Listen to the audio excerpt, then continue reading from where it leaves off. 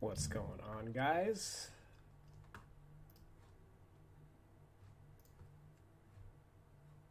Just setting up the stream real quick. Okay.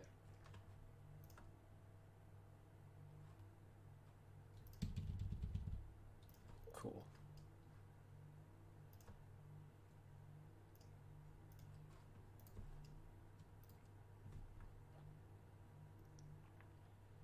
Alrighty, so today we're working on the Charlotte Hornets. They're the worst team in the game, and a lot of people were, so they finished the regular season 23-42, and people thought that they were like randomly good because they had a good month because Devonte Graham was played much better than expected.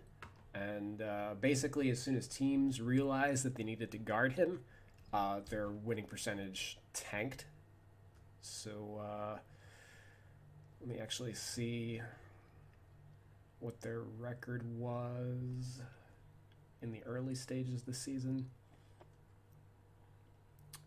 At one point, they were 12-16, and then on December 13th, and then after that they just collapsed.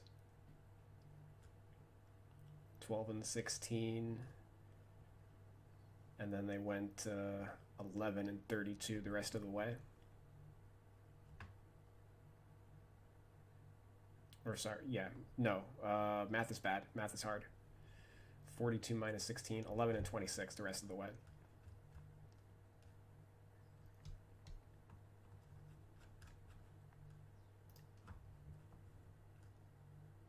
So, be that as it may, we're still, going to work on them because it can't always be the good teams. As a roster editor, you got to pay attention to the entire league and, you got to roll with the punches, and deal with the bad ones. The good news is the Hornets are a pretty easy team to edit because they have a small roster. They only have, I believe, 15 players. 3, 5, 9, 12, 15. Yeah, they have 15 guys, and most teams carry 16 to 17. So they have the smallest roster in the league, and like the guys at the bottom of their roster, like Ray Spalding and Kobe Simmons on the two ways, they didn't play a single minute for the big club. So they realistically have like a 13-man roster. So, things. I'm expecting this to be a much faster run than like my Houston Rockets one. This is the 2K roster for what it's worth, not my actual roster. I just wanted to showcase what the actual 2K roster looks like before we jump in. So they have Terry Rozier and Devonte Graham at 79 overall. These are the best two guys on the team. Realistically, like I would probably go with like 80 for both of them, maybe 81 for Graham. Given that like I consider 80 to be like an average starter, I guess, for most positions, or at least like a starting caliber player. And that's basically what these guys both are. They wouldn't start for many other teams in the league, but for the Charlotte Hornets, who are short on talent, that's the best of what they got. Nick Batum had a very weird year.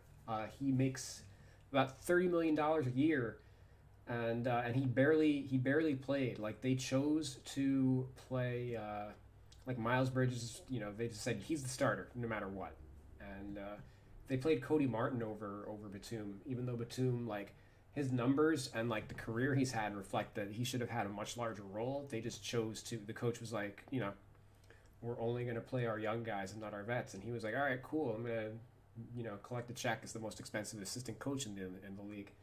So, his rating is a little weird. Like, he's better than most of the guys on the team, but he doesn't play. So it's like you're caught in this weird balance of like wanting to keep his rating low, but the moment he joins another team, he's not going to be that low.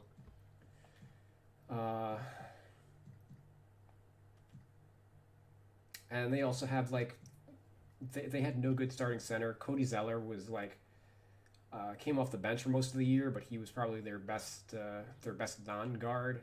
And Hernan Gomez puts up good numbers, but his his defense is bad, and that's pretty important. You know, your defense matters more than your post up skills and rebounding in today's NBA. So like, he's a free agent. I'm not expecting him to be back with the team, but he's here, and his ratings just about always going to be higher than what his actual role on the team is. Like even 2K having him at a 75, that's still pretty high. He barely played for them. He only played like 300 minutes, and this is a team starved for talent. So it's they have some between Batum, Hernan Gomez, Dwayne Bacon didn't get much time. They have this weird dynamic of players that like they're not playing, but it's not for reasons related to their ability, which is not often the case on like teams that are like this bad. They're not um there's no like bad chemistry on the team or anything. That's where you would normally see like players being held out, you know. So one thing before we exit the 2K roster and head over, I just wanted to showcase the tendencies. Something that I talk about with the 2K tendencies. Hey Chris, what's up? By the way, I have a chat widget, but it's not visible. I have to check it every now and then. So if you guys leave comments throughout the stream, I'll get them here and there, but I'm not going to see them live. How weird is it for you to be roster making with an off season still in waiting? I actually don't mind it because it keeps me engaged. Like if there was no season right now at all, like I'd just be waiting for the new season, maybe not caring as much. But because everything's going on, like I kind of use it as like a nice period to get ready for the coming off season. Like I'm gonna have before the rookies before the draft, I'm gonna have the entire league done so that when the rookies get added into the game, I'll be able to just focus on them completely. So like this will probably be my best roster that I've ever done in the last like 20 years by far. So but getting into the tendencies for the Hornets, I already did them on my side, so I'm not going to work on the tendencies during this stream. But one thing I wanted to that I picked up on is the way that 2K operates. I don't know what they do at like the 2K offices, right? Okay, so Ray Spalding's tendencies. By the way, I'm staring off on the side, not the webcam, because my TV is over here. I'm still working on my stream setup. Bear with me, guys. But he has the tendencies of a guard, even though he's a power forward center, and which I noticed looking at like contested jumper 3. He's a 50, even though he don't take threes. That was when I first noticed it, and then I went through, and I noticed stuff like, his layups tendencies. He's a 65, 60 euro, 70 hop step, 75 floater, and I picked up on this because I actually have him switched also to, he's a center in my roster. So if we just look at all the rest of the big men on the Charlotte Hornets, these guys are all zeros in these things, right? Because they're bigs. Why would they be doing them? And like moving along, you see he's got his dribble tendencies. These are all much higher than the otherwise would be. He's got his attack, and then his dish is an 89. That's kind of uncharacteristic when you look at how they rate these other bigs. Flashy pass tendency, alley-oop pass tendency, spot up versus cut. Oh, isolation tendency, 65 play disciplines, kind of zero post up. So across the board, he just has the tendencies of a guard. So it's not like, and it's not like anybody went through and like adjusted him to make him that way. They just copy and pasted him from a template.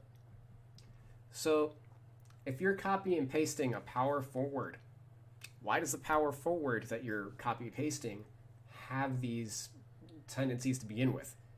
2K's copying corrupt data, and like this is an example of like, well, doesn't you might say this doesn't matter because he doesn't play as much, so it doesn't really get noticed, blah blah blah. He didn't play a single minute for the team this year. Who cares? Well, next season that may not be the case, right? This guy's going to stick in the league. They're going to copy his tendencies for another player, whoever is the next guy that compares to Ray Spalding or wherever they got his tendencies from to begin with. Like, throughout the roster, especially with like the players that get added throughout the year, usually like the G League players and stuff, a lot of them just pop up with tendencies that don't make sense for their position at all, and like it defeats the purpose of like the guys that they got working on the game, where they can save themselves a lot of time by just correcting their whatever template that they're using is. They need somebody to go in and do that, because I noticed it's not even the G League players. It was also the rookies from like the past couple of years. Like if you guys remember, DeAndre Ayton had an alley-oop tendency of like, he couldn't, when the game came out 2 years ago, 2K19, he couldn't dunk it on the alley-oop. Everything was like a layup, or his standing dunks were like completely off. Oh yeah, well, where's his standing dunk? Or his dunk rating, tendency, whatever. Oh, look at that. He's an athletic power forward center with 0 standing dunk, 0 driving dunk. Once we go to his tendencies, it's going to show that he's the biggest lob threat on the team, but he can't dunk. So this is a problem that, like, it shows up every year, and it's going to be very interesting to see how effective 2K is at rolling out these rookies that they've had extra time to work on. Are they gonna roll out broken like this guy, or are they gonna actually function within the game? Because usually they don't fix these things until people start playing my team, and they they already start their seasons, and they realize, oh, why can't my guy, why can't this guy do this basic thing that all other players at his position should be able to do? So this is one example where it just like completely stood out relative to like the rest of the team. And like for the most part, I don't have a problem with like a lot of the other tendencies that are on the team. Although like Devontae Graham's actually, he's an example of his ratings improved substantially this year, but his tendencies didn't get touched. So like, excuse me, his. Where the heck? I hate navigating this menu because everything's like all over the fucking place. I'm looking for the touch tendency. There we go. All right, so Graham's the go-to guy on this team, but he's got a 55 touch tendency, on par with the two-way contract guy who hasn't played in the NBA in 2 years. Like,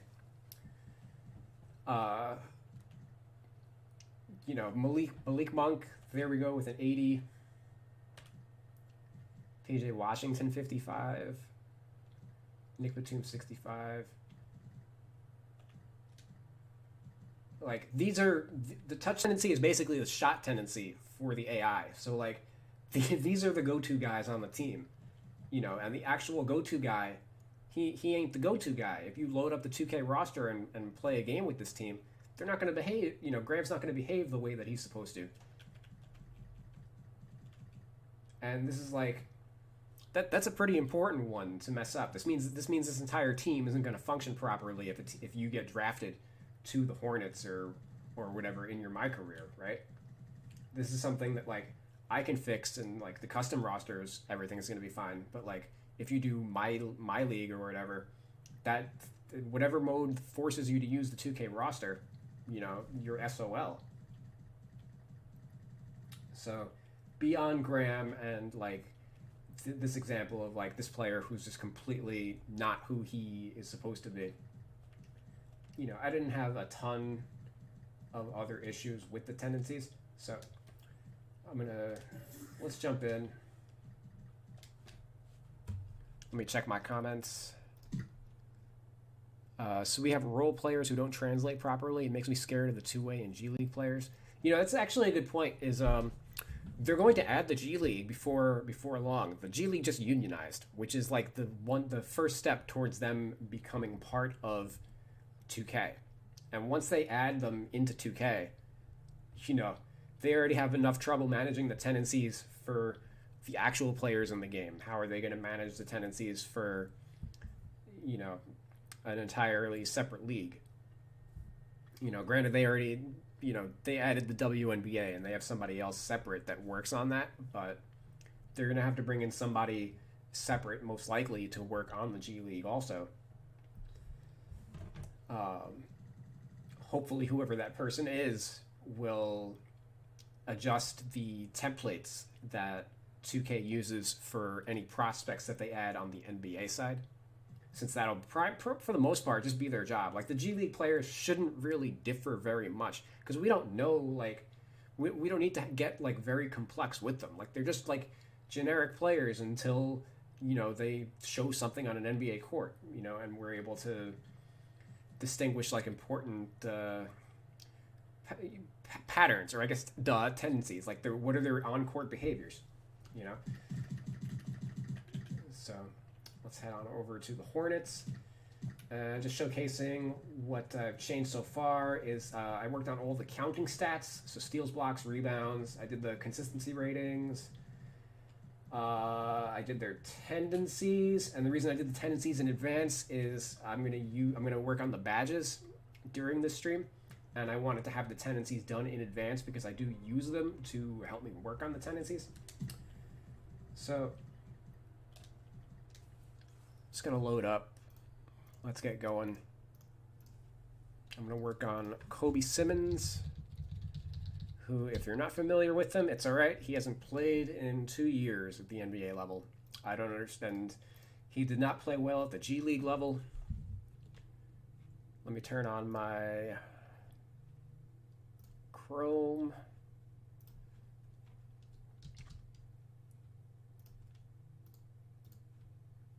And load up Simmons. So he didn't play this year. He played 2 minutes in 2019.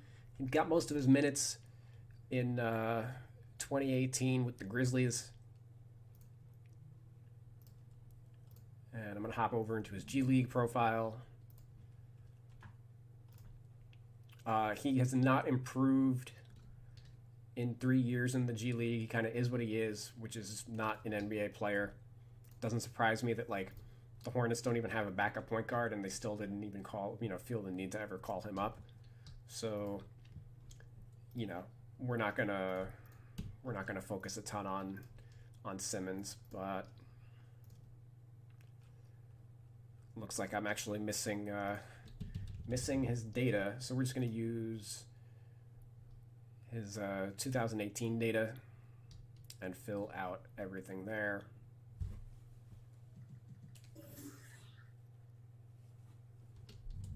Okay, layups.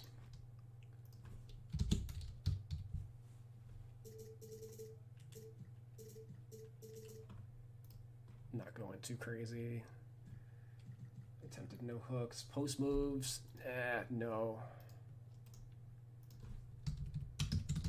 He's a big guard at 6'5". Actually, yeah, let's leave him. Let's leave him there.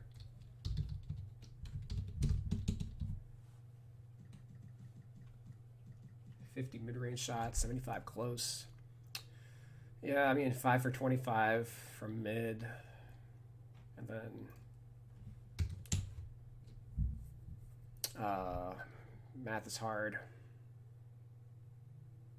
66, 22 of 66, 33%.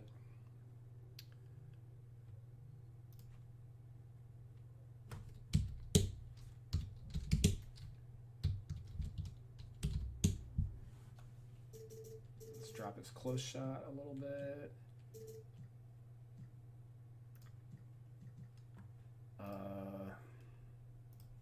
Free throws. Oh man, he's got one NBA skill. He can't miss from the free throw line. He's perfect. 25 for 25. What did he do in the G League? He's 82% for his career. 90% last year, 80% this year. Just gonna 80 him and go off his current year. 76 ball handle. That's too low for a point guard. Pass IQ. Ugh.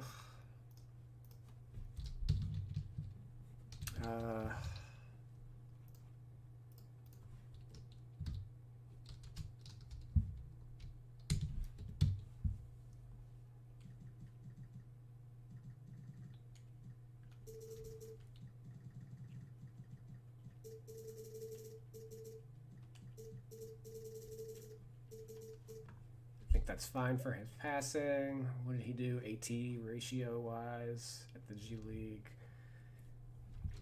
Kind of standard. Nothing really impressive. Seems like he's a little stuck between positions. 25 standing dunk and 70 driving dunk.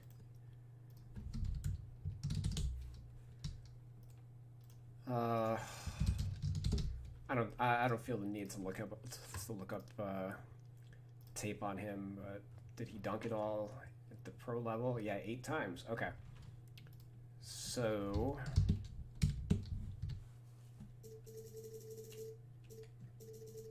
I think that's fine. Hey, he's got a skill. He's a slasher.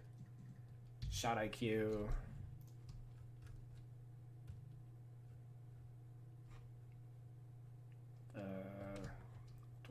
That's 62.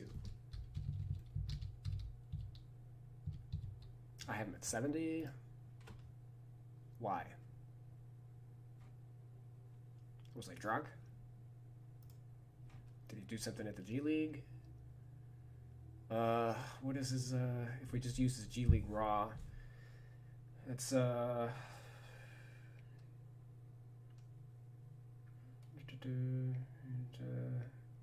using his G League raw, it's like 65. 62 is fine. I don't know why I had 70.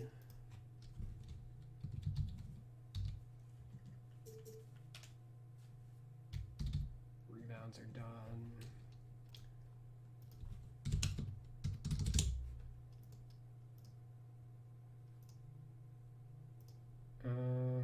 Okay. If I remember his defense, if we look up his defense on Synergy, he was like the worst player in the NBA. So let's just look and laugh. Kobe Simmons isolation defense, yeah, 1 percentile.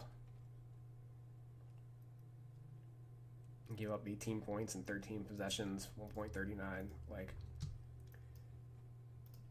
that's basically the floor of where I go with the perimeter defense rating.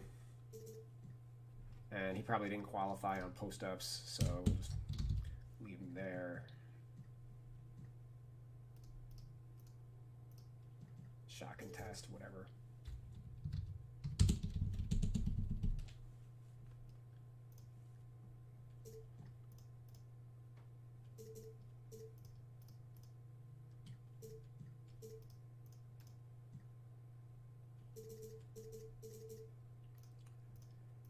Raising up his athleticism. Hey, he's athletic. He doesn't have any skill to go with it, but you know, he's functionally a point guard. He'll bring the ball up.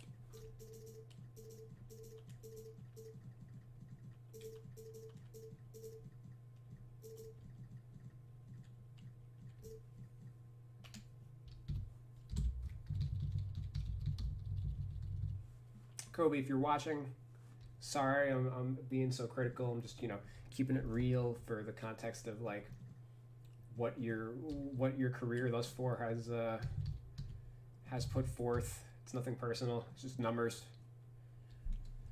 It's just math. Actually, it's a 60.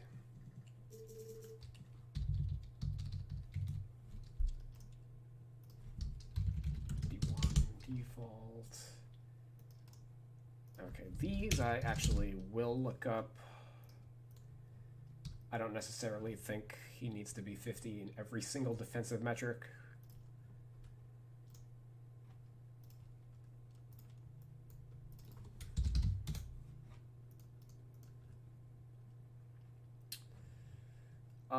But maybe, maybe I'm wrong.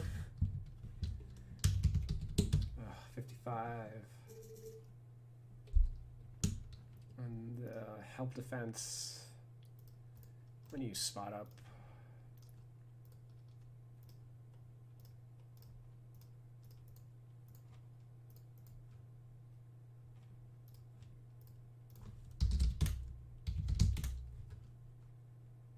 Oh my god. Okay. Alright, well, we didn't leave him at 50, but help defense does count a lot towards overall rating, though, for it seems like for all positions. So, oh boy, and everybody's favorite rating, the intangibles. So this is going to be a 50, as he was at the G League level the entire year. Generally, most two-way guys are going to be on 50 on my intangible scale. Hey, 68 overall. So we, as much as I trashed him, I still raised him by 2 points.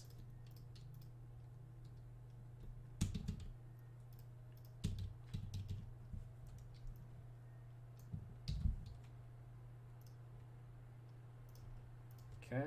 Hey, one down.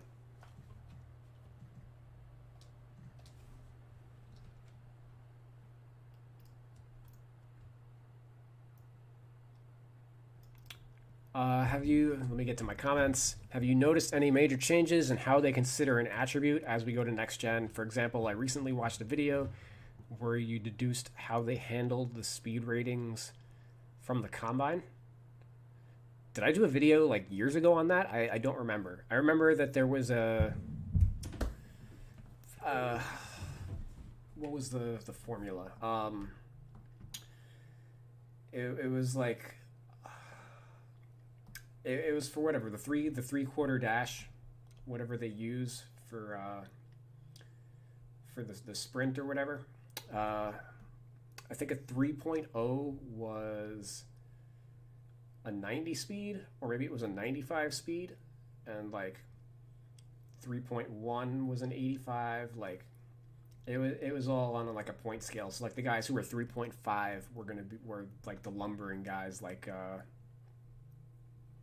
you know, most centers, like Brook Lopez was probably down there, and like the slowest guys in like league history were like a 4, and guys like I think Nate Robinson, a couple other guys were like 2.9. Those were like 2.94 seconds, stuff like that. Those were like your 99s and stuff. I don't use that scale anymore. They also stopped. I think they stopped recording it that way, or at least, like, I don't use the combine measurements as stringently anymore, as it seems like a lot of like players are recommended not to attend because it can mess up their draft stock, stuff like that. We've seen plenty of players who like had a bad combine performance, and like it turns out they're way more athletic than it was initially thought because of that. Here and there, you see guys with like a vertical rating that like it doesn't like really match up, and I think in some cases actually 2K ignores a lot of that data also, because they implemented a lot of things with using that.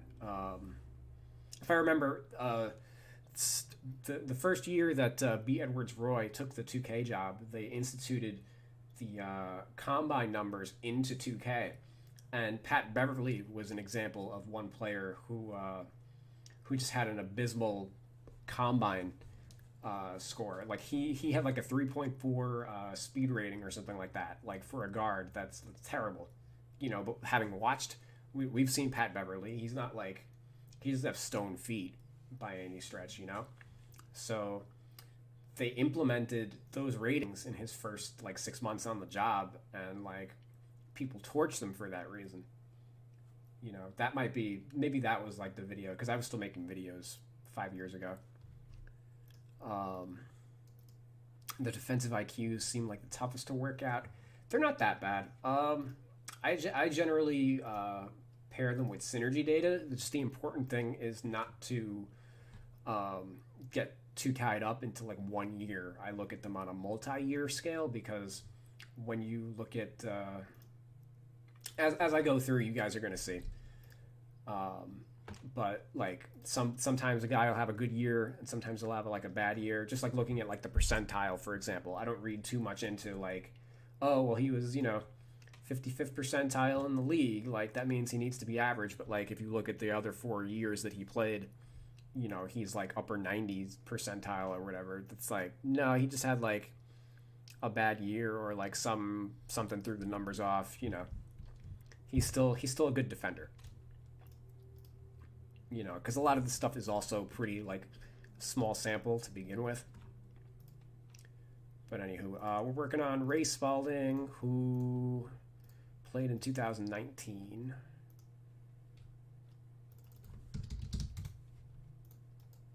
I'll just set him up.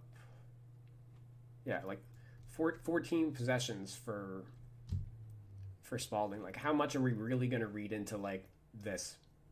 It doesn't matter a ton because like I'm fine giving him a low rating because he's a G League player, right? But let's say this was like 97th percentile, do you read into this is oh my god, the most incredible defender in the world? No, like you have to take everything kind of with like a grain of salt.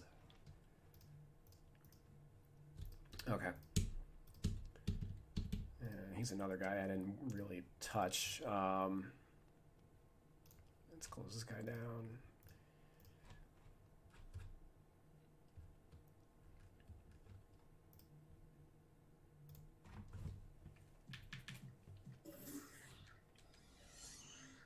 But yeah, keep them questions coming because I feel like answering those questions is way more interesting to me than working on this team.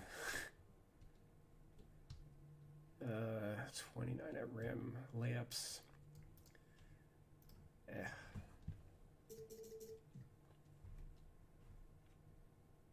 1 for 5 on hook shots. Oof. He's a guy we might have to watch some tape on. 60 post moves. I doubt.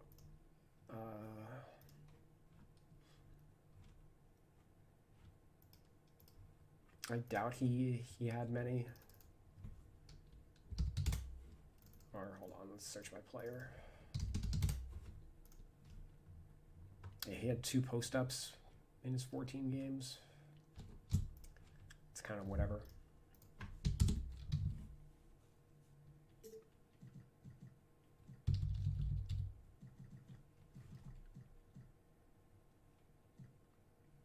Okay. He's 7 for 15 from close range. Ooh.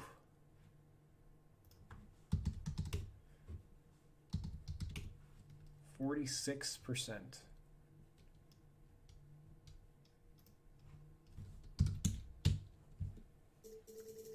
He's not a 74, but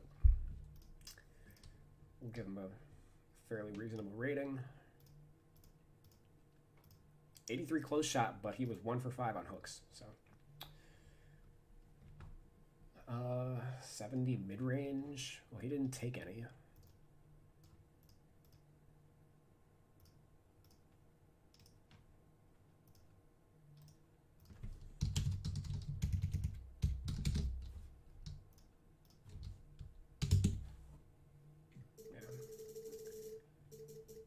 Just gonna drop him there. And 0 for 3 on threes. All right, let's see what you did in the G League this year. Okay, well, you do have 3-point range.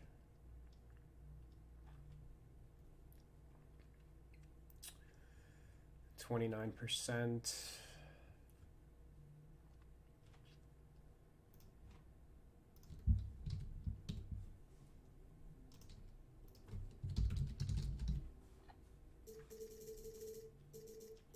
And I mentioned in previously, but I'll say it again. The reason I start at the bottom is I want to feel like I'm making progress as I go forward. Like the players that we're working on are going to get better. If I just start with Devontae Graham and Terry Rozier, I don't want to get down to Rave Spalding. Like, what's the fucking point? Nobody wants to, watch me edit those guys. So we have to build up. So that's why we start at the bottom. 50 default. Yeah, that's probably fine. Passing.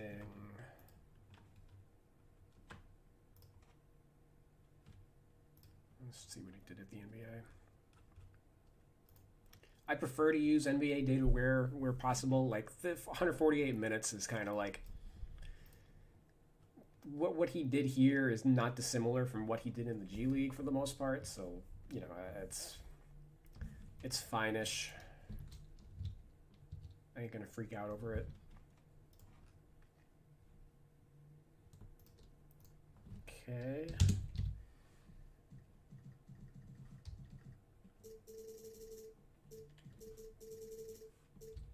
Drop that pass rating.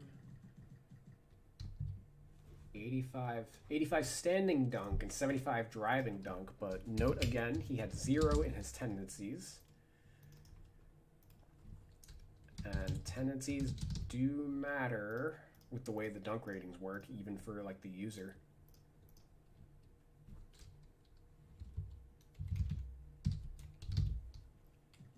And then drop that. And yeah, he's the best finisher on the team, more or less. He had 7 dunks in 148 minutes. 21% of his field goals were dunks. So yeah, he can definitely do it. I'm gonna leave his ratings where they're at, just because like he's already one of the better dunkers on the team, just as is. Shot IQ. Did I already? I should have already had that done.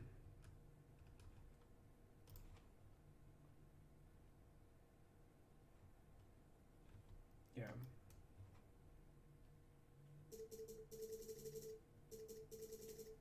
I just didn't apply it.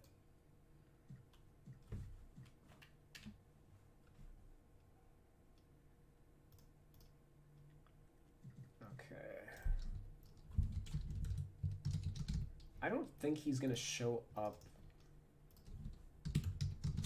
on any of these in Synergy. Synergy has a 10 possession minimum in order to show up.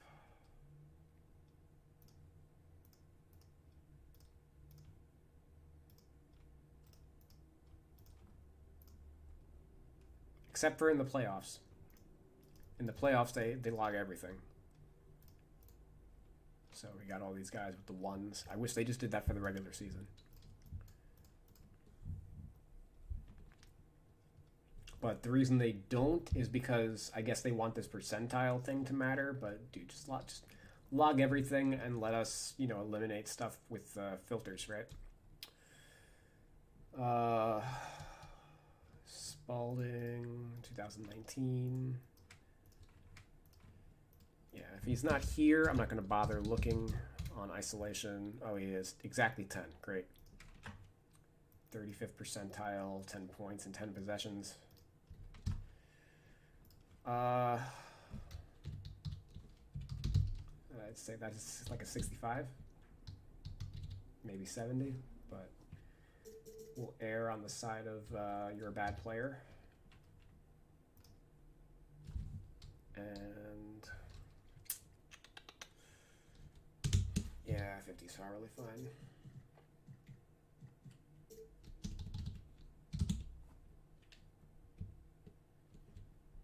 Okay.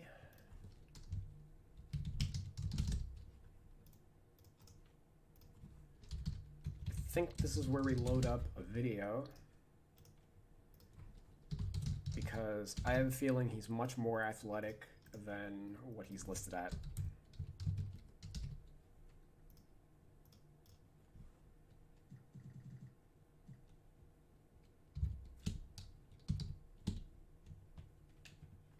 So we'll go back to the athleticism ratings in a second.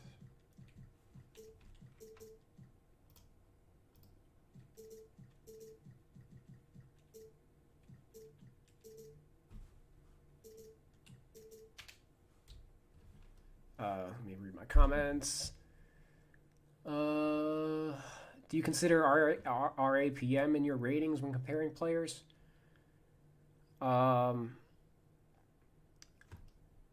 RAPM, that's not RPM, right? I can't remember what stat that is. I don't use RAPM. No. Would you ever consider high ratings but low tendencies, or the inverse, as a non-anomaly, like for returning to injury players? Ergo, Gordon Hayward doing something?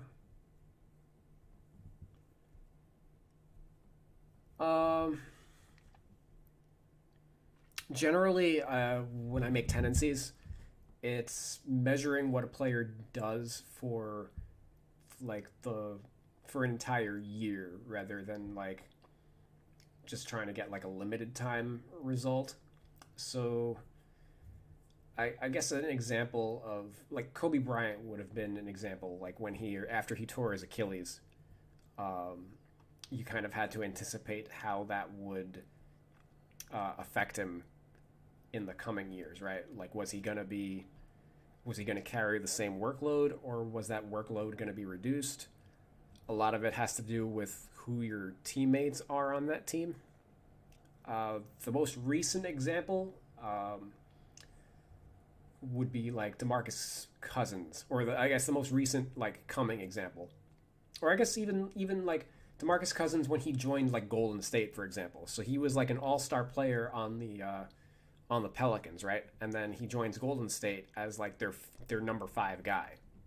So like obviously you can't have him like with the tendencies of like a number 2 guy on a team where he's going to be number 5. So you kind of had to like there are certain things that you can change here and there, like for example, you got to drop his touch tendency to make sure that he's not the go-to guy on the team. And a lot of that is just like looking at all the other pieces on the team rather than like the individual player.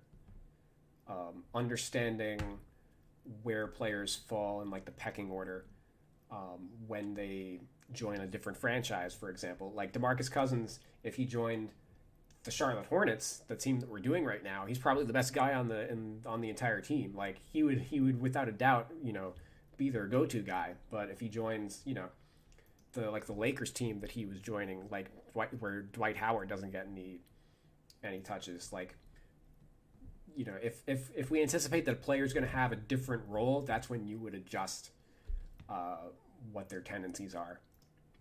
And so with that in mind, for like injured players, like Tim Hardaway, when Tim Hardaway came back from injury, however many moons ago, I'm a boomer, so I remember this. Like, I wouldn't have adjusted his tendencies at all because he still had the same role, and if he wasn't the same player after injury, that's when I would have changed him.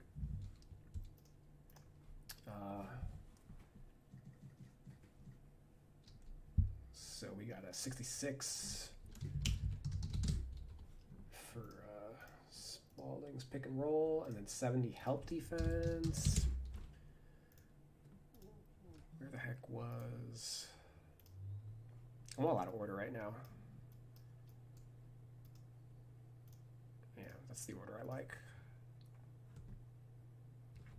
Yeah. Let's drop that. I have absolutely no problem with like the IQ ratings for G League players being low. Pick and roll. I guess that would be roll man for him, but again, I'm not sure that he got enough possessions to qualify. Nope. Did he get any on offense? Okay. Mentally noting that because we're probably going to give him pick and roller badge.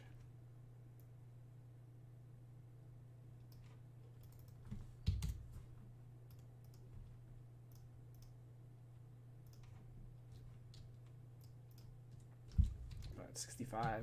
Let's just drop him down to 60.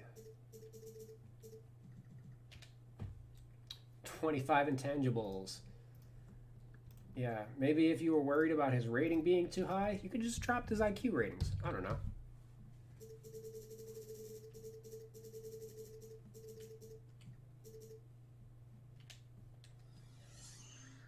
Okay. So, 72 overall. As a center. Oh, I didn't do his vertical rating. Okay.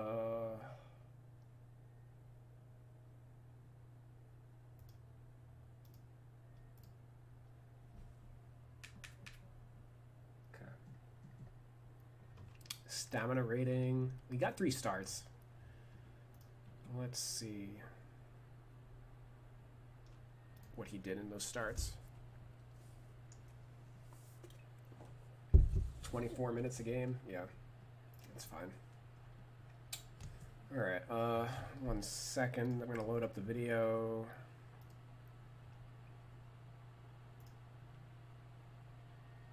Which I prefer to do off cam, just so I can like deal with any pop-ups, pop-up ad, like not pop-up ads, but like the just YouTube advertisements. As I don't want random music to play and get like some sort of copyright infringement or whatever. Race Spalding.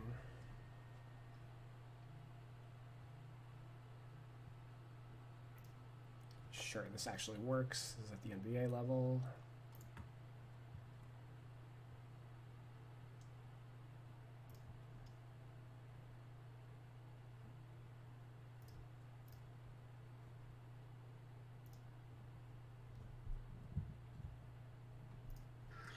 And with limited practice time, this is the kind of experience you're not going to be able to simulate in any kind of practice if you would have. Clark, that championship pedigree, tell you, knows how to play the game. Spalding with a quick catch and shoot. Knock that down consistent. Hey, that guy with the zero alley tendency. Spalding able to slip inside. Nice move there for the rookie. Really is, nice move. Defenders just backing up, disrespecting him. Got to make him pay. Inside, development drops it off to Spalding. Kind of reminds me of Brandon Wright, who played for the Golden State Warriors and the Dallas Mavericks. Brandon went open for a trail and couldn't get back in time. And Ray Spalding showing that he is getting fed.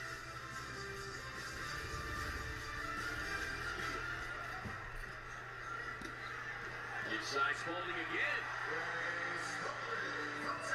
Jackson just spoon-feeding Ray Spalding here in the early stages. Ray Spalding thinks it's his birthday. Second time, Spalding hits the follow as it rolls all the way around and get back within 5 in that second quarter as Bender is grabbed and fouled there by Williams. I think Josh and Spalding got a piece of that. I haven't seen anything to suggest that he's fast. Bridges on a tough drive. Spalding staying with it.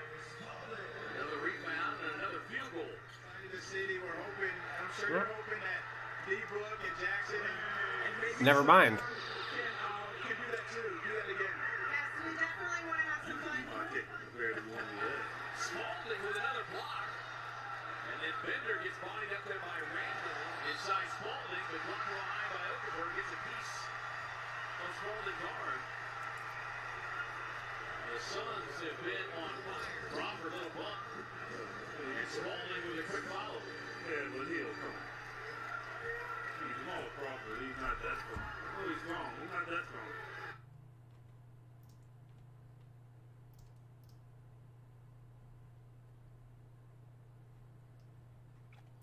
Yeah, I think I'm gonna watch one more.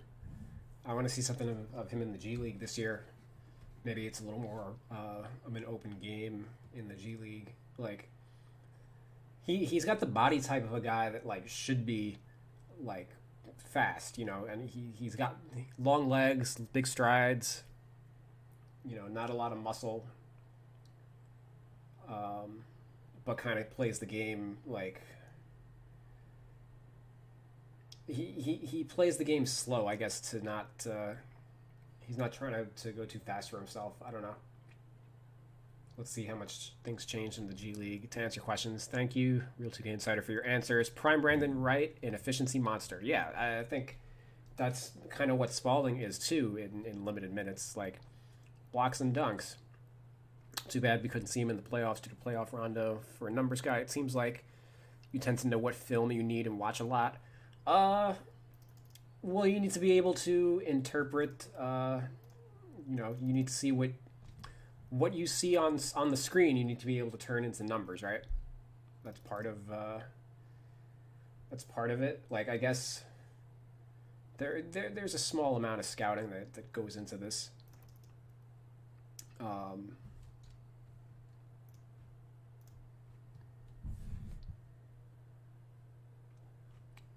24 points versus South Bay. Bounce pass into the lane, taken by Peyton, then Saber going out of bounds by the Vipers. They get it to Thornwell. Thornwell walks to the head for Rodriguez. Tough pass and a dunk. Tough pass to Spalding and a slam dunk. Spectacular passing there by the Vipers. This is he started the season with the in the Rocket system, but he joined the Hornets late in the year. Three-point effort by Spalding is good. Kept going after that ball. Here's Spalding driving inside, a nice dunk, but it's not going to count. The offensive side of the ball, how can we do it on this side? Spalding went right around it. Was stolen away, and here's Blossomgame goes up, misses the dunk. Spalding goes up, and he dunks it. And you see that right there, great block right here, but Blossomgame loses it. Spalding picks up the trash, puts it in. Several Lakers in foul trouble. In fact, they have one player with 4. It's Katoff, who's on the list right now. 3 others with 3 fouls. So Spalding is able to dunk it off the feet from Sampson for basketball on the NBA G-League Network. Started by Gordon Sucker. Finds Spalding. Spalding will shoot the straightaway 3 and got it. 8 for 8. Long pass for Spalding. Little short turnaround. It's good. Nice feed by Thornwell. E362. Vipers by 21. Laid up for Spalding. Slam dunk. Another assist from Thornwell. Brandon Sampson, he'll drive the lane. Put up a right-hander layup miss. Spalding is there for the follow-up, and it's good. The freshman. Fans here, they're getting a little hungry. They want the Vipers to score a 3-pointer. Or just one more point now. I don't know. I'm like weirdly torn on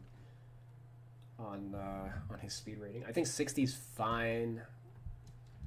It's just like every here and there he shows this good burst, but for the most, like 90% of the time, he's, you know, he don't really exhibit it.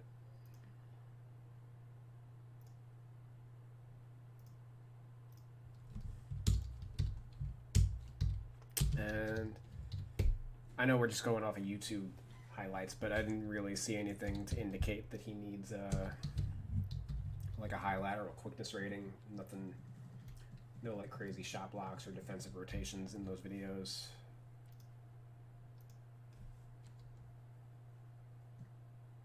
What was his pass perception? 65.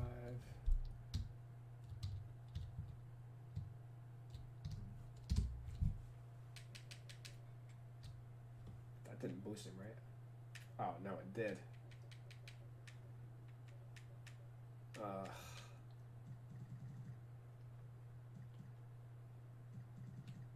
Why? Why would you do this to me?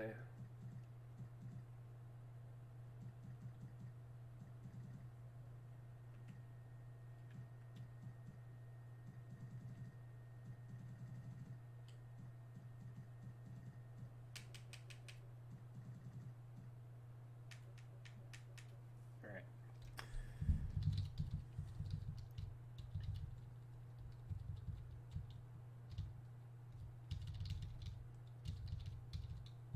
Where is Hustle? There we go.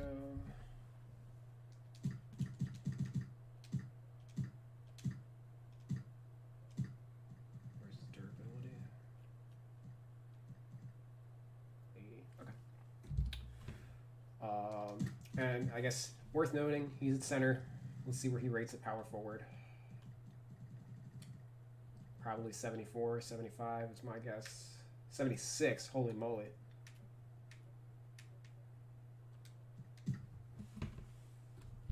Yeah, that's how much center represses your rating.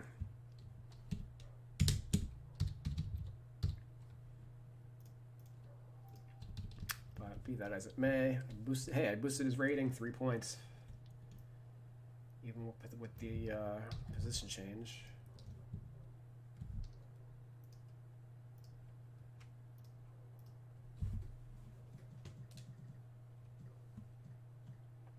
Dwayne Bacon should not be that low. But, well, he started at 70, and 2K, like, just adjusting his like counting stats and stuff dropped him to 68, and I know he didn't have a good year.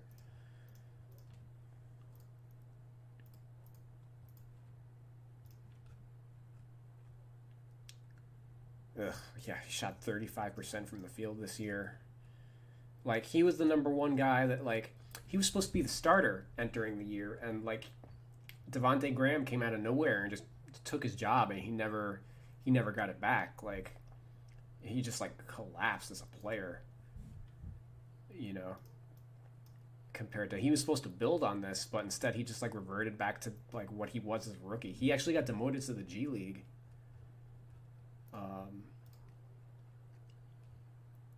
Where he played well. Like, he's an NBA player. You know, he averaged 32 points a game in the G League. Like, he's just chilling, waiting for his next contract. But, yeah, it's just another example of, like, the Hornets have no talent on their team, and they have a guy that, like, they didn't know what to do with him. You know, they weren't playing Batum, but they also weren't even playing Bacon, you know? So, what were you doing roster-wise that you have all these guys on the wing that, like, you couldn't, you know, he's a guy that maybe they should have found somebody to take him at the deadline, or I don't know. But let's load him up.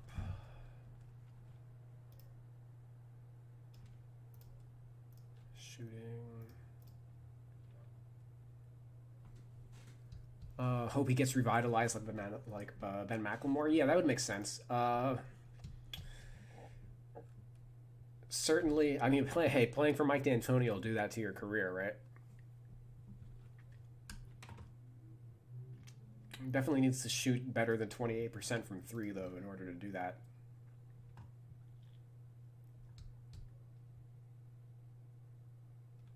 Like 38% on leg. He was just bad. I don't know if it was a shot selection or what. Which I'm sure I could Google it, find out what the exact reason is. But while we're doing this live stream, not going to go hunting for it. But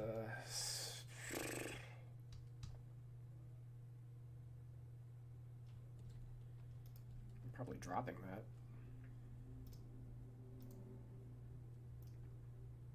Last year he was like an 85. 34 of 90 on layups. Let's actually see what he did last year. Like last year, this year is so bad that like when he joins his new team, we're gonna have to like revisit and like how much of this year do we throw out? Because like 62% on layups versus 38%, like 44% on threes versus 28%. Like it's two different players. Like, and certainly like what you really should do is like we can take both of these numbers, right, and combine and like meet somewhere in the middle. But for the context of what he did on the 2020 Hornets, like this is meant to be like kind of a time capsule for if I wanted to recreate this team in the future or somebody wanted to make a 2020 roster 10 years from now, you'd be able to take my ratings and just boop, input, so I don't want to combine if I don't have to, especially since like 687 minutes, that's a pretty decent sample, and it's not even at this point, he's had 2 years like this and only 1 year where he was good. So like these numbers aren't even far from like where he's at for his career.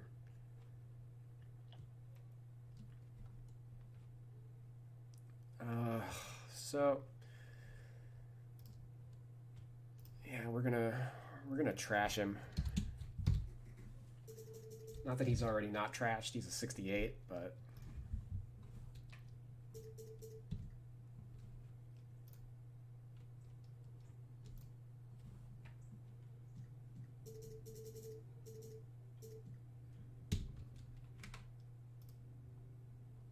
they dropped his post rating by 10 points, which is good because he don't post up. Surprise.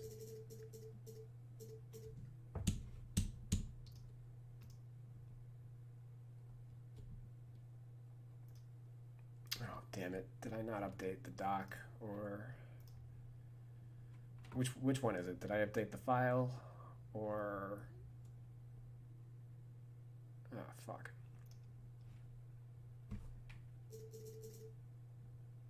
Alright, I might have missed draw foul for everybody. That's an easy one to calculate, but I'll just have to check everybody in a second. Close shot. 26 of 84 is 31%.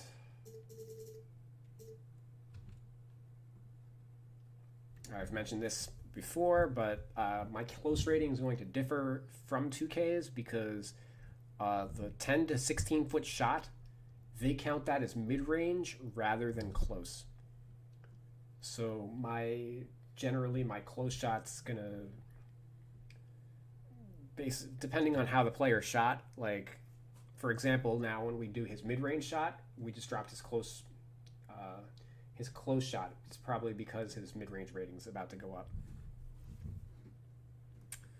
Which 33%, yeah. I'll just boost that.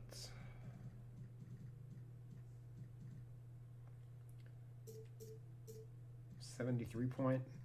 He shot 40-something% last year. Wild. Ball handle. What did I have? I had an 80. Let's go hunting for that.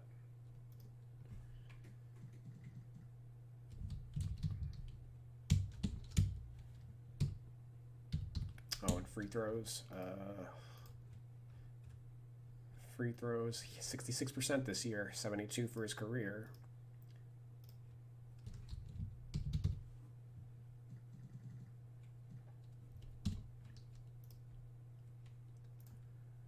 So ball handle.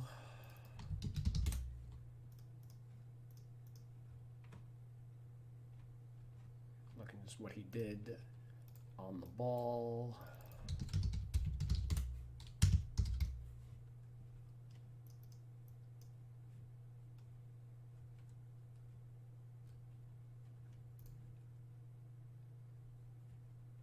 It's definitely not 70. No way. So let's look at the entire team.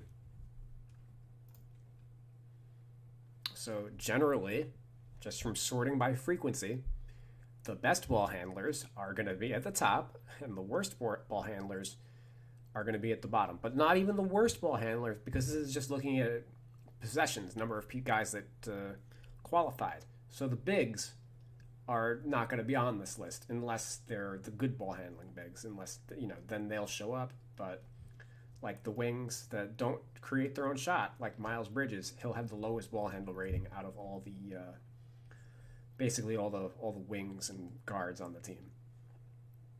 Whereas Devontae Graham spent the most time on the ball by a considerable margin. So it's safe to say that he'll have the highest ball handle rating on the team.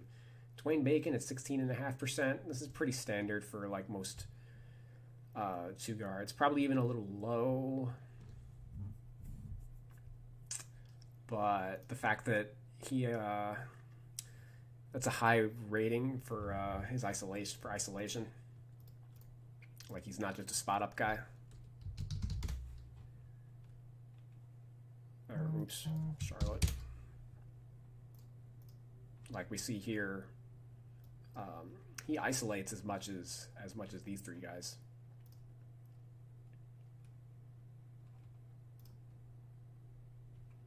Actually, so he basically creates his own shot as much as Malik Monk.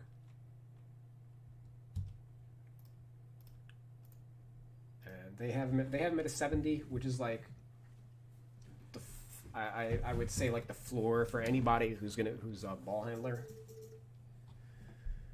So he's close. Like I try to keep ball handling on a 5-point scale, either like, so multiples of 5, 70, 75, 80, 85.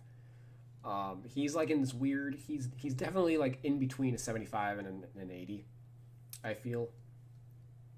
I think his isolation rating is going to push him to an 80, but it's pretty close.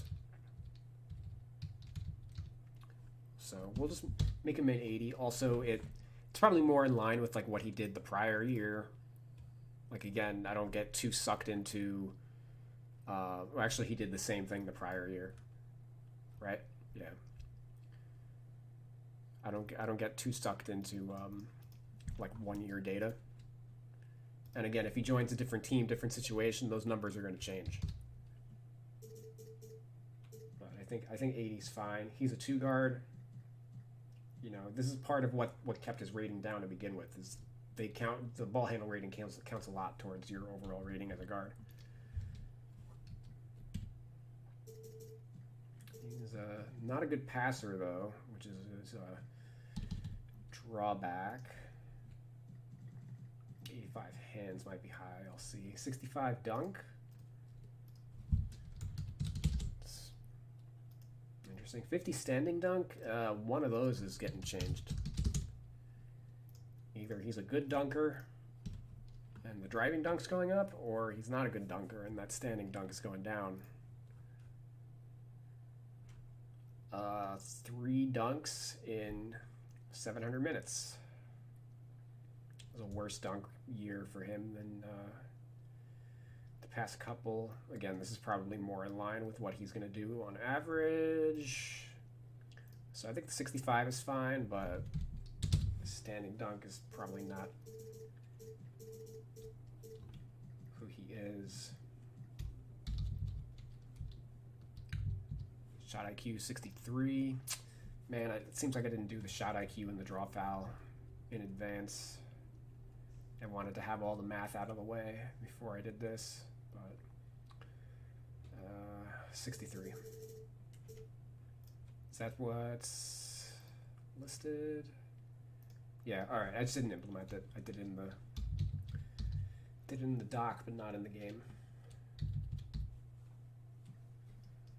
Interior defense.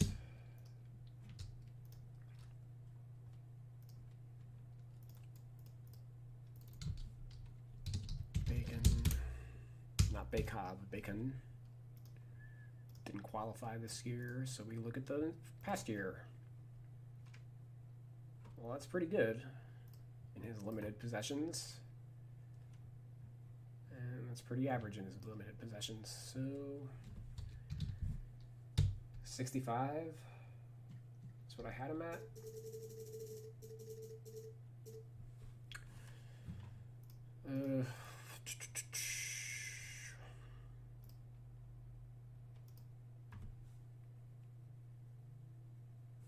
Yeah, it's fine.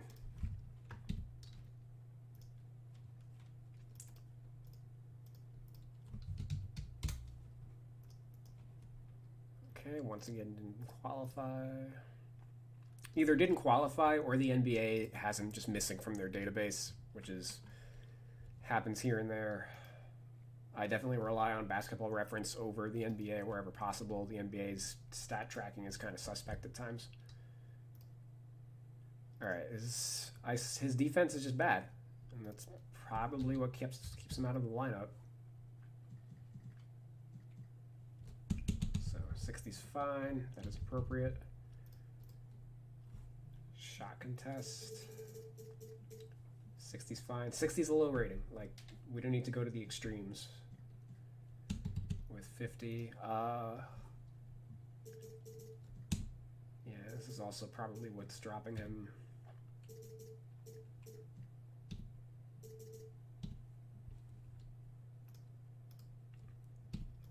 His athleticism ratings don't really match up.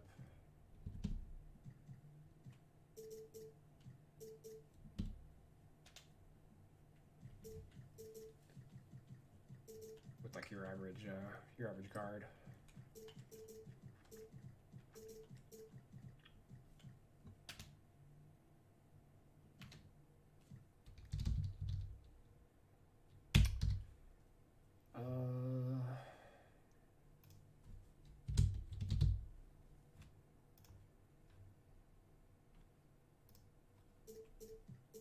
Yeah, 60's fine. Pick and roll defense. You better show up on the database here. Like, if he's not here, they just fucked up.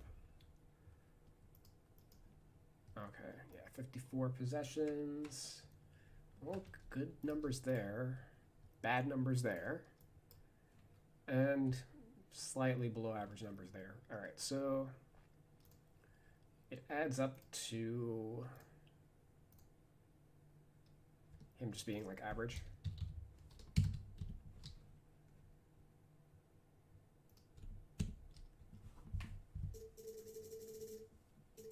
Which I'm fine with, because again, he's a bad isolation defender. And 58 help defense.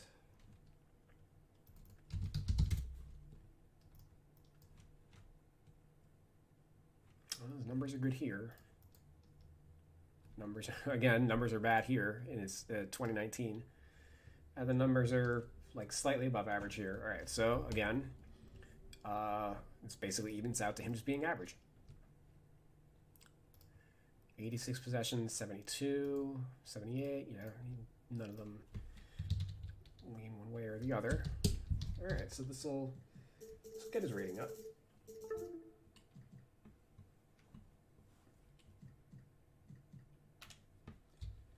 And 50 intangibles, no.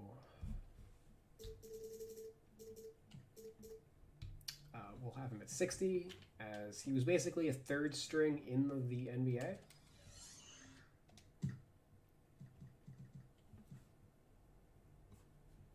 Not really a developmental project like a G Leaguer. He was just an end of the bench guy. Not in the rotation.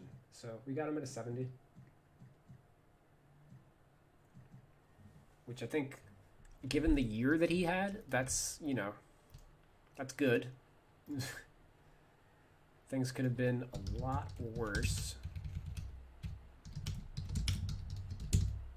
And that's, that's all upside, like, if he fixes his offensive game, he goes back to being like a 73, 74 overall player.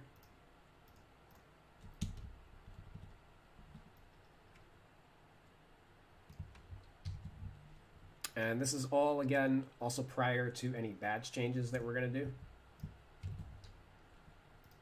which may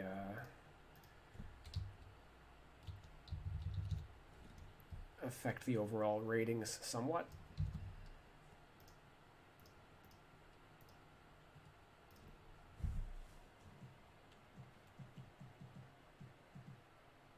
Okay. I'm not gonna lie. The Martins, I barely touched them last year. They, for whatever reason, I just couldn't get into. I think I just didn't want to.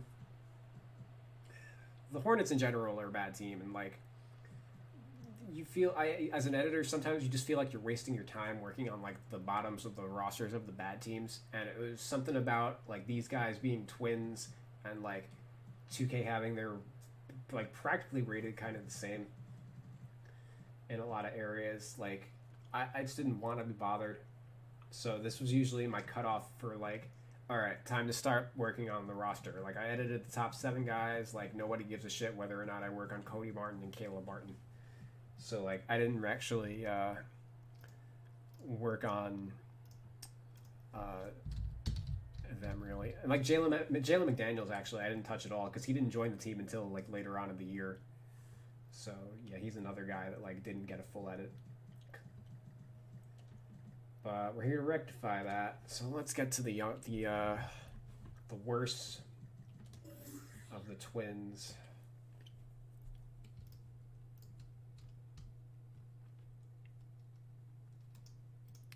Like, he only played 18 games. The Hornets just had such a weird dynamic when you look at their roster. You know, because they weren't playing. If you're not playing Bacon, you know, you should be playing this guy, right? And then Mullen got suspended. Like nobody else really jumped into the rotation to take a spot. Like, what a dumpster fire year for this team.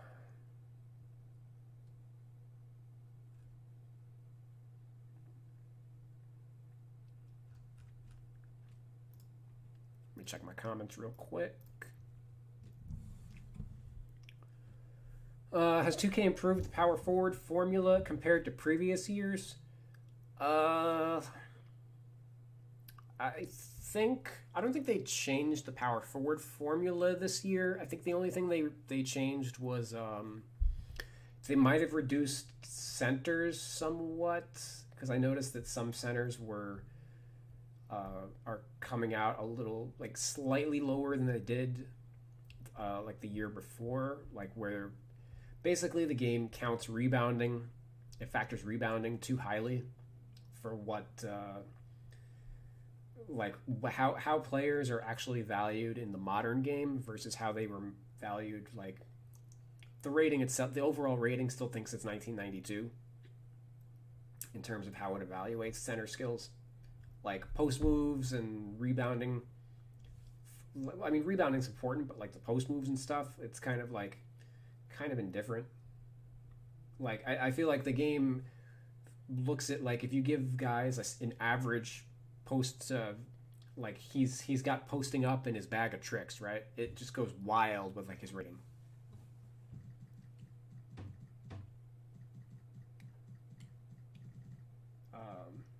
That's more evident with like guys like Dwight Howard, I think, who are like such extremes with like the skill sets that they have. But with the power forwards, I don't really have a problem with like the power forward rating so much as like small forwards by comparison are like most small forwards are power forwards is the thing. And most 2 guards now are small forwards by extension. The small forward ratings usually are much higher than like they need to be.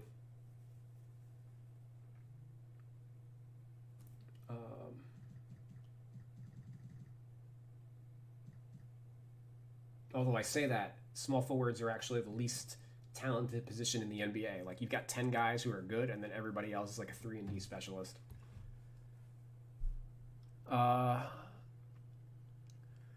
True, although I think the D'Antoni magic works more on ball handlers like Austin River types over shooters. Well, it depends. Like Eddie House, Leandro Barbosa, like anybody who's a volume 3-point shooter is gonna look good in D'Antoni ball. Is there a way we can access your rosters, like a spreadsheet or something? You can download them on for the PS4 by searching Real 2K.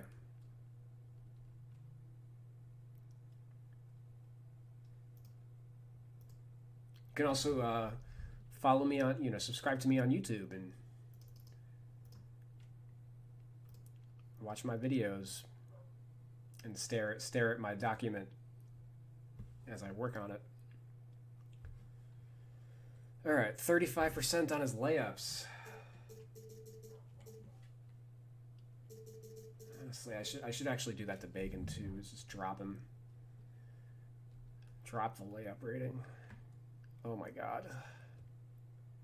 I hate working on bad play. Like, I'm gonna tank this guy's rating, and it's gonna be way too low, and I'm gonna have to like find ways to like drag his ass back up. Like, I mean, 1 for 5 from close, and then 2 for 9 from mid. Like, his shot ratings are basically a wash. Whoa, he shot 54% on threes though. What? How the fuck did I miss that? What? How did nobody know this? This is what I get for not working on players. How? What?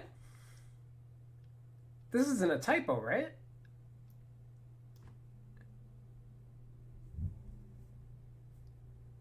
What does 2K have him at? Like a 70? An 84. That's fucking nuts. Oh my god. Did you play in the G League? Like, I need more data now. Fuck.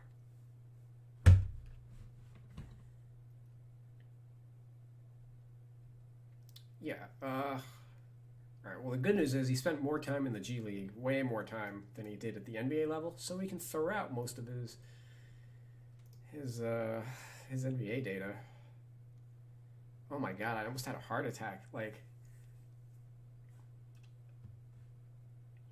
what is that by scale? 54.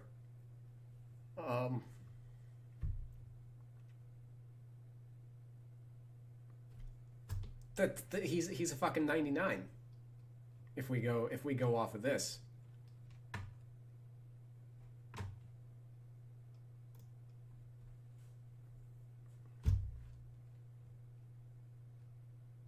I've never seen anybody.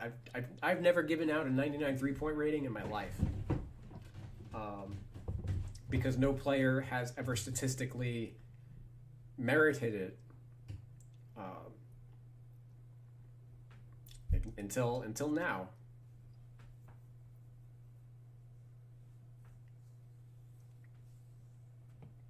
If you dropped him, if you were treating him fairly and dropped him by all my usual, like, well, his sample was small, like, we're still talking like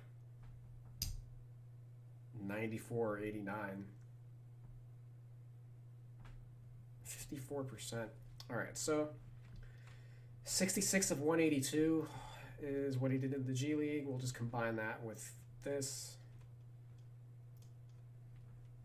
which is 86 of 189, 229. Yo, my math is fucking trash. No, that's 219. It's 39%.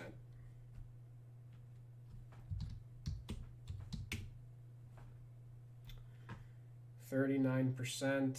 So they gave him an 84. Okay. So that 2K actually went through the same process that I did. They freaked out, and they looked at his G League numbers, and okay.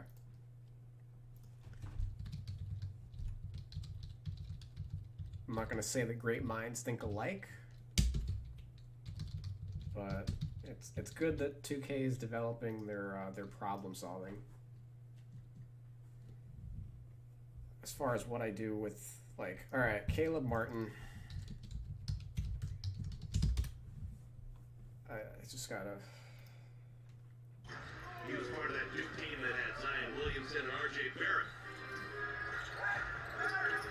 Oh my goodness, how about that? Caleb Martin this time. Protects the ball, swimming over the top. Martin, yes, both Martins playing real well. Three-pointer from Caleb off the assist from Devontae Graham. Into the game. Caleb Martin, yes. Caleb Martin off the pine has hit all 3 shots. He's got 8 points. Miles finds it. Martin, again. How about Caleb Martin have first half double-figure points in the quarter for Collins? Caleb is fouled, and he'll go to the free throw line. Good push of the basketball after the made shot by that guy on the team because he can shoot the ball. That'll be Bolton. Score the basket for Caleb Martin. 13-point evening for him. Caleb Martin. Again, his magnificent offensive game continues. Gets that over the shot blocking arm of Devin on the run. Caleb Martin. Up middle again. His wonderful night continues at 20-point games for Caleb. 3.5 to play. Plus 23, the plus minus. Caleb. Again. Caleb Martin have a night. Hornets win it. Like, you watch this, and it's like, I'm incredulous that he only played 300 minutes for the team.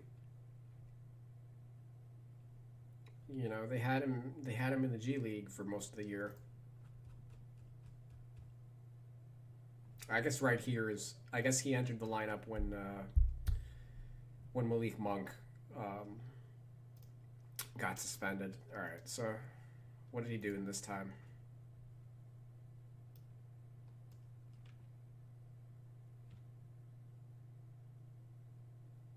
Yeah, I mean, he freaking killed it. This is when most of his, basically all his playing time, right? Yeah, so prior to that, he was just strictly a G League player. He played 5 games.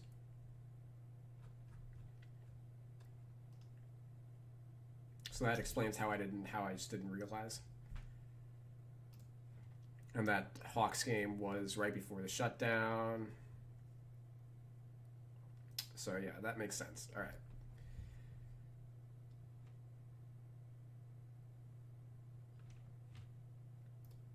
Okay.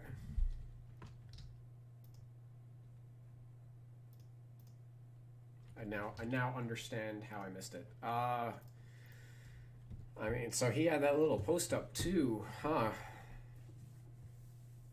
What was he? He was 1 for 5 from close range though. That was like his one make. Unless that was an at rim shot. I didn't see where he released it. I know it was a goaltend.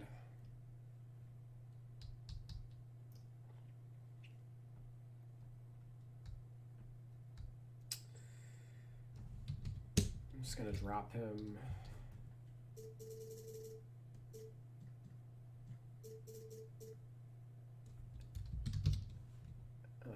Because again, he did the vast majority of his damage from 3-point range anyway, so you don't really need to have, you know, good mid-range scoring stats. That's not the kind of player he is at all from what we saw. You know, just don't leave him open. All right, free throws, 81%.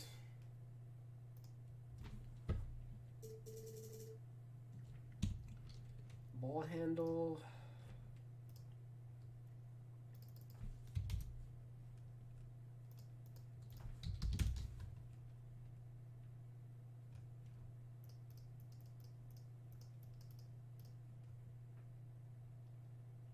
Okay, 11% and 13% for his brother. Okay, so that's going to be a 75. He can handle the rock, but he's definitely not a primary distributor or anything.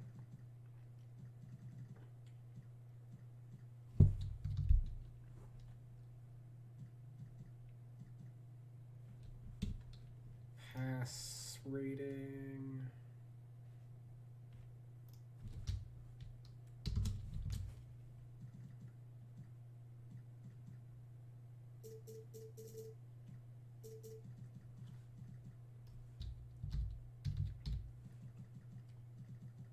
Standing dunk.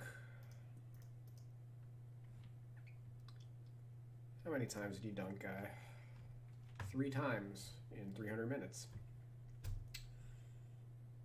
Yeah, that's pretty good.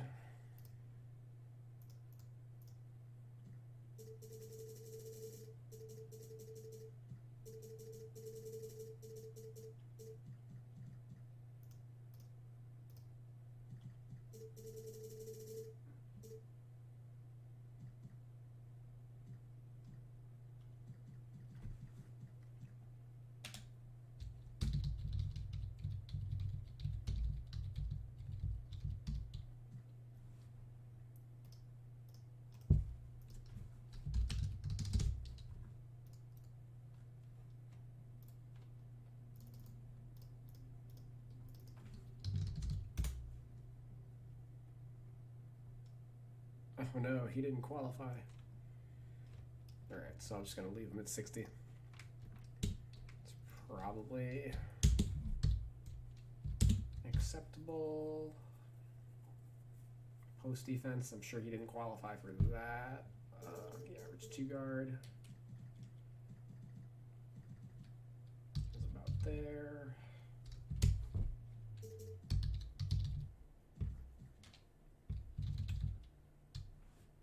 Oof.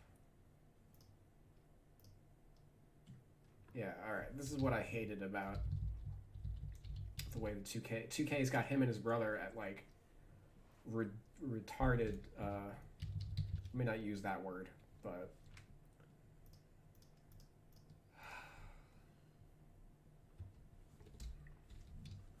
yeah, there's no good way to describe a 55 speed rating on a shooting guard.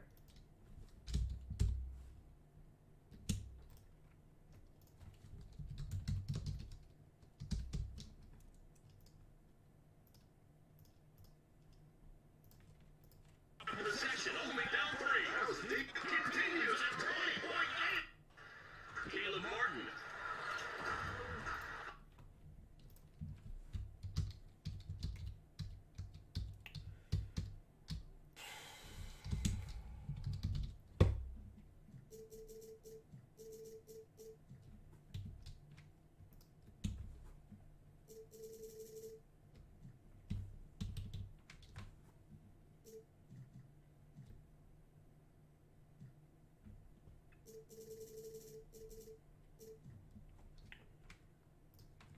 Stamina. Alright, what'd you do in your 1 start?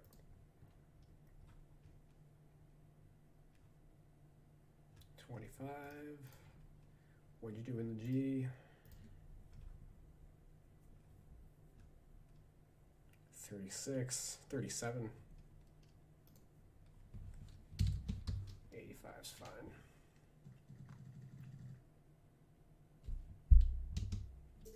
I'm gonna 85 him. He didn't get hurt.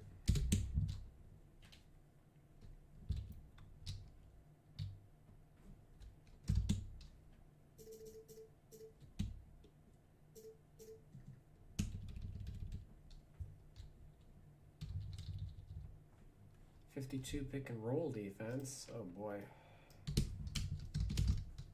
This is on the list of like ratings that they didn't change for anybody across the board. Like they just ignore this.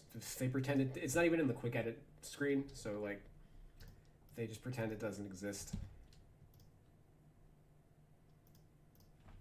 All right.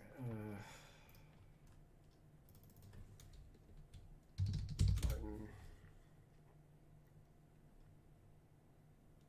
It's average. Pretty good sample. At least for how much he played.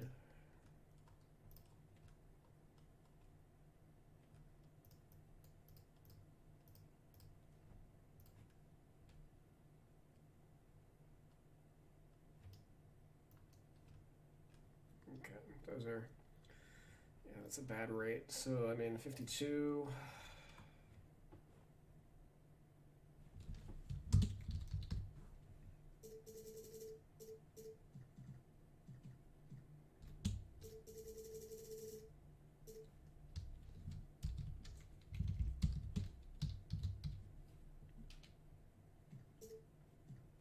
And 85. 85 intangibles? No. We're gonna 60 him. He was a third string. You know, he spent most of the year in the G League. Didn't really, and he didn't play until Malik Monk got hurt. So he's legit their third string. I don't know how I missed that.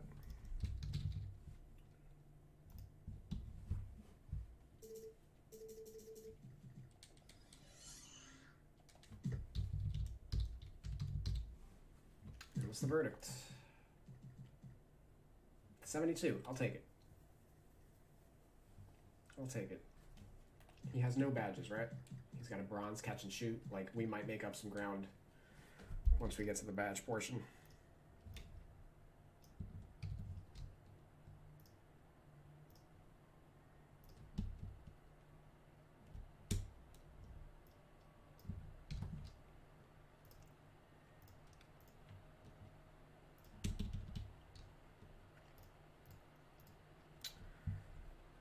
So I guess we'll work on his brother now.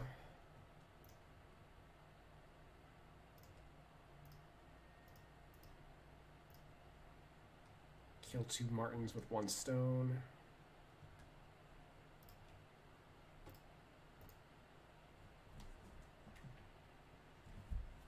His brother basically played over Batum the entire year.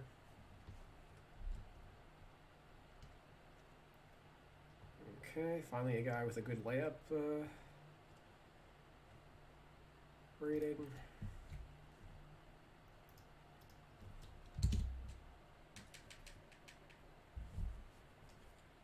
Sweet, his rating's already better. Let's jump into actual edit. Let me check my comments.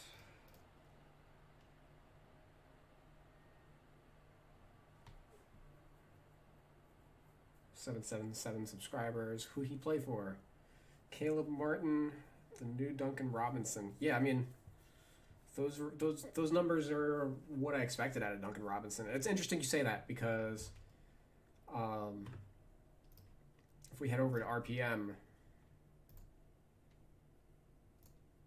I don't know if anybody saw, but Duncan Robinson with that, or not Duncan Robinson, Caleb Martin had a 95 defensive consistency. And here's Duncan Robinson, first among shooting guards,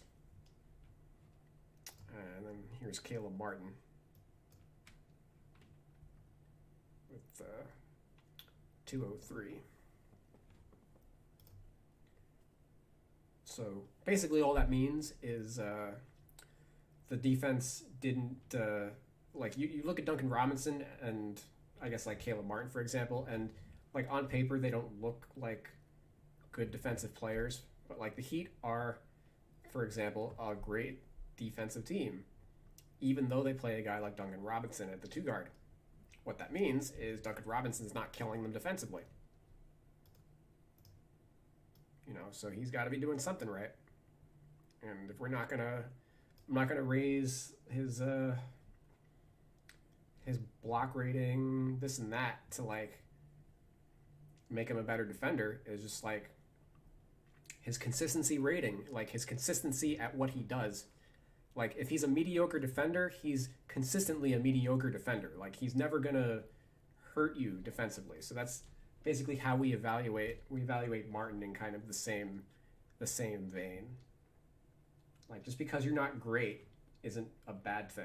Like just being mediocre is acceptable as long as you're consistently mediocre and you're not hurting everything else that's going on.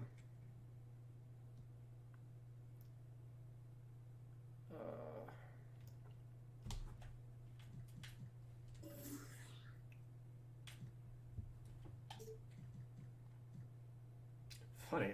I could have sworn we just changed that for his brother. Same exact ratings.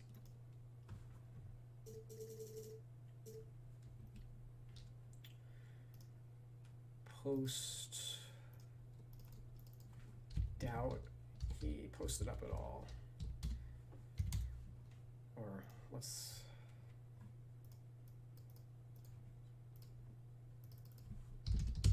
look at the actual tracking data. 3 post-ups for the both of them. Yeah, okay.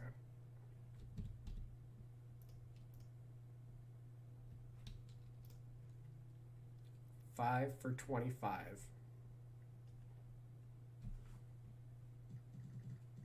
That ain't gonna be a 74.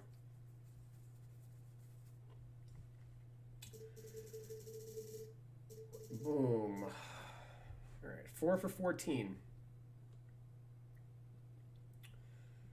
It ain't gonna be a 69.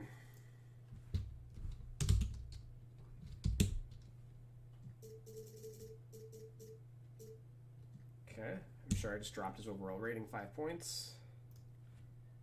3 ball. Oof.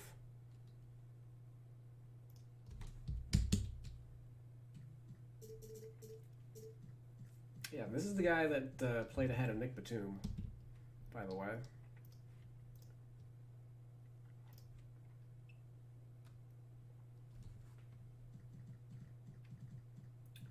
This is probably jumping to 75 if I recall.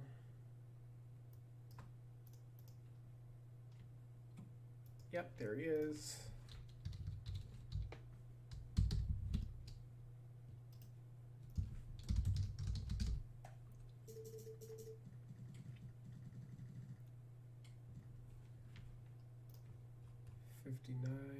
Vision. Yeah, well, he's an okay passer.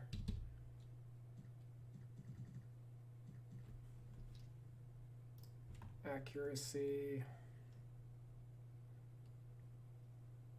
Yeah. I mean, at least he's got a good AT ratio, right? Let's do that. Standing dunks, 25. Driving dunks, 65. Nope. Yeah, just like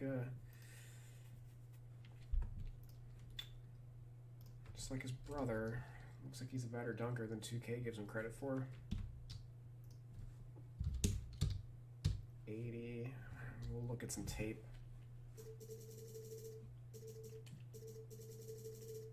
Just to check and verify.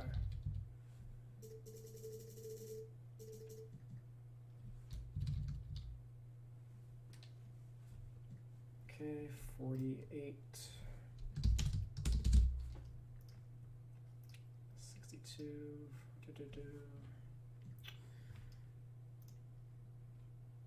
Martin.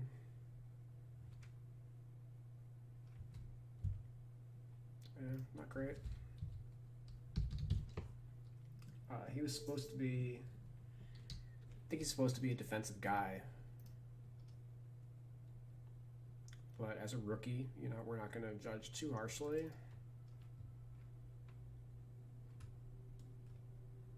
And him and his brother both did not qualify on post defense.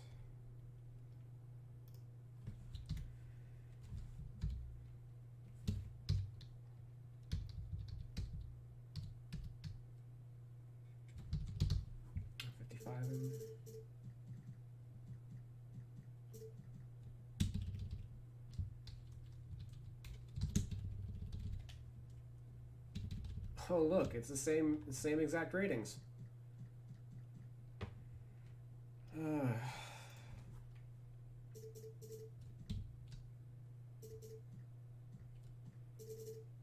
We're gonna go back to that. We have to watch tape. Oh look, same exact rating, a 65 hustle.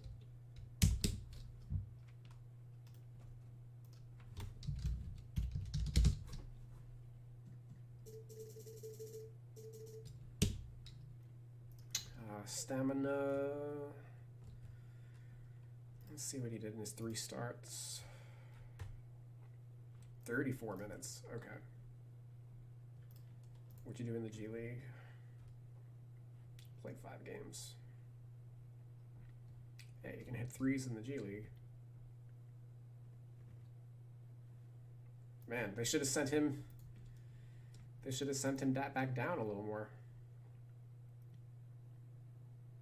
Or I guess like he overperformed in triple. He's a quadruple A player, like too good for the minors, but not good enough for the pros.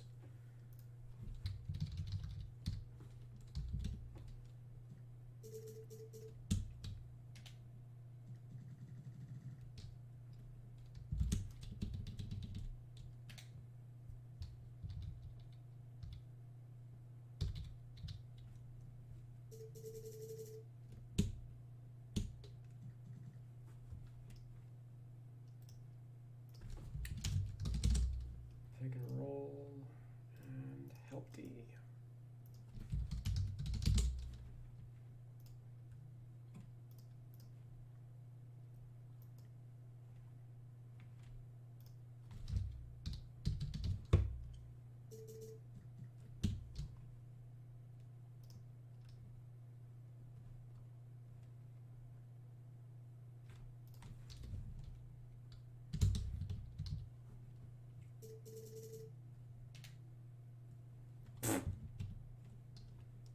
Yeah. Let's actually hop out. I want to see what I'm about to do. Okay. Well, this is why his intangibles is high, because they couldn't figure out what to do to get his rating up. They had him at a 72. So I've boosted him a point so far. Let's do that. Drop him 2 points.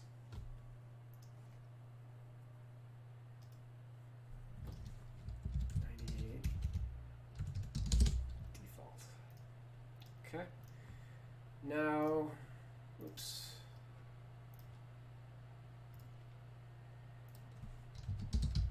Caleb Martin. No, Cody Martin. Who is Cody Martin? Why? He's a coach's dream.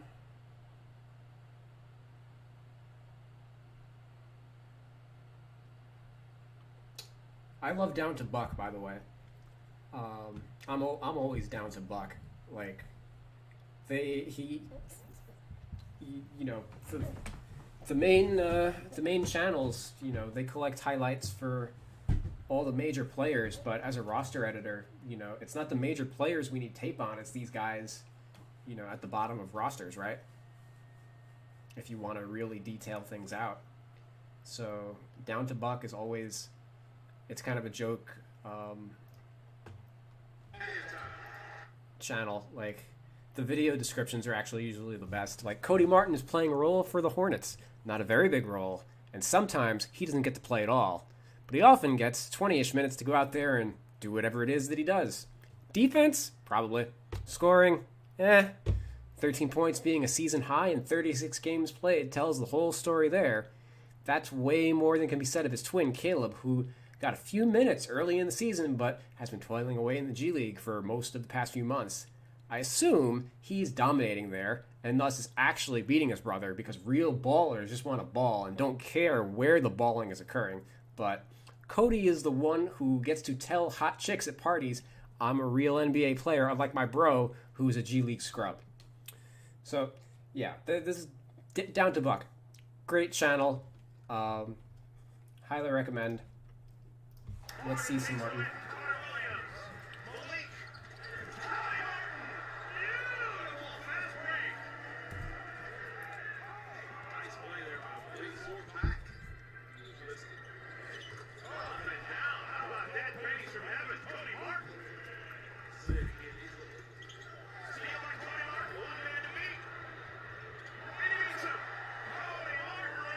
58 speed? What'd they give him?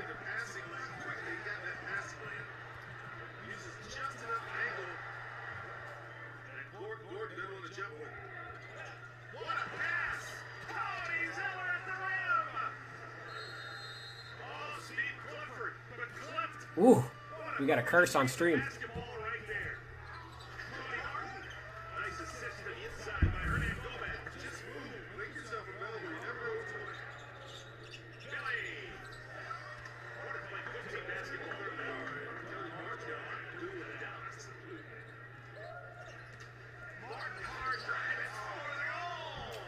58 acceleration. Really good spurt here for the rookie out of Nevada. Martin, a minute drive. Give him 2 and a foul. He says, you know what, I can do it too. The move right at You know. Lays right through the chest of Carter Williams and returns the favor. Chance for an old-fashioned three-point play. Devontae. Bottom of the well for number 4. He has got 3 fourth quarter threes.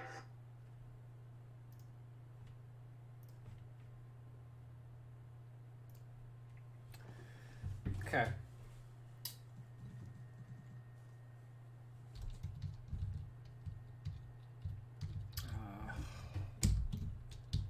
So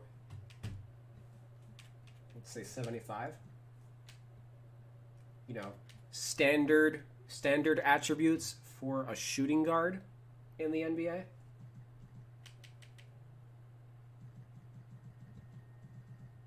He's a good defender, so we'll give him a higher lateral quickness rating. You guys may have seen him get a couple steals that turn into transition buckets. That's he's got the best steal rate on the team by a pretty significant margin. That isn't to say he's a great defender or anything. Just like the rest of the team, the defenders on the team are all trash. Like look at the steal ratings for the rest of their guys. This is like a steal rate of 1.5% basically. That's a steal rate of 1%. Like these are not good steal rates. So yeah, he's the best guy. Although Spalding is actually Spalding has like a 3% steal rate, which actually carried over in the G League. Like, so he's not a good defender like IQ wise, but this just means his steal and block rate. Like, he's going to be making plays on the ball at least. But anyway, so look. Anyway, we adjusted his speed rating. And note his overall jumped back up to a 73. Imagine that. Like, you mean we didn't need to have his intangibles rating padded at all? We just needed to, I don't know, go through and give him the bare minimum of what, you know, a standard NBA player in his position should look like? Wow. Wow. You know, nothing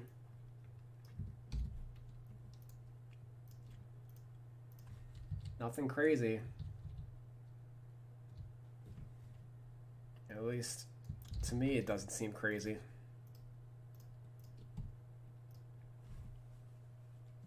How far away is he from 74?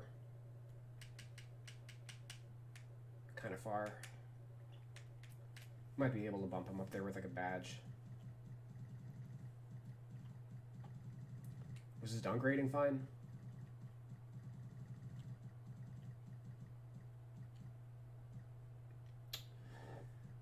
Yeah, like so these ratings right here are what's holding him back basically. And I mean, he shot the ball like shit. I'm not gonna boost that, but like if he shoots at like even league average efficiency or slightly below league average efficiency, he's an NBA player. You know, his rating will jump up to like 75 at the moment, you know.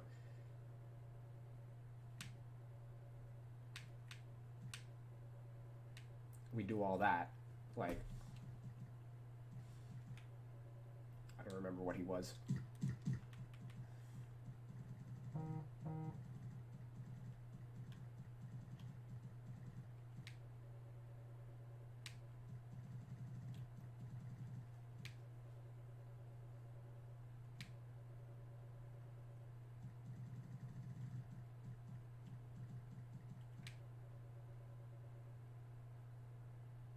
Oh, I didn't adjust his ball speed. Great. Okay, so just a legit 74. Oh no, never mind.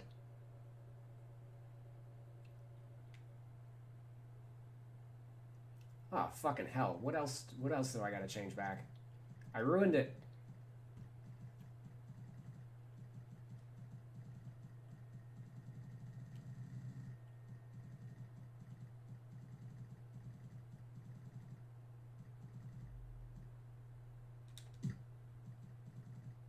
Was it a 72 and then it like moved up to a 73 while I was scrolling left to right? Like, I'm not crazy, right? I could have sworn that just happened.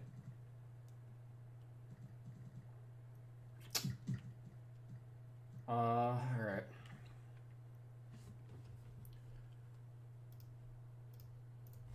What's his archetype? Slasher. So I guess let's work on Batum, since that's who was basically behind him. Let me just 1 second, because my phone's buzzing a little bit.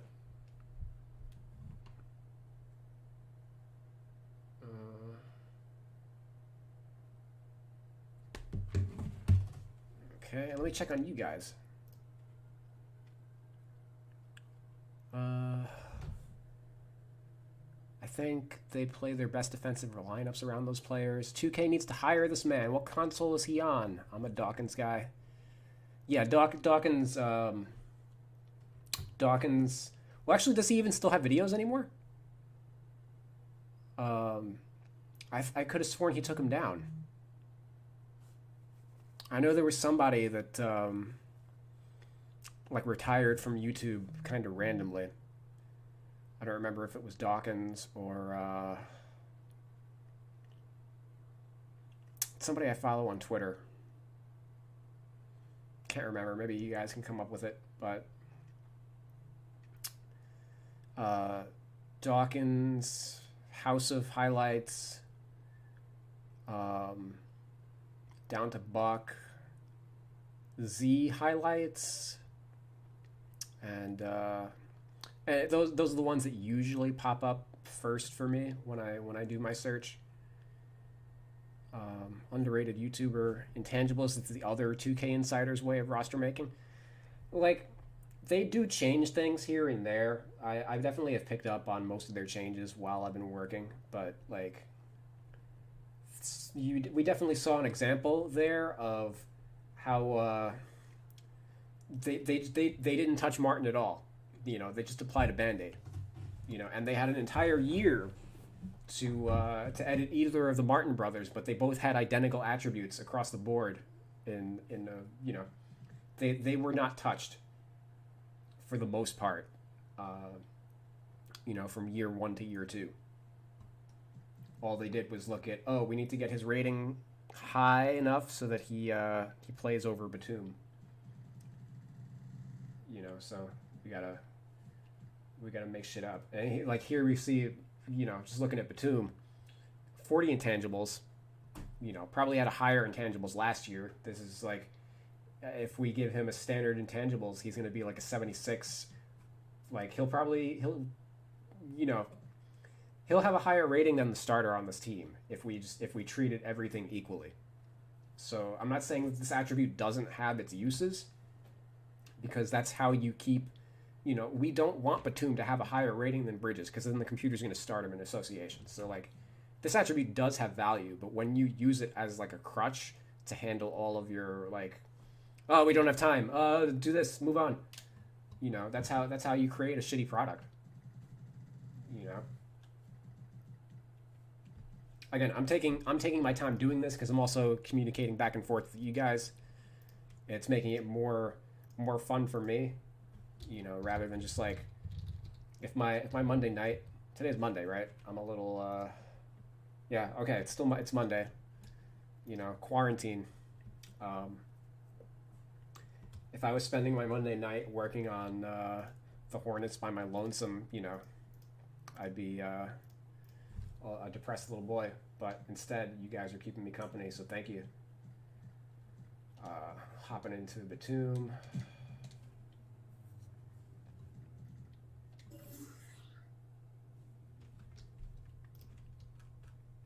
Shooting. Okay. I mean, the other thing that's crazy. Let's look at Batum's career real quick, just to see what an aberration this year was. Like, he went from being a starter his entire career to not playing at all. Right? So that much we know. His field goal percentage, like, he was effective last year. 45%, 39% from three. You know, to go from that to 35%, 29, you know, to lose 10% off of his shooting, that's unheard of. And it's not like he was hurt. And the other thing to look at is his usage rate dropped to a career low 9%. Like already at 13%, that was low. Like 9% is like he was intentionally not shooting. You know? Like when you look at his usage rate just fell completely apart. And it's like you don't see this out of players very often. Like 9% is like PJ Tucker. You know, and he's a guy that Batum's effective with the ball. Like look at his assist rates, you know, leading up to this. You know, it's not often that you see a guy who's good with the ball in his hands not, you know, be an offensive focal point at all. So this was just like very clear. He didn't want to be part of the team, or the coaching staff didn't want him to be part of the team. Probably both. You know, so I would, if he joins another team, he's in the last year of his contract, so he'll either get traded or bought out. It's very doubtful that he'll get traded because of his contract being so massive, but you know, he'll undoubtedly agree to some sort of buyout and join a playoff team. Once he joins said playoff team, he's probably going back to, you know, this caliber of player. And small forward in the NBA is so weak that, like, honestly, he could have been a starter this year for a number of teams. You know?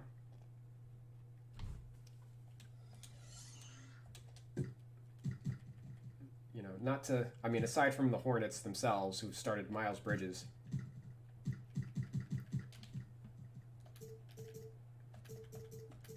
Chetty Osman is a starting small forward.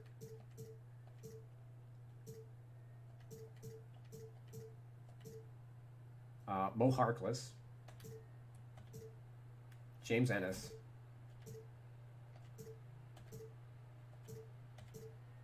Tony Snell,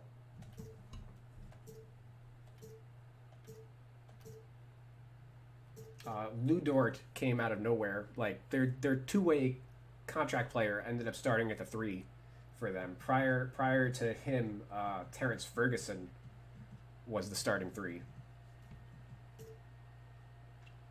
Josh Okogie's a 2-guard. Trevor Ariza, and before Ariza, it was because Hood got hurt. It was Hazonia, I think, or no. I think whoever it was got traded.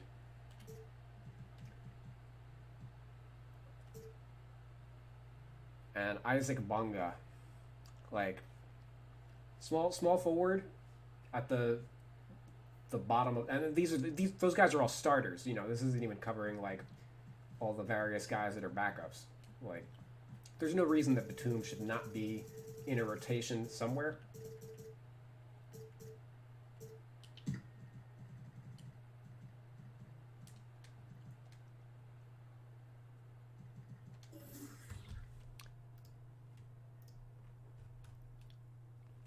But yeah, hopping along into the numbers that we practically have to throw out, like 0 for 7 from mid-range, 3 for 7 from close.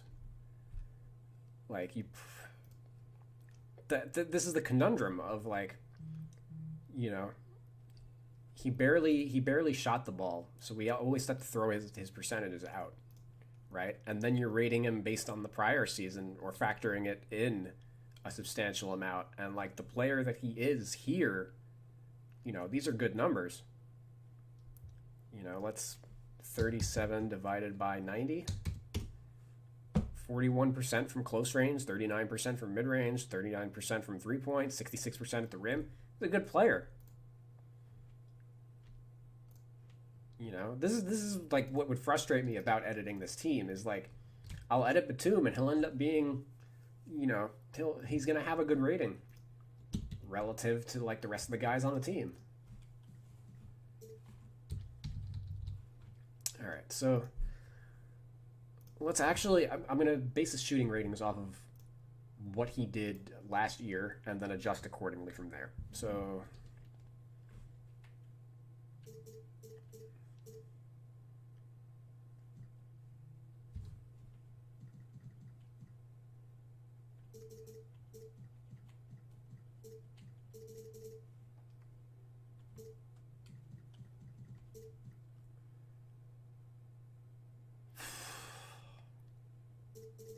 wild. Wild.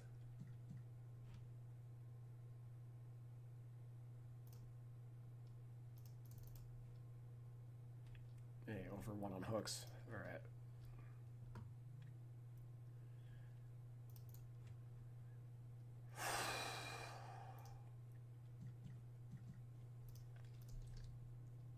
Well, they dropped his ball handle rating by 5 points. Not that I think that's a good decision. Nope, he still handles the ball a good amount.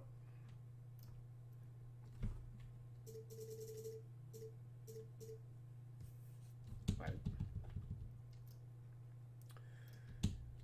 still a good passer.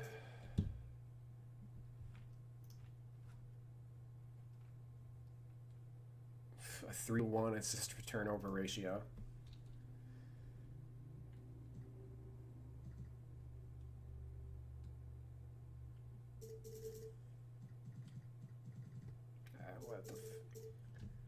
I'm not gonna lie to myself. 55 standing dunk, 60 driving dunk. Oh, they dropped his dunk rating by 15 points. They did see they've adjusted 2 attributes. You know, 2K does things.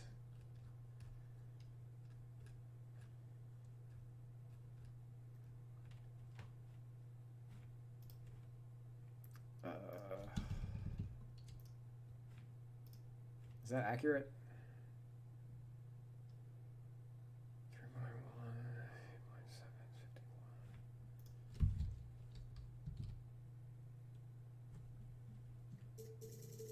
Okay, that's the one rating that I will drop to reflect his low. You know, if he's not taking shots, then he doesn't have a good shot IQ.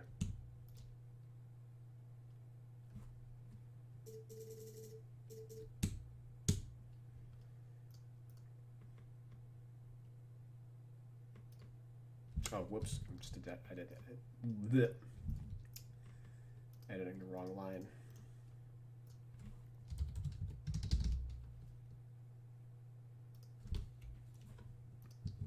No, I think I just confused myself real quick.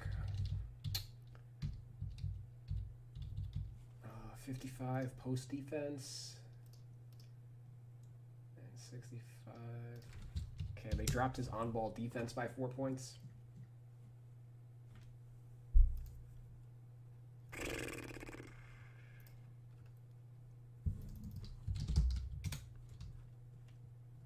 Okay. So, in his limited minutes this year, oh my God. And this is, yeah, we talked about his offense at length. Like, he's a good defensive player. This doesn't matter, 26 possessions. Oof.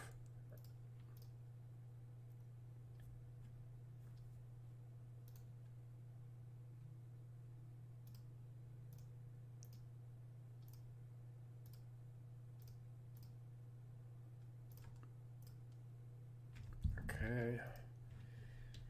I gave him a 65. Yeah, that's fine, actually. No, what just happened?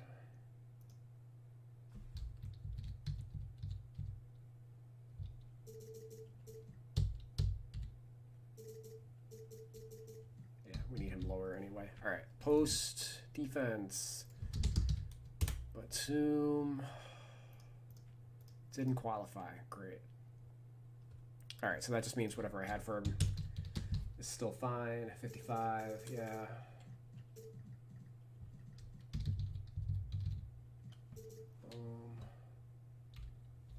Lateral quickness. Looks like they dropped that.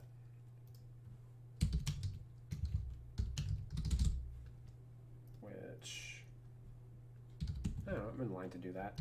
I like how he's got 68 speed as a 30-something-year-old, but they gave both the Martin brothers a 58. Right? Just like just pay attention to like the rest of your roster.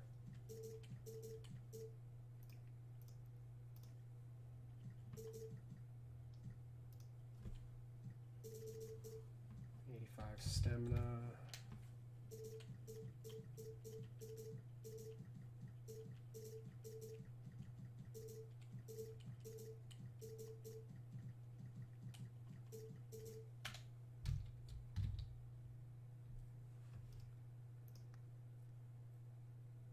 They dropped his pass perception by 30 points.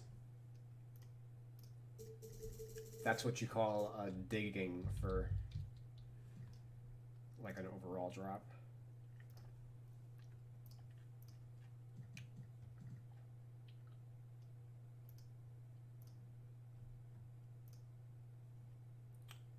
And they dropped his help defense by 11 points.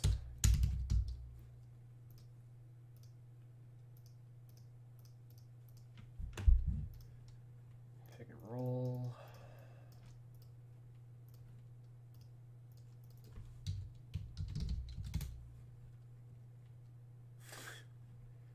Oof. All right. Cool. Yeah, 220 possessions. That's more in line with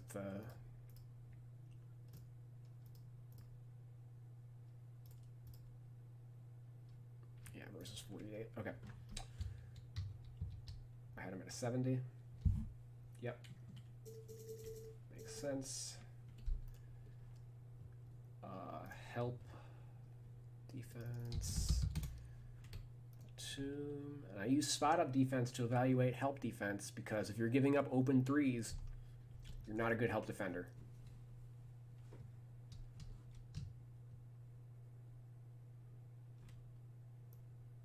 That's also basically how 2K evaluates it. Like, you know, the double... So help defense is going to lead to double teams, right? And what happens when you double team a player? The player passes it to an open man. Like, that's effectively how help defense works in this game.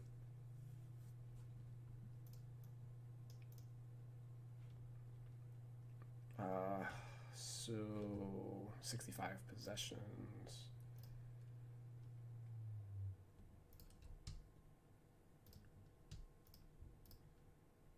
Yeah, see, exactly. So this is also why I look at these things on a multi-year basis. Like, if we look at some of Batum especially, some of his years are like all over the place. Like, we've seen a couple instances where like he'll have like 9th percentile one year and then 58th the next year, you know?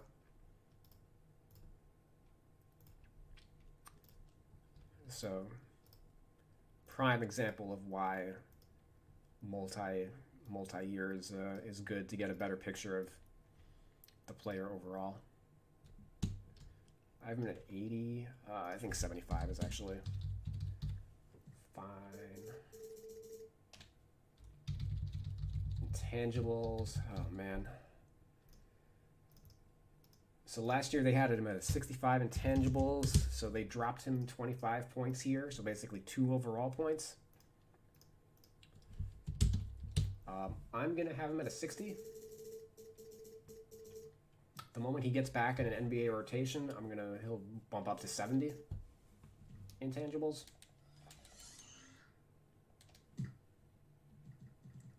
Where is he? Oh my god, 78.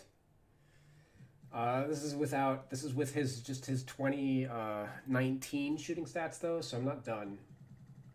I just wanted to see like where he would come out. And this is, again, with his intangibles at 60. So realistically, like, 2019, if he goes back to starting, like, he's a 79.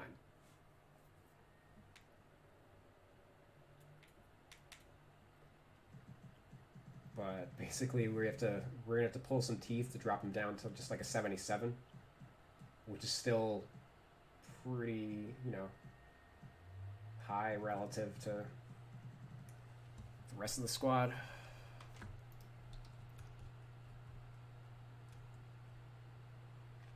shooting. So just like adding in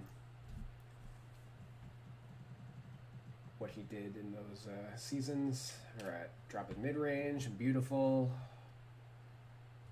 What did he shoot from 3? 29%.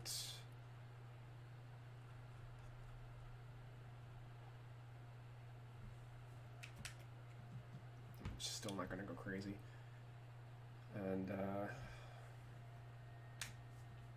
going to drop that a point. Oh man, his dunk rating is fucking low too. Did I just pass that over? Like, he shouldn't be a 60. Yeah, he's a 70. Please don't go up.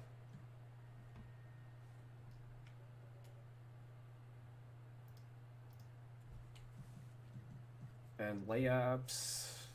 Ugh.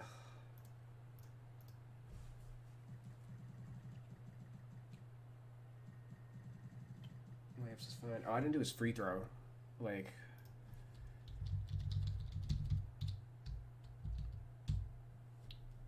.87 free throw. I mean, 90% this year. So, well, 9 out of 10. So, I mean, yeah, 87's fine. All right, well, that's Batum. He's at his 77. As I've mentioned at length, he did not play. The reasons he didn't play have nothing to do with his ability level and everything to do with the organization.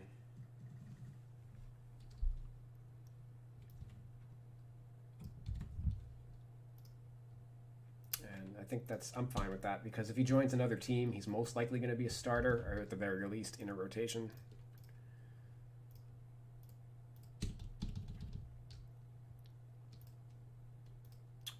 Might as well just work on the actual starter on the team while we're at it.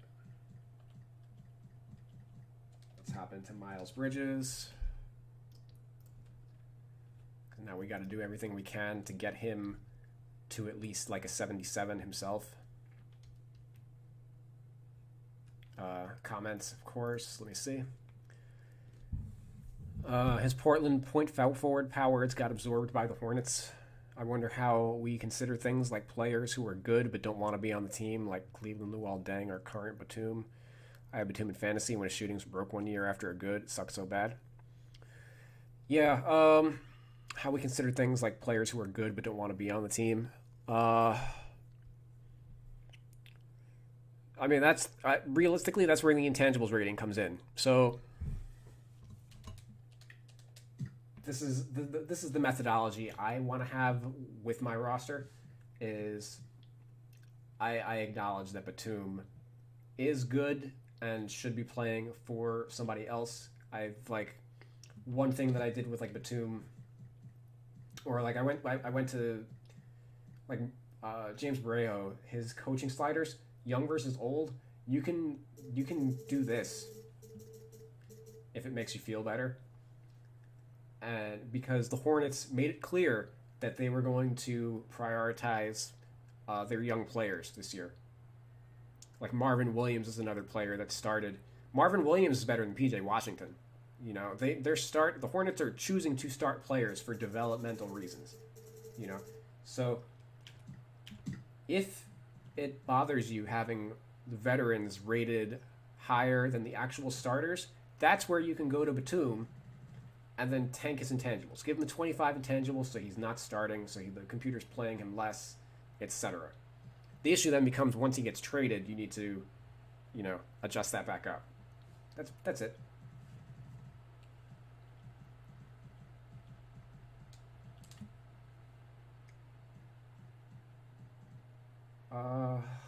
So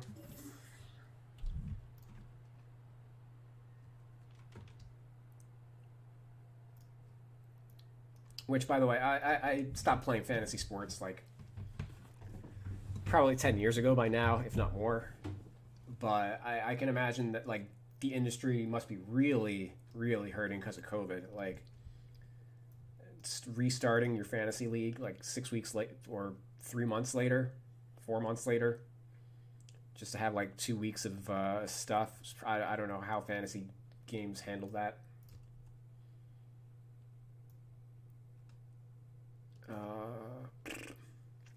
I'd imagine most fantasy now is just like daily fantasy leagues anyway. So 69 of 208, 66, 67. Wow, 7 of 13. We're going to ignore that. Low sample. We'll check what he did last year in a second. It's a 79 3-point.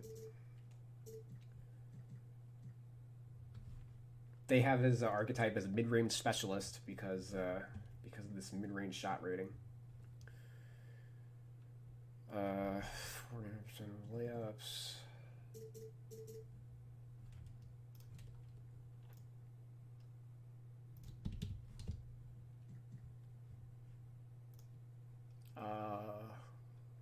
Woof. 18 of 52 on hooks.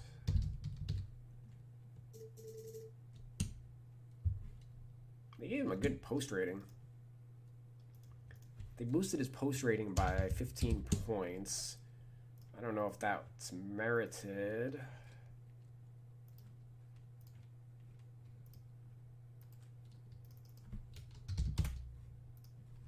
Let's just look at the entire...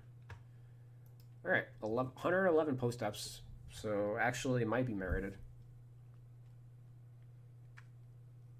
Okay, that might help.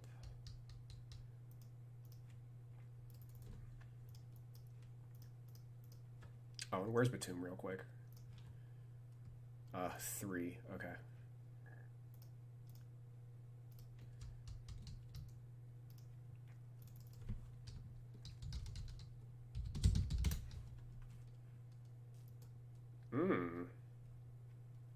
Okay.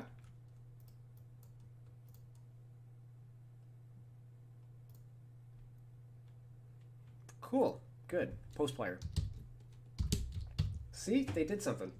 They did something good. 2K is not like completely incompetent or anything, you know. It's not often where I can give them credit. I'll give them credit for that. That one appeared to slip by my radar a little bit. 67 close. I already did that. We're gonna do his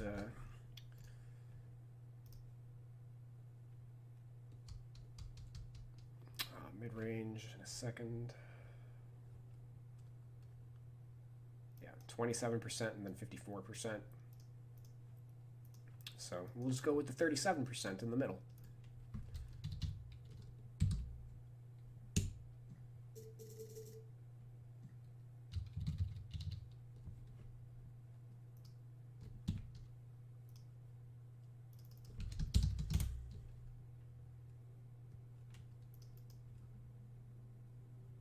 Okay, as I mentioned,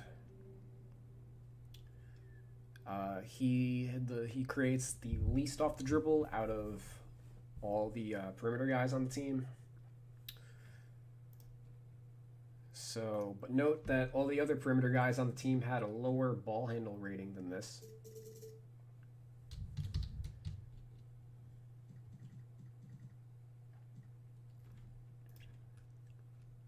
Free throws, yeah, 81's good.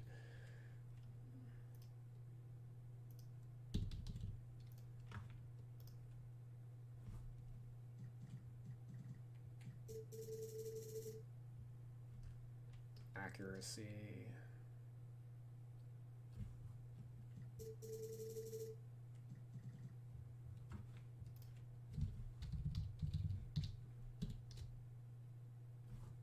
He's a good dunker.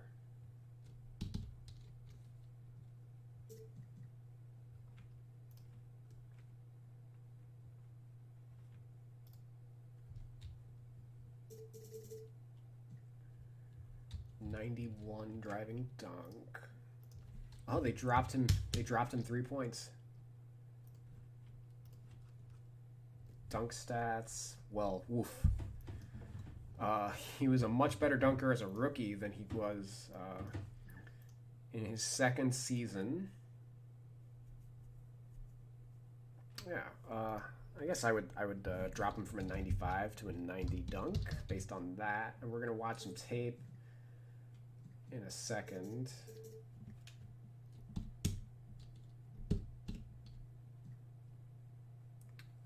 Low post defense, on ball. Whew. All right, I've got a pretty big discrepancy here. Bridges, okay. Miles. 0.65, 90th percentile. Let's look at what he did in his rookie year. 0.37, 99th percentile. This is why I had him at a 95. In 51 possessions, his opponent scored 19 points as a rookie. And then basically the same, like 50, you know. That's not to say that he's the, you know, the best defensive wing in the NBA, because this is just one category.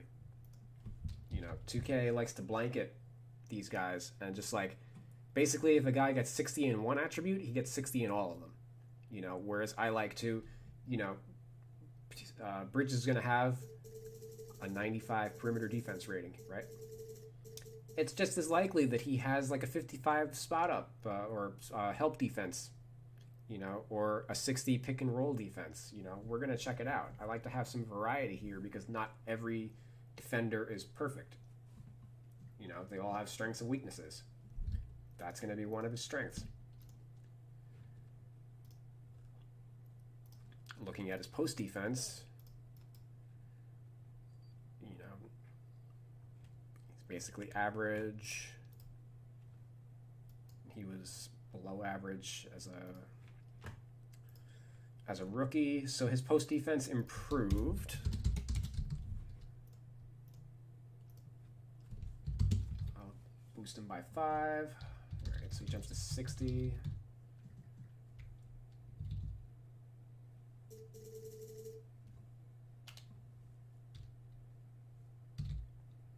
Okay. Lateral quickness.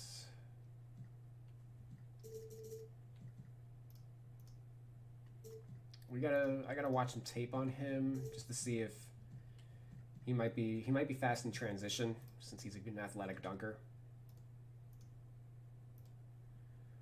Oh, yeah, my favorite is there's a bunch of guys who have like these massive 40 plus inch verticals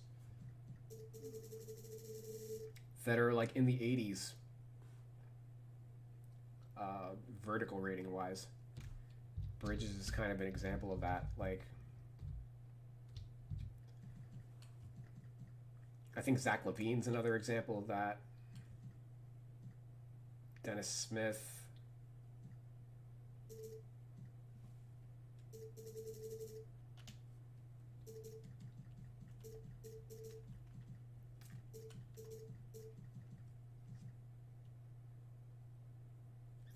I guess he got hurt in college or something for him to have 60 durability in his knees. But that seems a little ridiculous given that he's like 22. And 22, and oh look, he has missed, 3 games in his career? Oh no, he didn't even miss a game this year. He's missed 2 games in 2 years. So, excuse me. Where's your durability rating? Oh, well, I already had it at 95.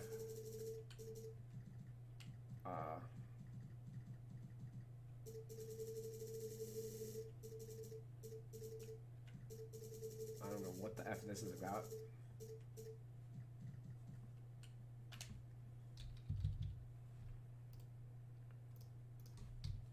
Could even be from a copy paste, who knows?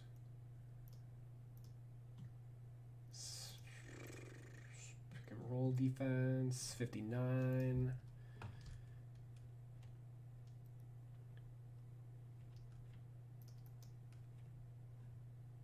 Yeah, all right, so here's an example. 7th percentile for pick and roll defense. Not much better as a rookie. So clear defensive weakness. 60 pick and roll. Pick and roll defense is, it's not. It ain't 1994. Like, players don't. Defending isolations is not that important in today's NBA. Very few players isolate. Besides like James Harden, the vast majority of actual defense on the ball is just like pick and roll, switching, etc. The style of defense that was played, that 2K is programmed for, of course, is the stuff that happened in the 90s with like Jordan, Gary Payton, like John Starks, those kind of defenders. On-ball defense was important. It was an isolation league. Now, not so much. So this pick and roll defense rating probably doesn't even count very much towards the overall rating relative to how much the on-ball defense rating counts. And I guarantee you that this pick and roll rating is much more important to the game itself. The way, certainly in real life, it's more important than how the game values it. I mean, this rating isn't even on the, it's not even on the quick edit screen. Like 2K didn't adjust this rating for anybody between over the last 2 years, so that goes to show how much they actually give a shit about it. But, in the actual NBA, this rating right here is why Bridges is basically just a mediocre player, or at least has a lot of growth to make before he can be considered, good. So 40 intangibles. Hey, that was an 85 last year. I'm gonna bump that up. Oh, I didn't do his help defense.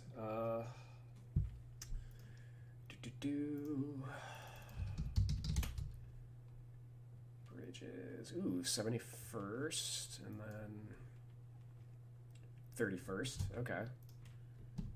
So better than last year. I'll bump him to a 75.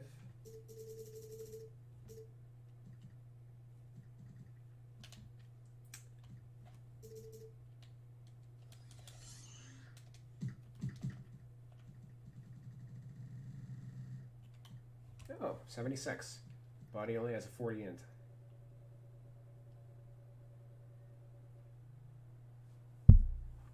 Just like that, we boosted him 3 points. 2K style.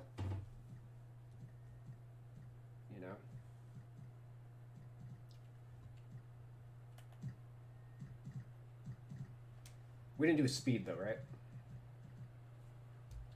Oh, we did. Well, yes and no. We gotta watch some tape.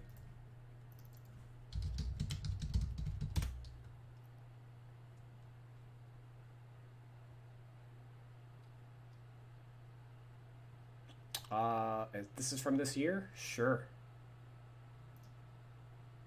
First of the back-to-back, Hornets will be back home to take on the Chicago Bulls at Spectrum Center tomorrow night. And a good whistle early as Miles Bridges is whacked under the arm by Thomas Bryant. Bridges with his offhand. He's got all 4 for the Hornets. Out there, dribble up the floor by Devontae, get to the paint, and then shovel it Wednesday night in Brooklyn. Miles Bridges, a 3 up and down. That flow right there. Ball fake, get your defender to lower his hands and Offensive rebound, Miles. Once again, he's unperched to his peripheral time. Miles will shoot it. That is swat away by P.J. Washington. Miles Bridges, 2 hands. Both hands to the floor. The Boogie and Young forwards. Starts with Washington, ends with Bridges. Shot clock's down to 1.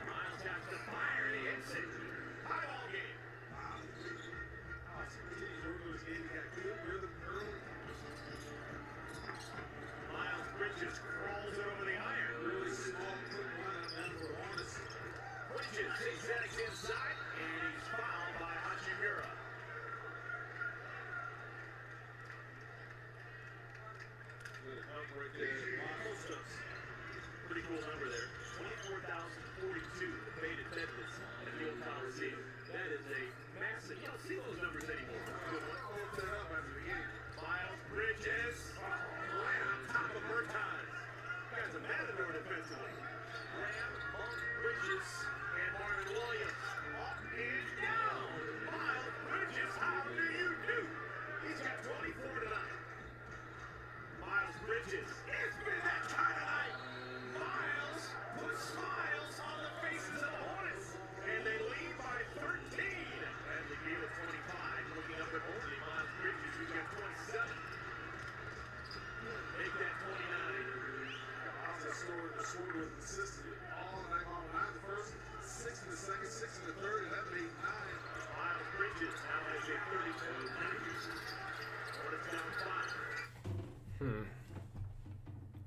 Let's watch this one too. Back in November.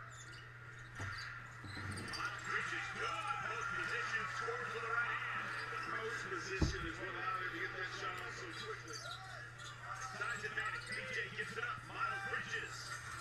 Miles soaring through. Second three for the Hornets. PJ realizing he has size advantage. Bridges. Basket the size of a manhole cover lately for Miles Bridges. He's splashing everything. Miles. Good golly. Scorching hot. He has made all 3 of his first quarter triples, and he's got 11 points. Strong line pull, but never really translated. Bridges, 4 for 4. Still has it in the rim. He's got something that's translating well. It's the ball to the basket. We just said, Robin, you got to get good practice time. Yeah, he's getting corner specialist once we get to the badges. He's 5 for 6 from behind the arc. And look at that backdoor cut. Wonderful. Miles Bridges, a two-handed chin-up. Doesn't have a Lob City finisher either. Rim by PJ Washington. Devontae finds Miles. Good. The run continues. Triple number 6 for Miles. Scorch. Devontae, Miles, shot. Miles has got all 7 of the Hornets' points here in the third quarter. Offensive rebound. Precious. Cody chases down his missed 3, throws it up on the rim, and Miles says, thank you, buddy, I got it from here. Little stick face after he threw that one down. Okay.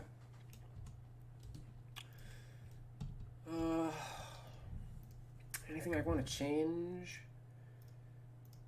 With like his speed ratings and stuff? Not really. Nothing there we really saw.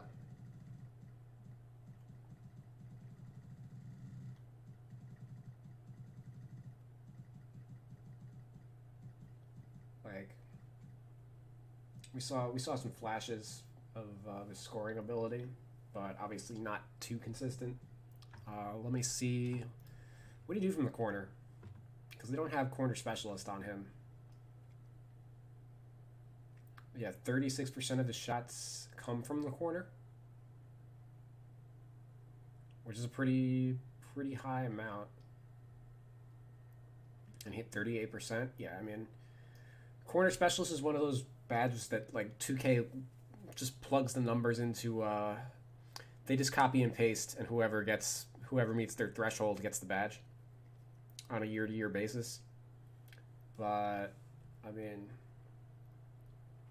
I don't know. This seems like at the very least like a bronze. Come on, man.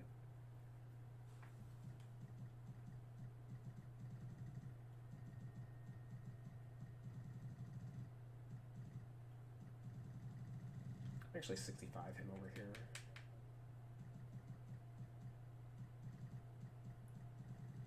How far away is he from being an 80? Pretty far.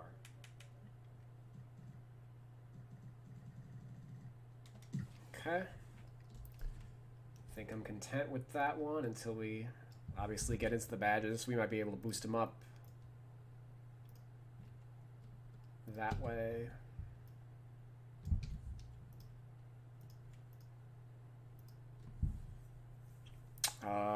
Who's next? We did Batum.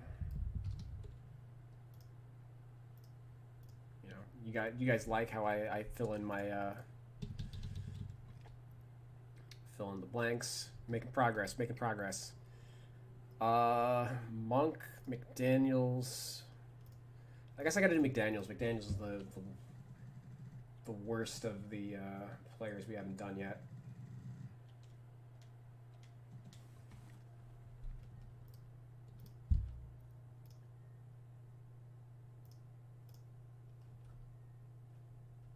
He joined the team kind of late in the year.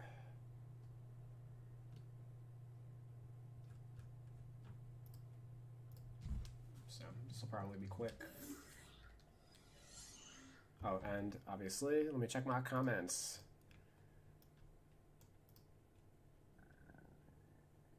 Okay.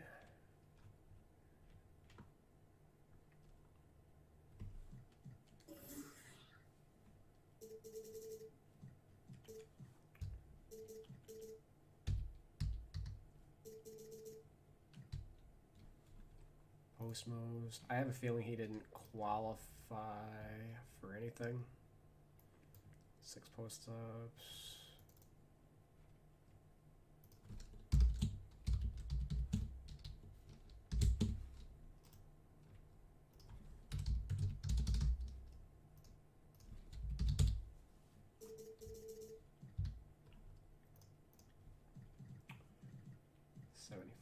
Close.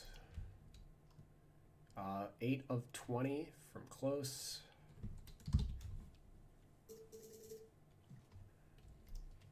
One for one from mid-range.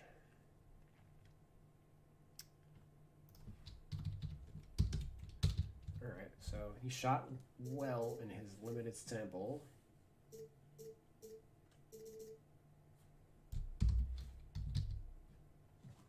Free throws.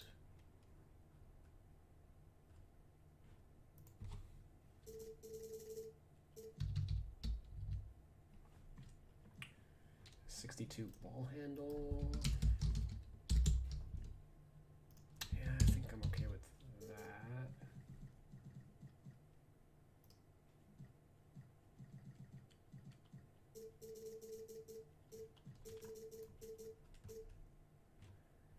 Yeah, AT ratios, fine.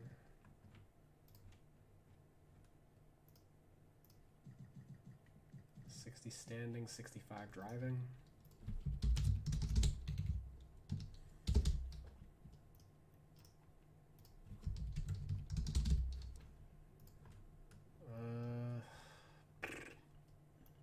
Four dunks in 293 minutes.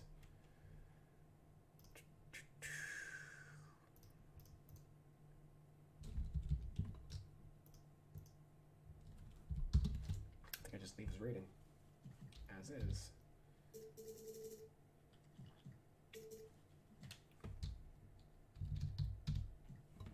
LPD 59 and 55.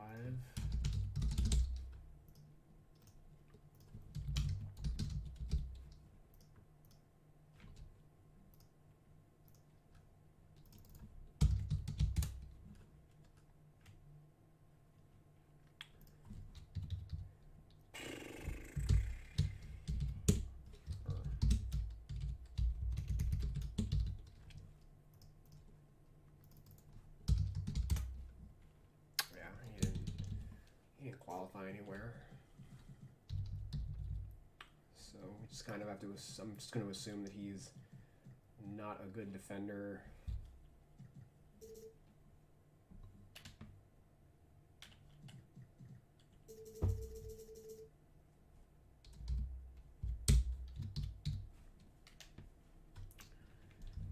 All right, we're gonna have to watch some tape on him.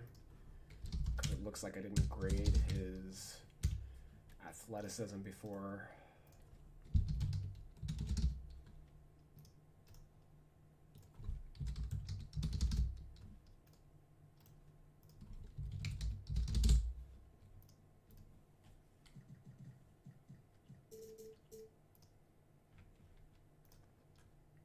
No starts. All right, what'd you do in the G League? 31 games.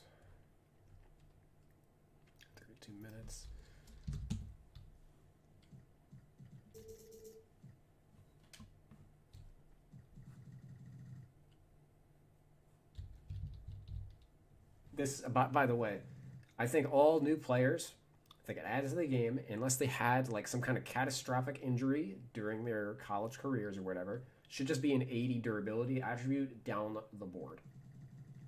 Rather than have like this mixed bag of like 83, 85, 87, 89, like, you know, none of that shit makes any sense. Just fucking 80 everything, so everything's just like clean and makes sense. And then from there, if the guys did have injuries, then you can make modifications rather than... To me, that just makes sense rather than having things all scattered.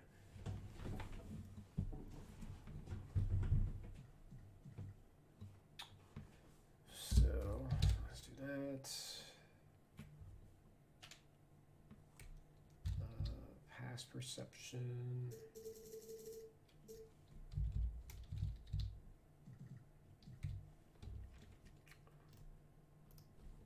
55 default.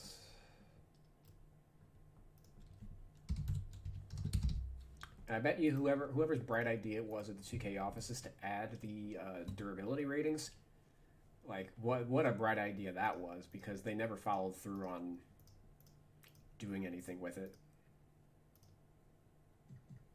It's just one of those things that kind of exists just because they spent time on it. But they haven't looked to improve the system in the last 10 years. Which basically means it was like a dud.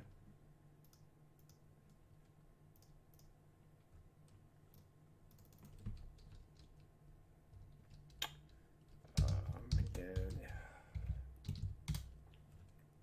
Yeah, if he's not... Spot-ups are the primary... Okay, there we go. Spot-ups are the primary defensive possession. Or spot-ups in general are the like half of all NBA possessions. So if you don't qualify, it means you didn't qualify anywhere else. It's good. It's a good number. Limited possessions, of course. I'm not gonna read too into it, but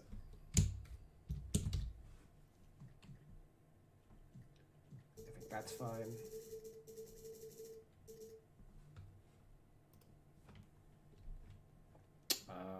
Pick and roll.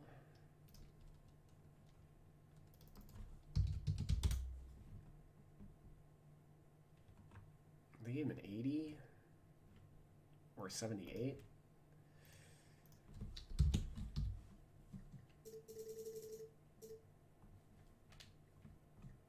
Yeah, I'm just inclined to believe he's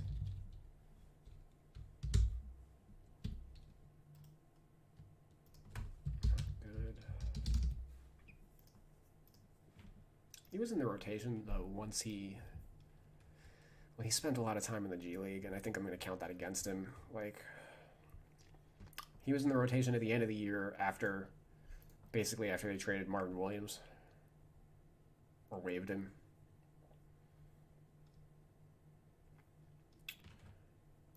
Yeah, everyone on this team is just like a 60 intangibles. Yeah, he's already a 74 as is, without us looking at his speed or anything.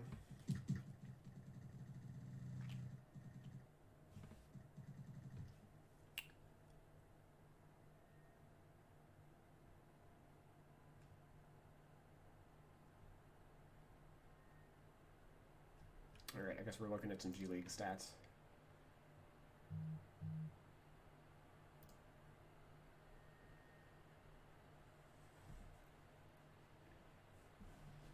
Which is fine for the context of Simmons takes it away. McDaniels, look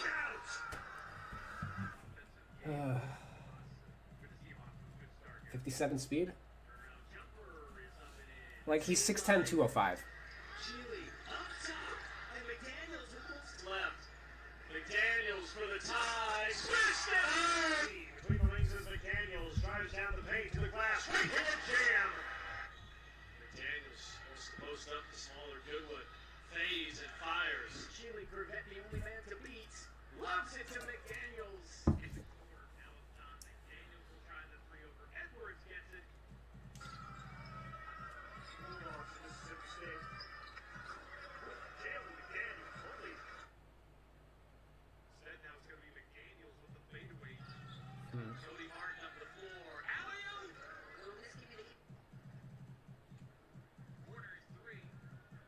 to Perkins across the timeline. It goes to McDaniels all the way to the cup for the jam. The defender, nice hit, backs his more, now drives into the paint.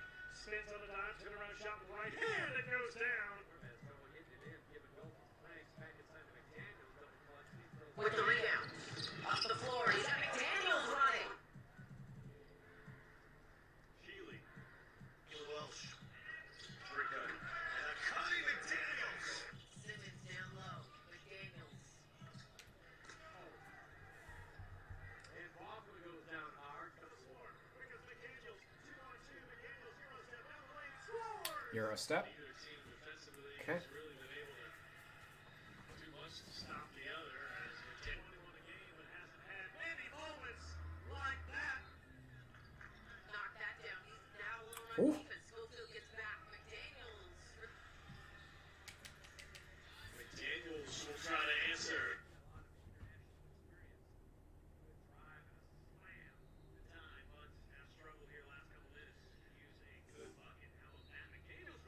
Might even be a 70 ball handle, to be honest. And a left corner three from McDaniels travels down. Or his eye on the rim? Question mark. Wallace's game, his outside shooting ability. His pick and roll ability is great. Reaches for a 73%, 8 for 11. McDaniels down the lane. Make it 9 for 12. Good extra pass. But you got some extra time. Long pass down intercepted. And it is a 2-point game as we approach 5 minutes left to go here. Nelson on the swing. McDaniels. Got that length. Shoots on the rise. Good look at Jonas Simmons.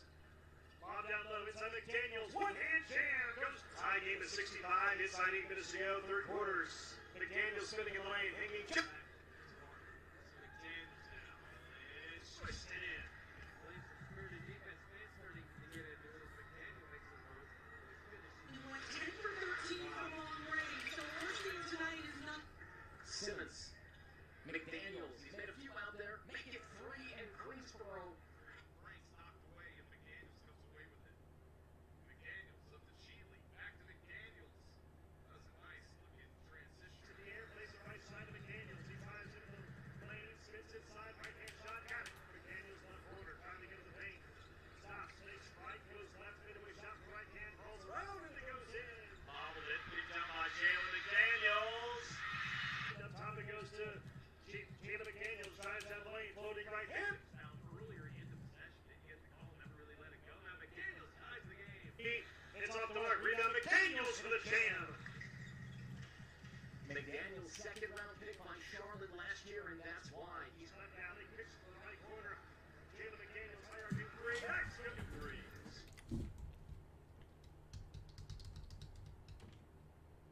Oh, I forgot to full screen that for you guys, but actually, I can set this up where, yeah, I guess I could just make a setting on my in OBS. I'm running my stream off where I think it was about right there, where I can switch scenes and just go from, like, instead of having this video thing,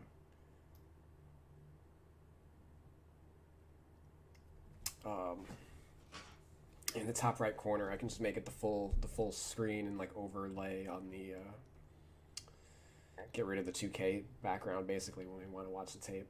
It's something I'll work on for the next stream. What are your plans with this roster? Are you going to edit historic players, even if it's not near as in-depth as this? Yeah, I am actually going to work on the historic players.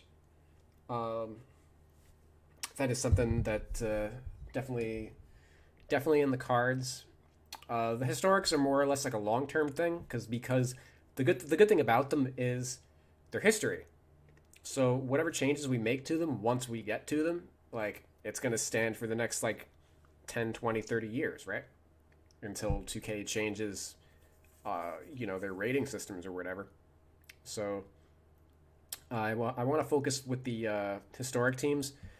I want to do like dedicated actual content videos describing like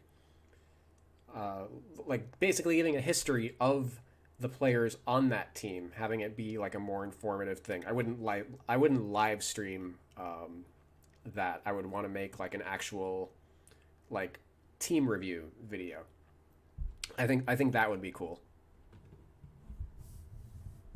But as far as updating the historics, like probably not for the PS4. I want to say a lot of it is going to be very dependent on like what people do on next gen. We barely we haven't even seen anything with 2K for next gen, right? Aside from like sweat in a trailer. Because I'm great with numbers. I don't like to play Barbie with players. What I mean by that is like people. There are some players who focus on accessories, shoes, making sure everybody's hairline is right, and that's not my forte. I'm the numbers guy, so I'd have to either A, work with somebody else on that type of stuff, or B, download somebody else's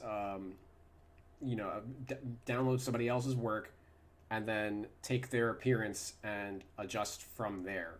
I'm not gonna I just personally don't have the patience to like go through and look at pictures and try and I'm not an artist. That's not my craft. I know my strengths and weaknesses. People come to me for accurate analysis of NBA players, not a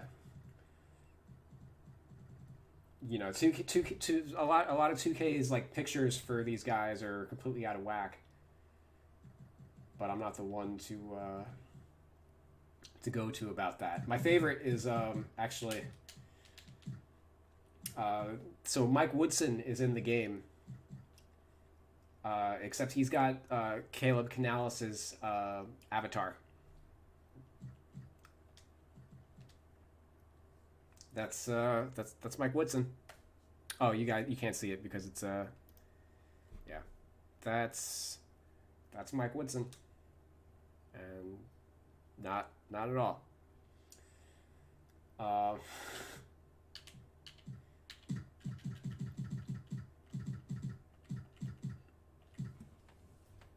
So I do notice things here and there. I think Will Perdue is another player that I think Will Perdue is black in this game.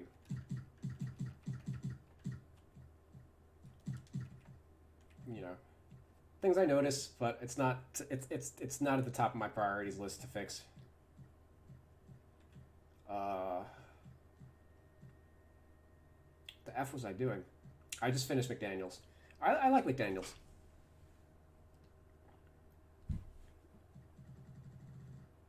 Oh man, let me adjust the width of this a little bit.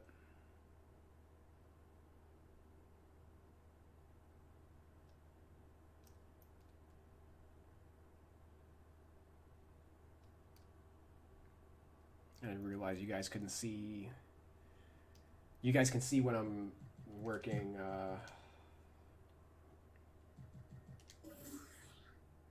Yeah, here the numbers. Everything's visible, but if I'm editing on in Quick Edit, you can't really see much because everything's covered. All right, 75 for Jalen McDaniels.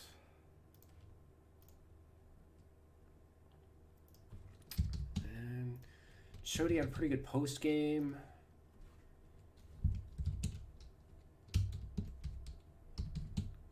And reasonably athletic, which is kind of what I expected. At least a guy who's if you're 6'10", 205, you should be fast.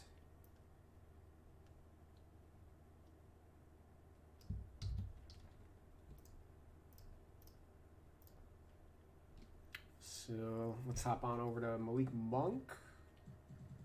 Oh no, it's not the last backup, but That'll be Cody Zeller. We'll do him and Biombo at the same time. Oh no, we didn't do. Or did we do Hernan Gomez?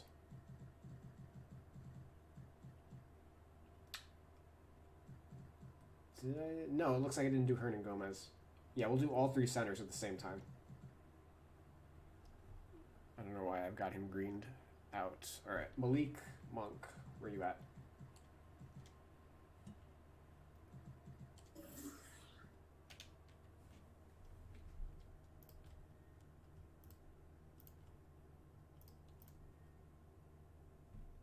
Hey Pete, what's up? Thanks for continuing to do these, John. Great analysis as always. Appreciate it.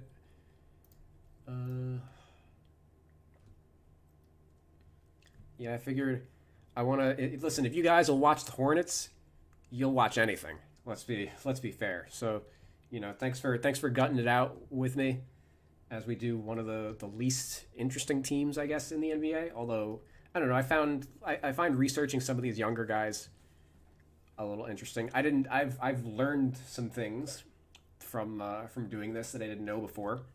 I didn't know Caleb Martin was a knockdown shooter. This is really some of the first tape I've watched on either Martin and certainly Jalen McDaniels.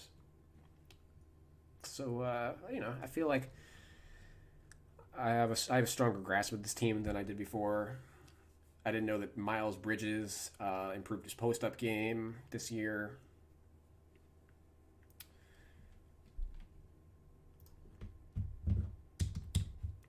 Of 129 is 41%, 42%.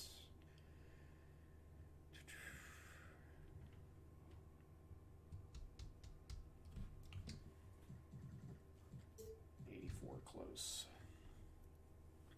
6 of 15 mid-range, not a substantial amount. We're gonna have to check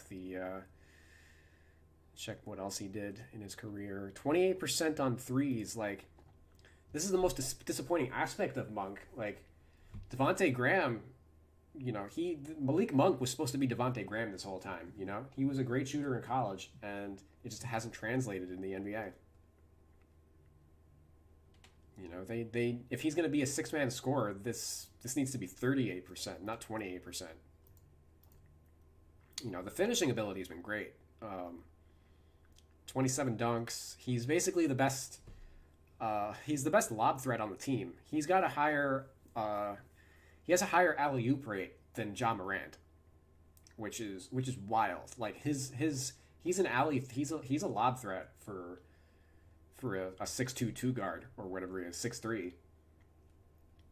His nickname is a god of dunk. Like,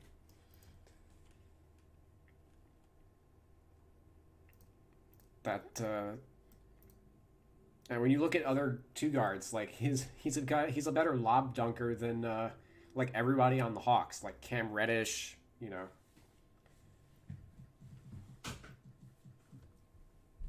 So hooks. Oh, you were 2 for 3. Well, I won't give you a 25 then.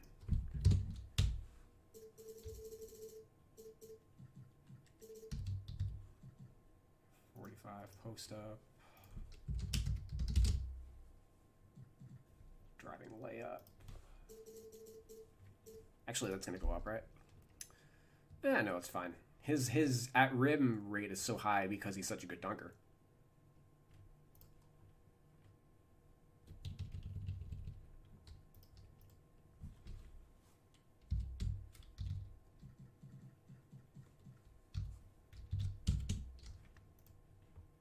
Okay, so he was 6 of 15 for mid.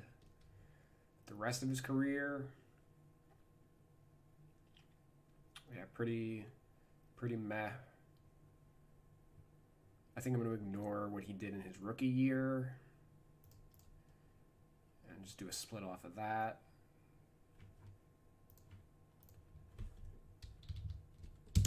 $74. Oops.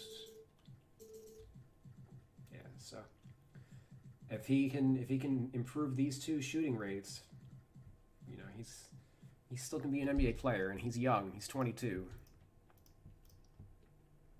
75 ball handles, pretty low.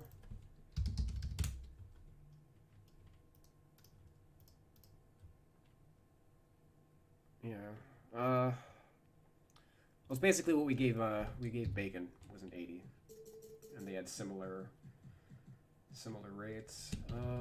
61, 65. Passing. Assist rate is fine. Well, not compared to what 2K gave him, I guess. 80 driving dunk. The fact that I have Monk with a 45 standing dunk means I definitely watched some tape on him beforehand. Point. Yeah, this is a good dunk rate for a 2 guard. Doesn't really get much better than that. I think tentatively 85. I could probably be persuaded up to a 90 once we watch some film.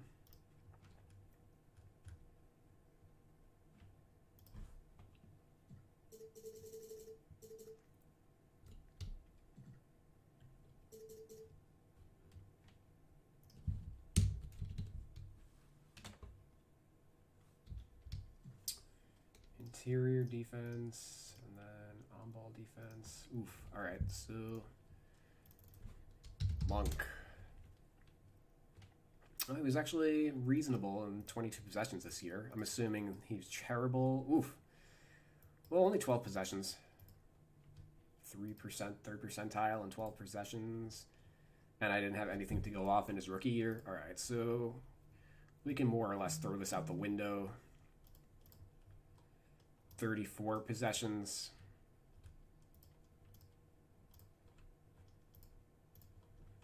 $33 points in 34 possessions. You know, obviously it's not great, but 65 him. And then post up, I'm assuming same deal. 13 possessions, 19 possessions, and then nothing in his rookie year. He played in his rookie year, right? Yeah, he should have data for 854 minutes. I think that's just the NBA, you know. Sometimes they have it's incomplete. So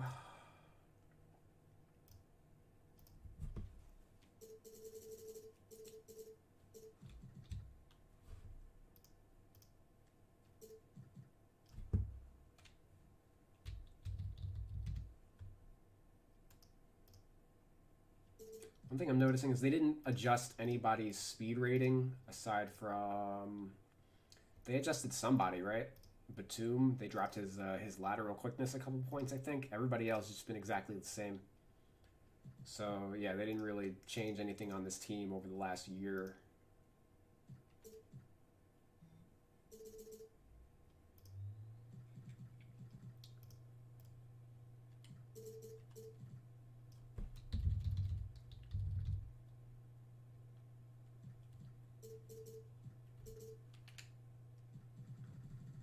Love it. 80s down the board. Yeah,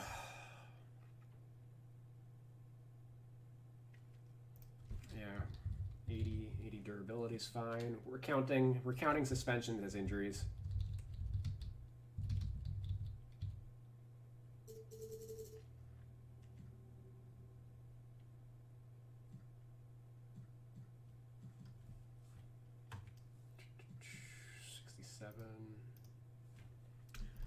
PNR, defense. Good this year. But bad last year.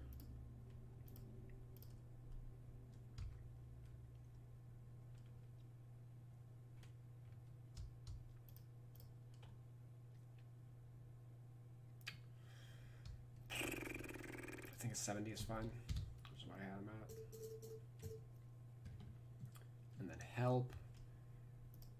I don't expect expect these to change very much from what I already had them at.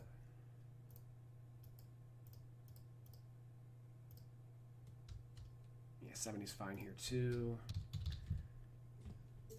As I'm pretty sure I did Monk back in like February when he got suspended.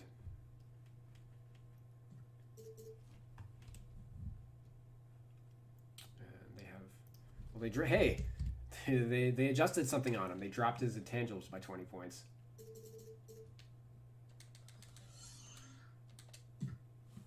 UK hard at work. Where's he at? 75. Yeah, that's basically fine for him. He might. I mentioned that he's a lob threat. Does not have a lob badge. So there's that.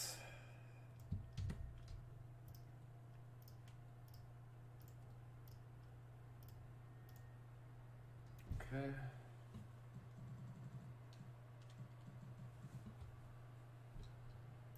Oh, what's his archetype? Slasher, yeah. What would you be if you could shoot? Floor spacing slasher.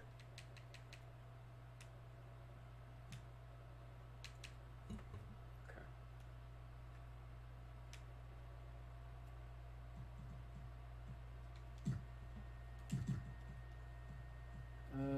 Let's do PJ Washington. And then we'll bang out all three centers at once.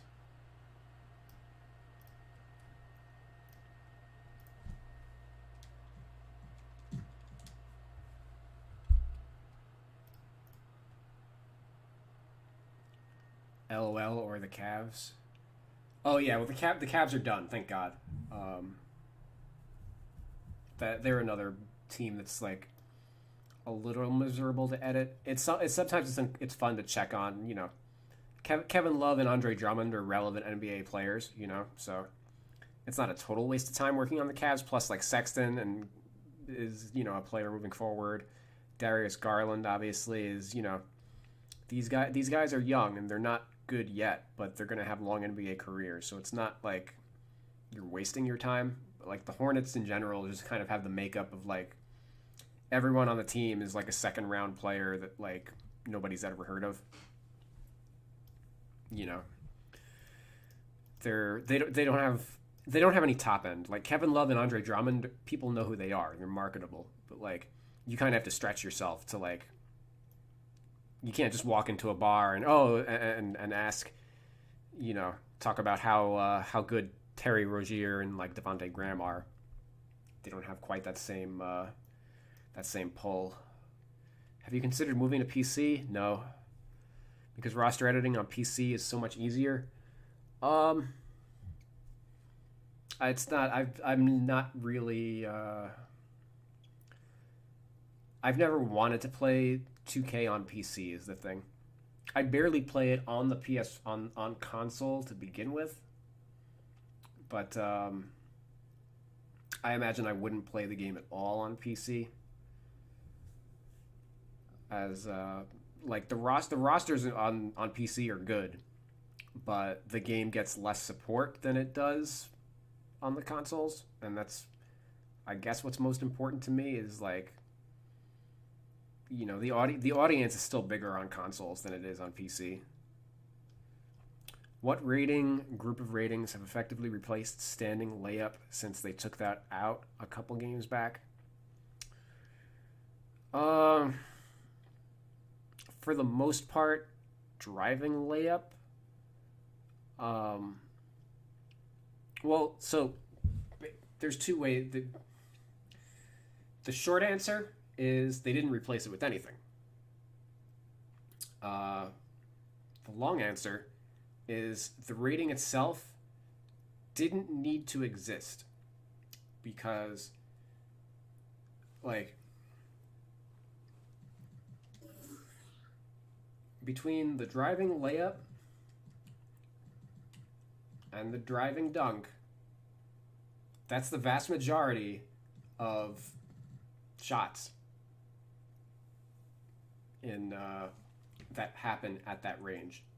Like very, especially for like guards.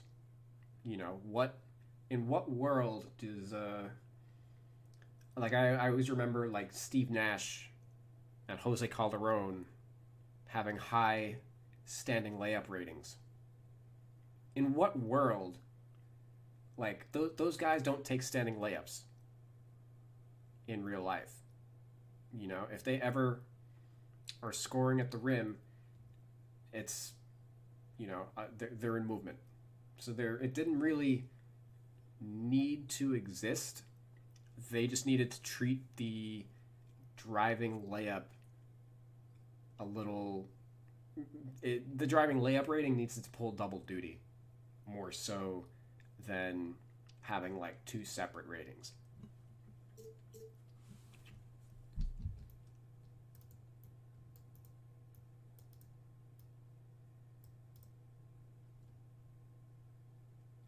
And also another thing to consider is the ratings themselves. I'm spending all this time working on the ratings, right? They kind of don't matter. You know, like we can give a guy, everybody who's played this game, if you give a guy a 99 3-point rating, does it mean that he's Steph Curry? No, not even close. All these numbers do is, with the gameplay, when you take a shot, it's just plugging this number into a formula to determine whether or not the shot is going in or not. There are like 17 other factors that determine whether or not that shot is going in. You know? So we look at, you know, let's head over to Devontae Graham. 81 3-point shot. What do you think matters more? That 81 3-point shot or these 11 shooting badges?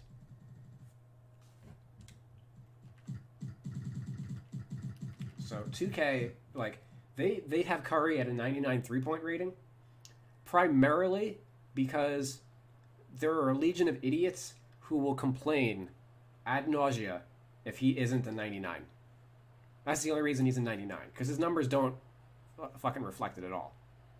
And which isn't to say he's not like, he's in the 90s, but he's not a 99. Like I said, like there's never been a player that I've ever, until I saw Caleb Martin today, there was never a 99 3-point, you know? But what matters more, you think? Curry's 99 3-point rating or all of these badges? If you dropped him to an 89 3-point rating and kept all these badges the same, you wouldn't see a fucking difference.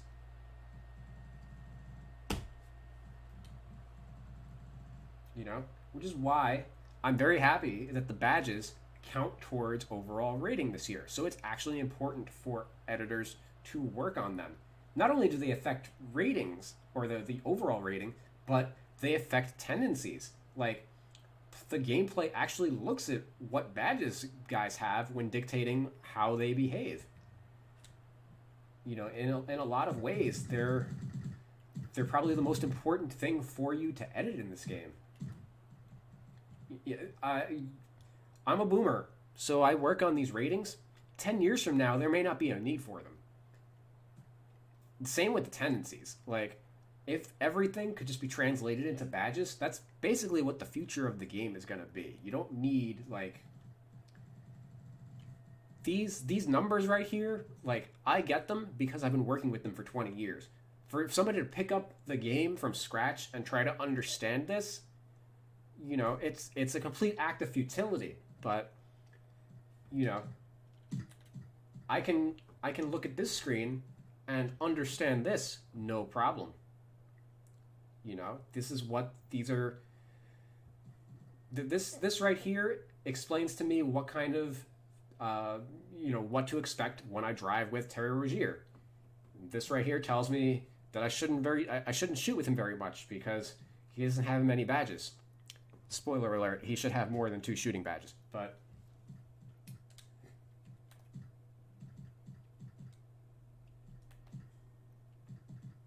you know, no defense badges tells me he's not a good defensive player. Spoilers, he is a good defensive player, but 2K doesn't really, you know, They're pretty hit or miss with these badges.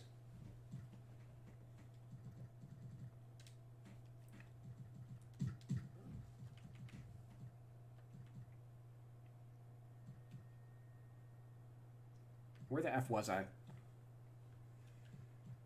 Working on PJ Washington.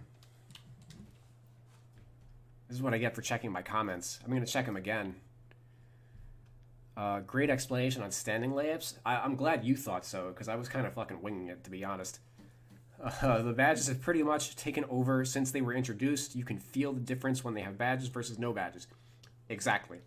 And I wouldn't mind that trend continuing as long as everything is straightforward and makes sense.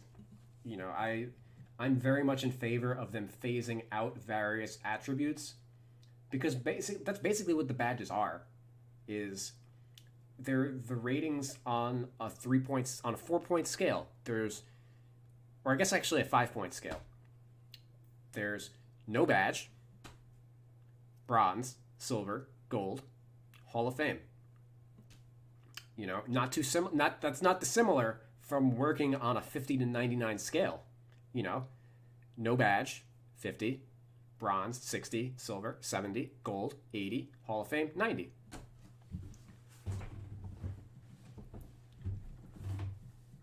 Especially since a lot of these attributes, you don't need to, you know, I already work on a 5-point scale with a lot of these, multiples of 5.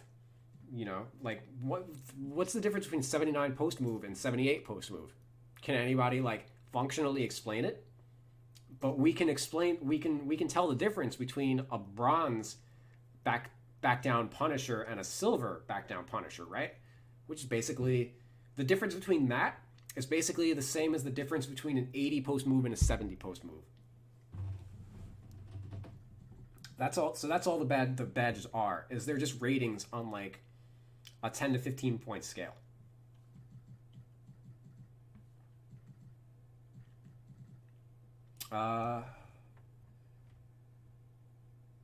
Which, jumping back into the Curry like 3-point rating point, is if you take the 3-point rating and then couple it with whatever X badges, like the catch and shoot badge is going to add, let's say, I don't know the exact figures, but let's say bronze adds 10 points to the 3-point rating. You know, or it's, let's say bronze adds 5, silver adds 10, right? So it takes the 3-point rating and then it's adding that number to the total score. And then whatever after XYZ, your stamina rating, the quality of the defense, your shot release timing, etc., you know, that's what determines whether or not the shot goes in. So yeah, the badges do have a much more profound impact on the game than, you know, moving +2 this, +3 that, you know. This is all this does is basically push guys in a certain way, the way that with the overall rating, like, you want the game to function in my league, and the badges don't really carry you all the way there.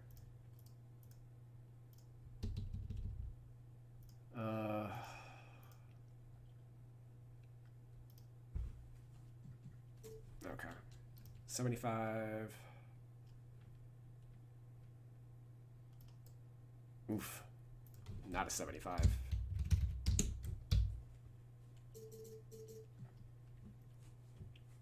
I improved his post shooting, which makes sense because he's a good post player. 2K boosted his post rating by 15 points. So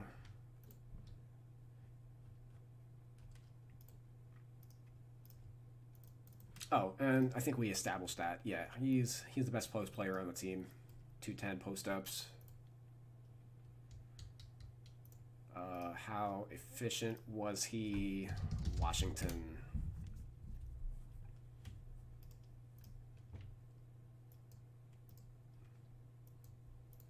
Not terribly efficient, but it's reasonable volume. By the way, I don't know how zoomed in this is, but with the in the play tape data, he's got 110 possessions. But when you go to the tracking, it's 210 post-ups. What's the difference? The difference is the NBA tracks. Synergy is only tracking the end result of possessions. So what determines a possession? Either a shot, a turnover, or a foul. Those are the three ways that a possession can end. So a shot, either a miss or a make, a turnover, which is loss of possession, or a foul, meaning you're going to the free throw line. So a player can post up and not have one of those things happen. So the NBA tracks post-ups, and we see over here this pass percentage. He passed out of 82 post-ups, leading to 19 assists. This is all very valuable information because there are tendencies that handle that. Backing out of Washington, who's never going to get edited because, you know, we're in education mode right now. Heading over to the tendencies.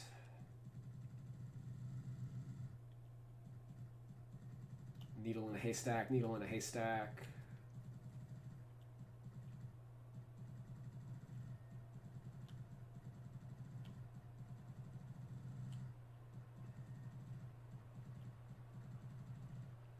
I'm looking for post stuff.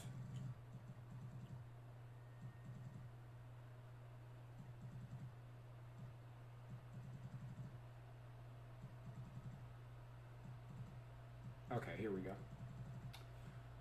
Post-ups. There's Washington, right? Shoot from post tendency. He has an 80. I didn't adjust this tendency yet. I'm going to develop a scale to be able to adjust it. But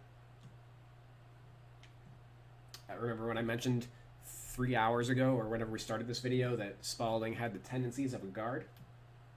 Here's another one that we need to, you know, he's a big man, but he's got 0 shoot from post tendency.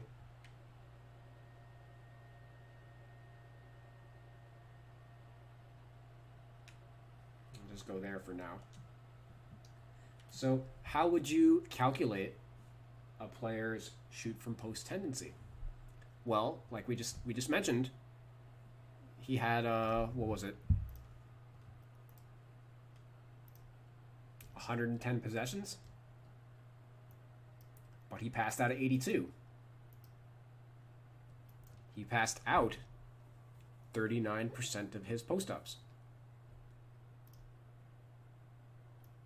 So from there, that means he shot from the post 61% of the time. You know, if we assume that this tendency works percentage-wise, that would be a 61 tendency. You know, let's look at the rest of the team. Maybe we just figured it out. 56% for Hernan Gomez. 56 pass percentage for Hernan Gomez. So 45 shoot percentage. He's got a 45 shoot right here. 65 for McDaniels. He's a 50%. Dwayne Bacon has a 10, but it looks like every time he posted up, like he was shooting it. You know, just because you're a guard doesn't mean that you should have a low tendency.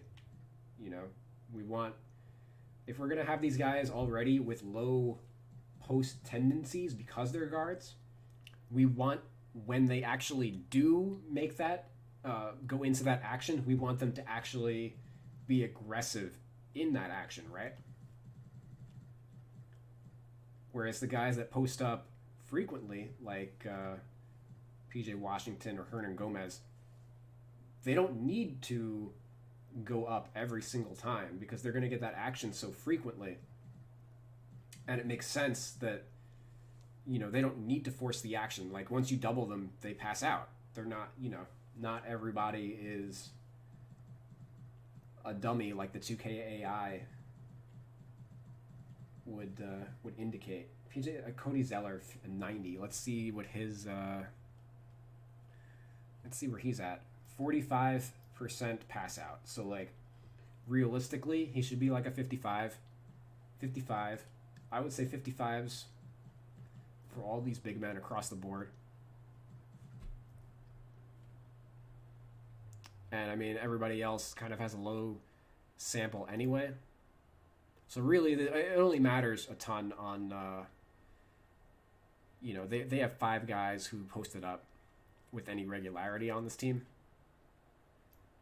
Miles Bridges, 66% shooting, 34% passing. Where's he at? 25 post shot or post shoot rate. So he might post up like a reasonable amount, but he ain't going to do much with it. We see Nick Batum's going to be more aggressive with his post ups, even though he's only got a 5 over here. All right, let me hop into Washington, who I said I was going to edit 20 minutes ago. Before I do that, let me grab a glass of water, as I finally killed my coffee.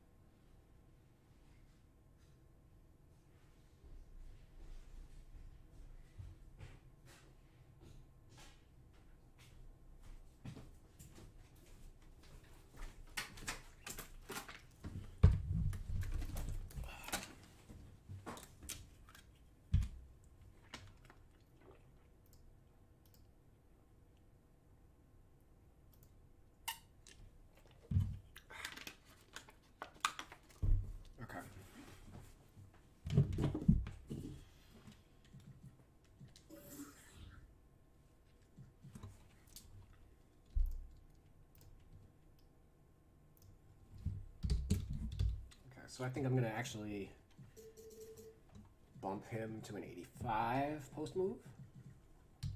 You can watch some tape on him.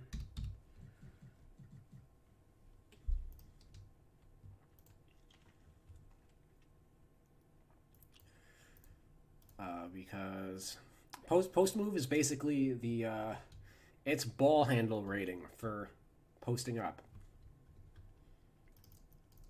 You know, that's probably the best explanation I can give for it.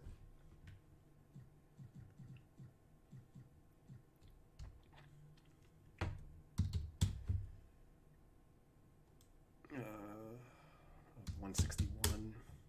So I don't care so much about efficiency and effectiveness as I do just like frequency. The players that create, you know, if you can create your own shot, great. The end result of that shot, that's got to do with all these numbers, right? Similar to, like, you know, the ball handle rating. You can create your own shot. Is it a good shot or a bad shot? You know, that depends on other factors. All right, so this is a 33%.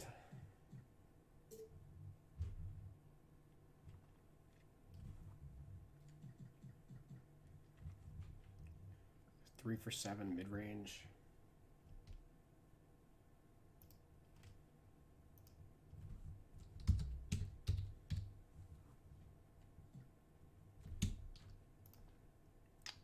He's a good 3-point shooter.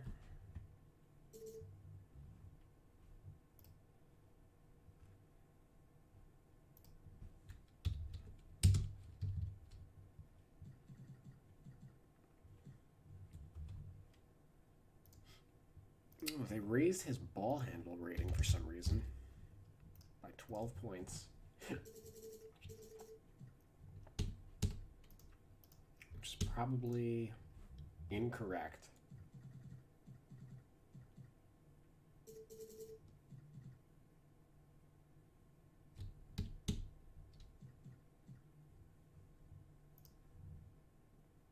raise this dunk rating by 20 points. I'm likewise going to assume that is incorrect. Maybe it's not.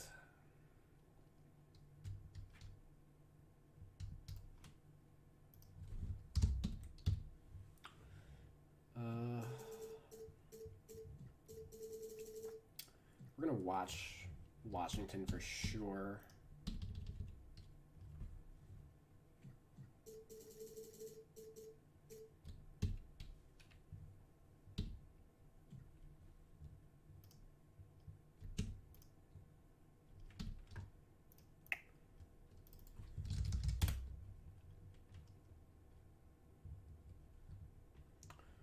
Yeah, that's a good 56 possessions too. Let's check out the team real quick.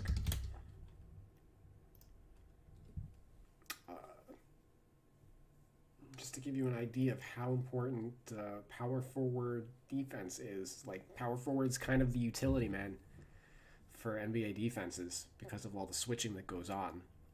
So it's actually important for you to be a good on-ball defender, which is why you see him, he's second in ISO defensive possessions.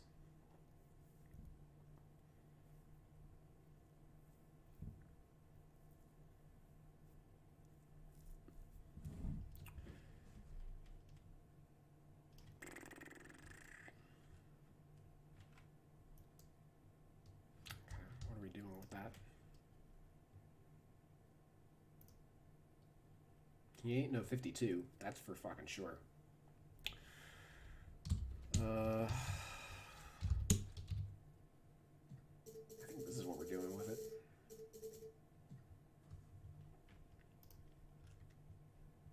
Post defense. I think I saw he was not good. 12th percentile.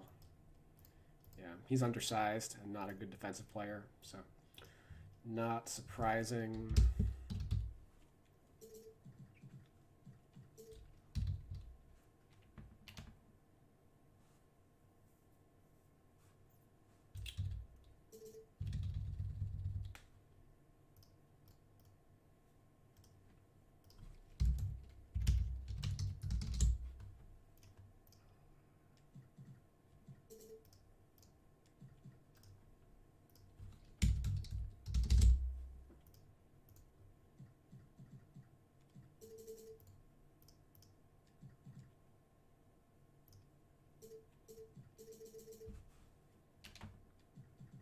Stamina makes sense. He plays a lot of minutes.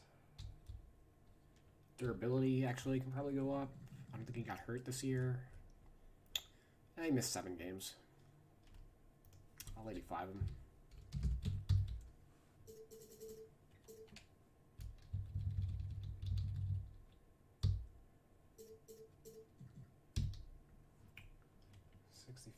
Help.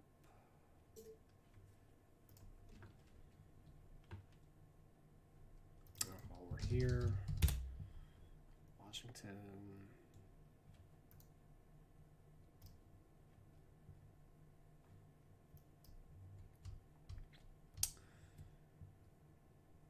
That's pretty good. The 2K has him at a 50 pick and roll defense.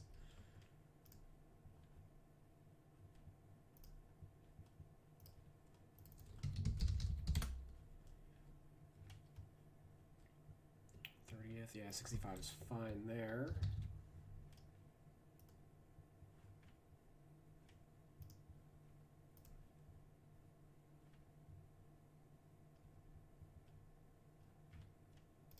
Honestly, I'm just gonna do this, as I know he's got his overall usually comes out a little low. Hopefully that pumps him a little bit. And 80 overall, or 80 intangibles, which is exactly where I would have it. Perfect.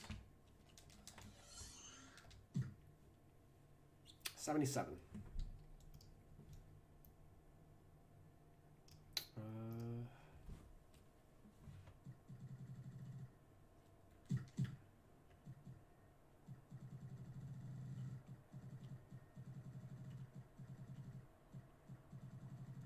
wanted to get a better read on him.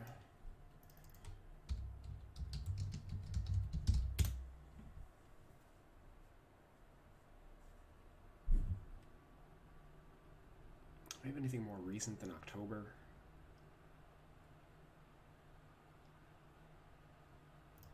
Yeah. Down to Buck coming through.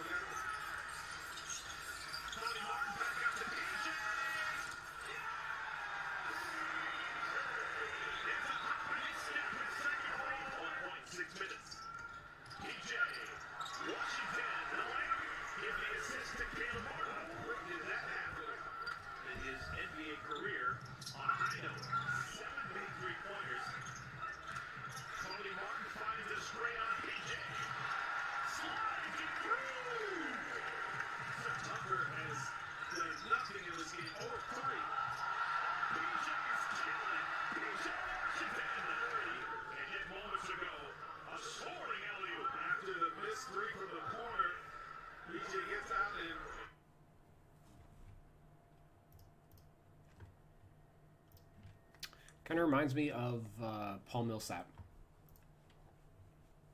Has a similar build.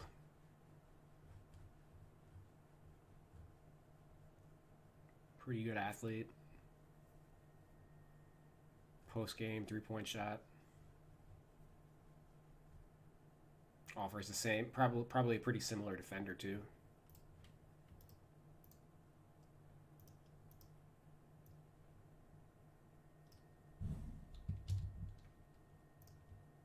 Just a little.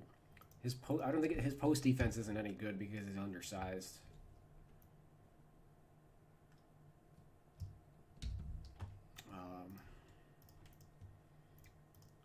So I'm gonna off his handle rating by 5, and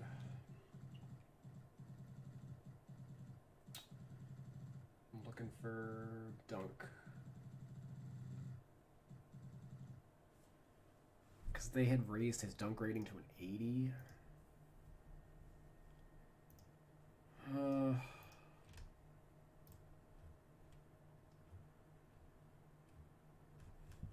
Can I just see his dunks, period?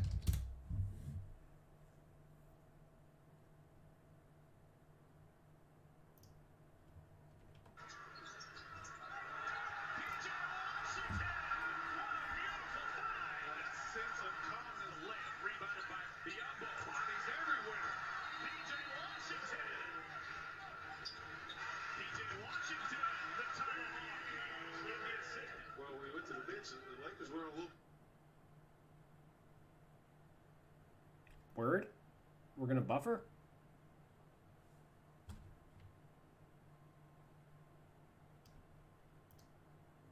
Bit of a roll. I think coaches put him back in the game. Make sure you end that quarter on a positive note. In the passing lane, P.J. Washington. Easiest 2 of the night for the rookie. 7 rebounds for Cody. Still hasn't scored though. Good wall-off by P.J. Washington. 7-2 run. Minute and a half remaining in our second quarter. Oh, wonderful pass again. This time it's gets the rebound back. Hornets want to run. They've got numbers 3-on-2. P.J. Washington.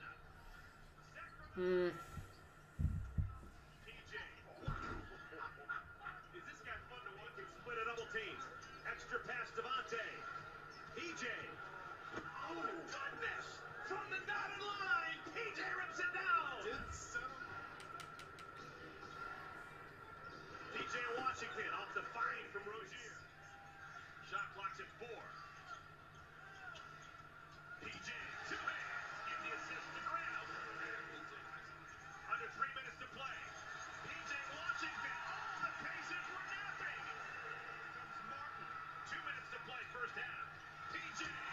Okay, yeah. That one sells me on a 75.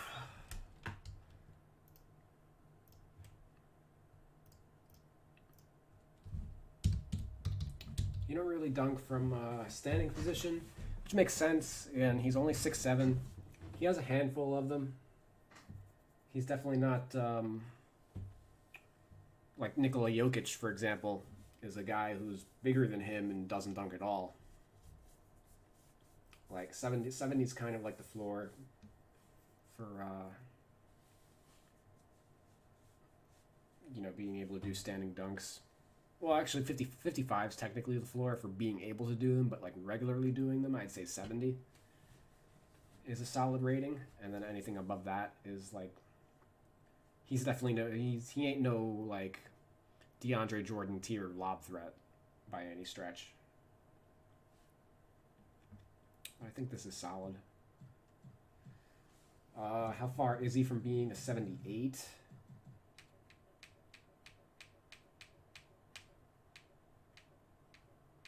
Very far.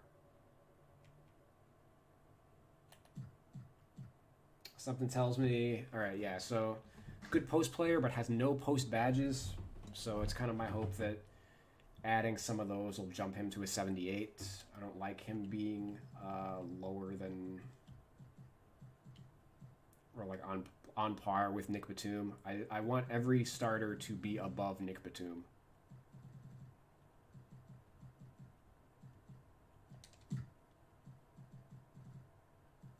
Because God forbid the game looks at Batum's secondary position and decides that he should be starting over PJ Washington. Like, we need to make sure that does not happen. All right. Now that we're finally working on the centers, let's head on over to Willie Hernangomez. Oops.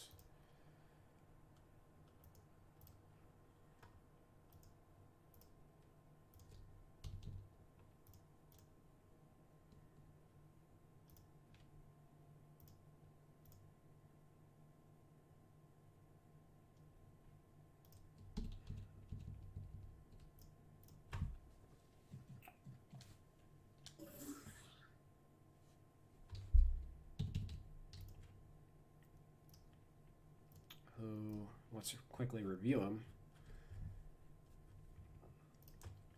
His numbers are great, but he can't get off the bench because his defense isn't where it needs to be. Great rebounder. Again, a good example of rebounding not having the value in real life that it does in game. But like we see right here, he's a pretty miserable shot blocker. And somewhat comparable to the Cleveland Cavaliers player that just left for Europe, Ante Zizic. I don't know if that's how it's pronounced, but he's a better version of that player, but has the same weakness. Not a rim protector at all. And in prior seasons, he's been able to stretch the floor somewhat. He tried adding the three-point stroke. Did not shoot well this season, but again, minutes were limited. And this was another case of they may have just chosen to go in a different direction rather than playing him more. He didn't really play until the second half of the season, where the Hornets kind of went in. They basically went with a three-headed center approach, which we haven't seen in a while, but they would basically alternating starting Biyombo and Zeller, and then also playing Hernangomez. And they would give the other guy the night off. Sometimes it was a weird was a weird season in Charlotte, but this is what they were doing. We see there were a handful of games where Hernan Gomez was effective, 10 points, 12 rebounds, 14.6 rebounds. You know, another 12 and 10 game over here, but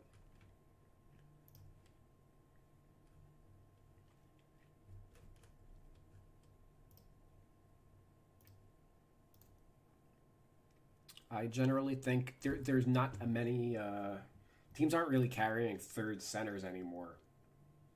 You know, because the third centers really you don't even need the first two half the time because you can't use them against teams like the Rockets. So like, I'm expecting a lot of guys in Hernan Gomez's tier to just end up leaving for Europe because there aren't going to be enough jobs available at the NBA level for like the center class is very deep this year for free agents.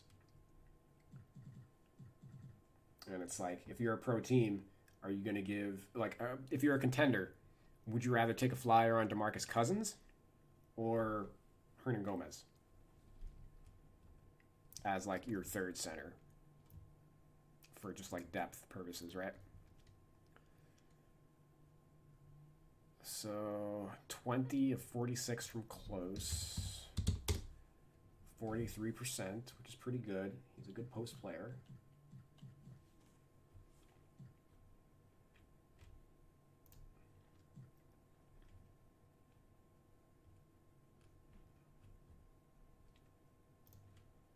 He's a better three-point shooter than a 60. But let's go with, because we want his rating to be low, I think we want to count this 23%. Let's go like that.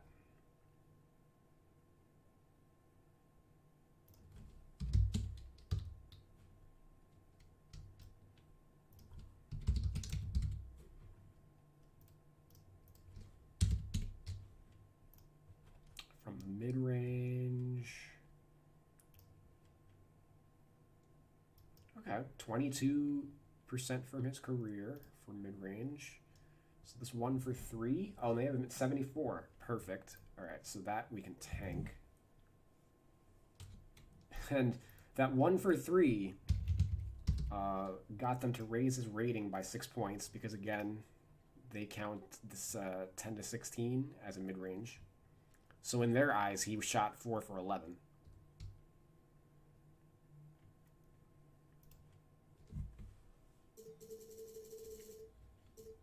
But not in my eyes. So we drop that. Free throws. 63 is fine. Oh, and I didn't do his layup. 58%. This is gonna raise him.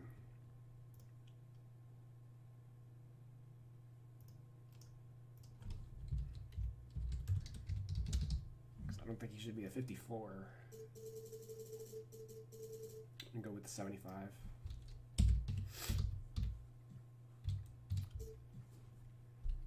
Hooks. 8 of 19.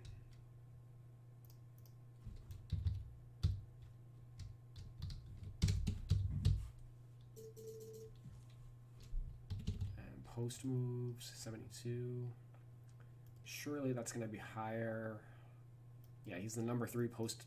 He has 79 post-ups in 300 minutes. By the numbers, 79 divided by... per 36 minutes, he gets 7.7 post touches. Like, that's up there in terms of NBA players.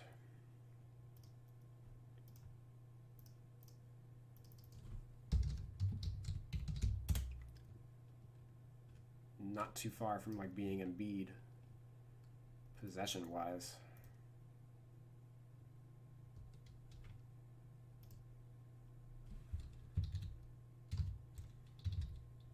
But here's the conundrum of like, if we raise... So clearly he's a good post player. Like that's without debate. He's been a good post player his entire career.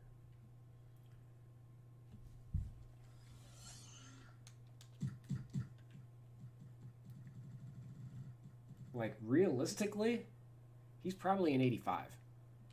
If we do that, his overall rating didn't budge. Perfect. That might have been what they changed. I haven't tested to see what they've changed with the center overall rating. So maybe they reduced the impact of the post moves on the overall rating. If so, thank you 2K. You took my advice. I appreciate it. We have better roster content that's more relatable as a result. Thank you. So, yeah, I'm going to make this an 85 since it apparently had no fucking bearing on him whatsoever. Granted, he probably is going to get some kind of post badges, which are going to rocket his rating up then. But for the moment, I'm going to worry about that later.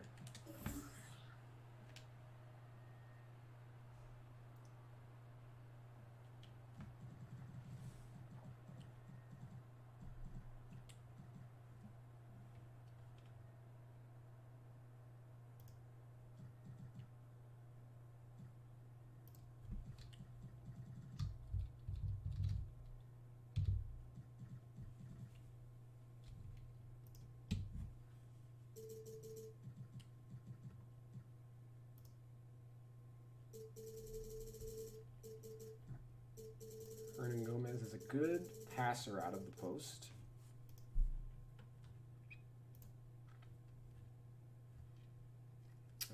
How is his AT ratio this year? It's fine.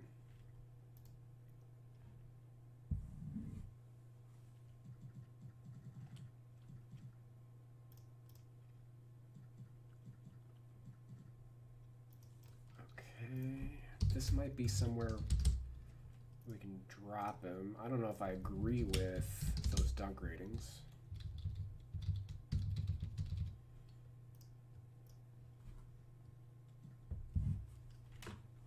And we just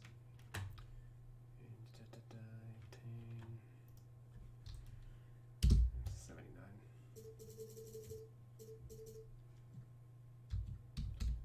Oh man, and they have him at 48 hands. That's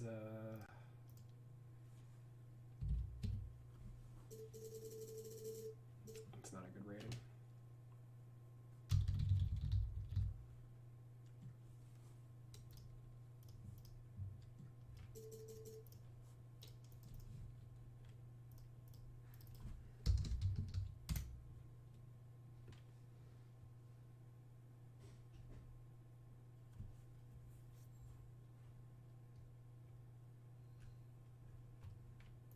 Okay.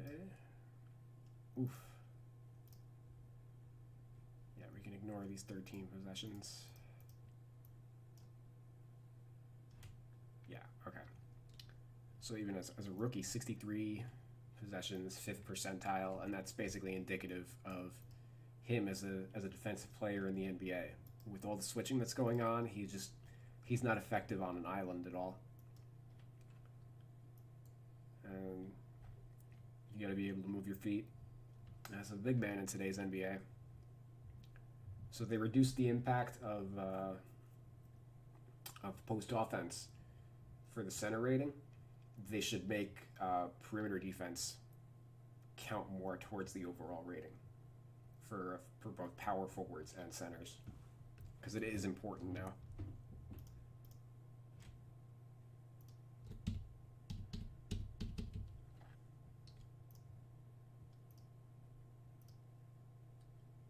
And what am I going to give him? Yeah, I think I give him a 40. That's basically the floor of what I would give a center. All right, we'll post defense.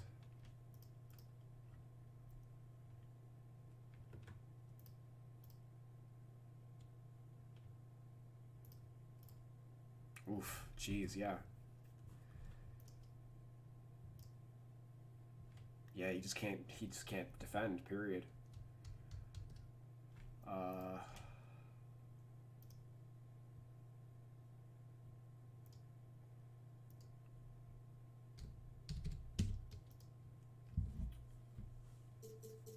I think we just do that. I don't like giving I don't think there are many centers that I have with a 55 interior defense rating. But Hernan Gomez is going to be one of them, and hopefully that drags his rating down a little bit.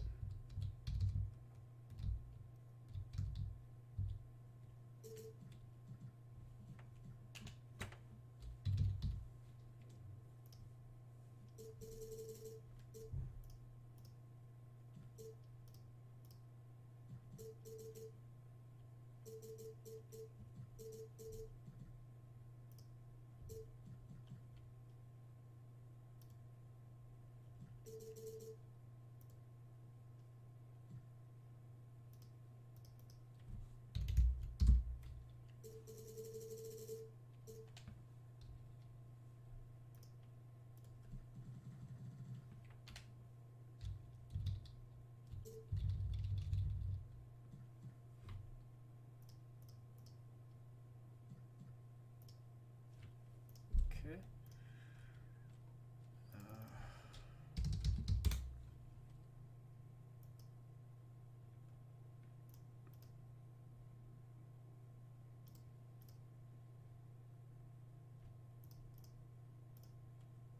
Well, at least he measures well here.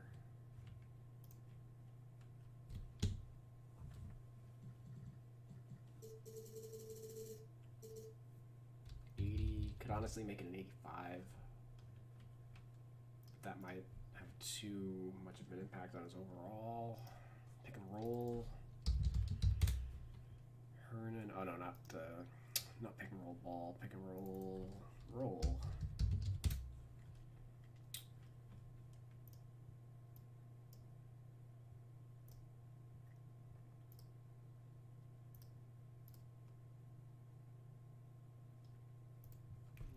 Yeah, it looks like 75 is fine. So his help defense is actually fine. It's just his one-on-one defense that's atrocious.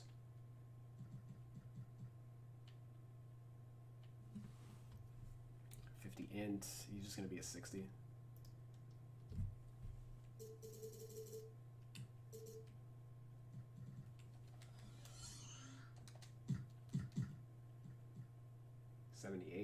Ugh.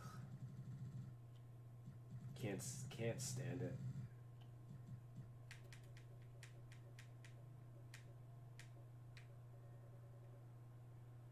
Not even close to being a 77 either.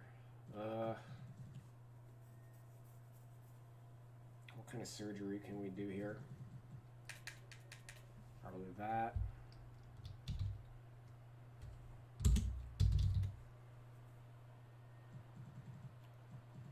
I mean, herein lies the problem. These two ratings right here. Hit this 95 defensive rebound.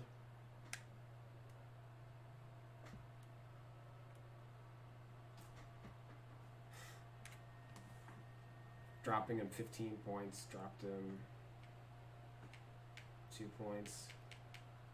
Yeah, like, this counts so much towards the centers overall, and it just doesn't have the same weight in the modern game.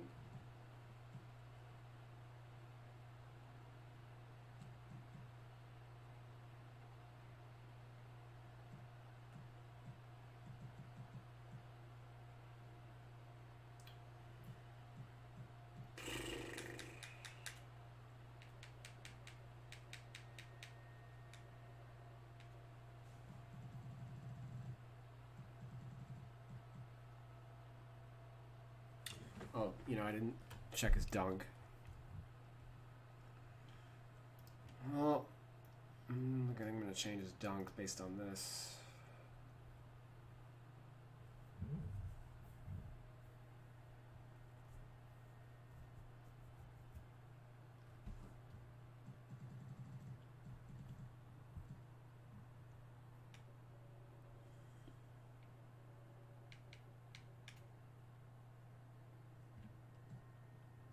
yeah, I especially don't like that he's higher than Washington. What badge does he have? Maybe that's the issue. Yeah, these badges probably push him over the top. Rebound chaser for like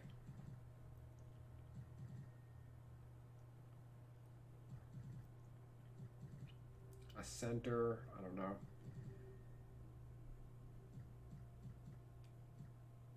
I probably downgrade these to like bronze.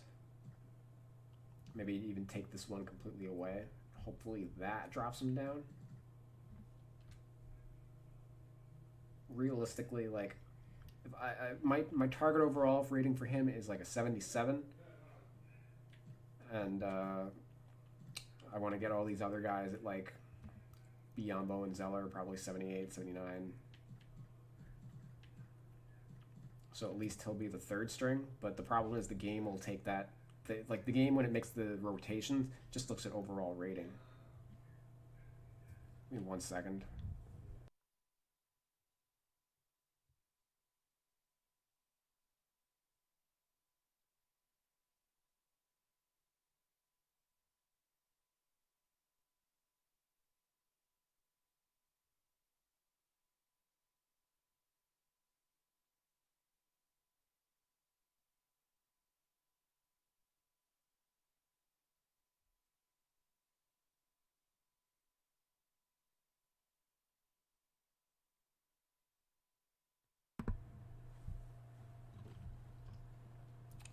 You're on console? I am on console. I'm on PS4. Alright.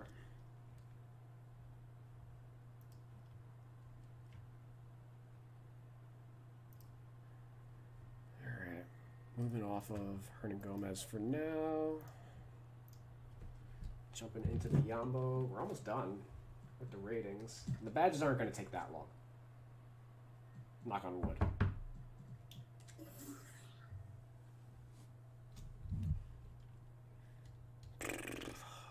So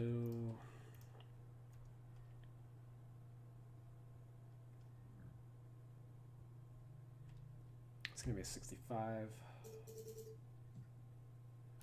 Ooh, post fade and hook. Where's Hook? Well, he's better at hooks than a 48. Like, that's fucking wild.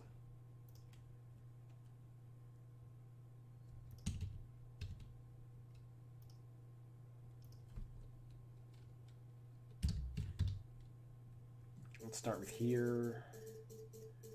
65. Maybe he gets pushed to 70. We'll see what his rating comes out to. 54 posts.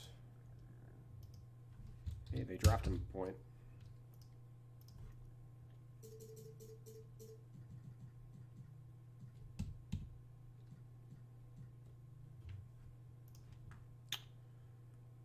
Uh, 33 close range, 33 of 107. 61 rating. Ooh. Yeah, okay, so that dropped since last year.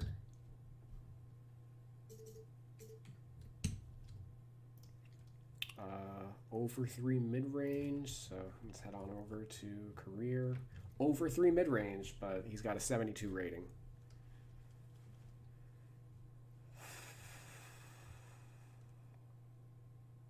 %20 for his career. Again, 2K counts the 10 to 16 foot shot as a mid-range shot. I don't know where they get 5 of 18 from 10 to 16. And then turn all that into a 72 rating. Like, Bismack Biyombo, if you guys have watched him over the last 10 years, is not a shooter.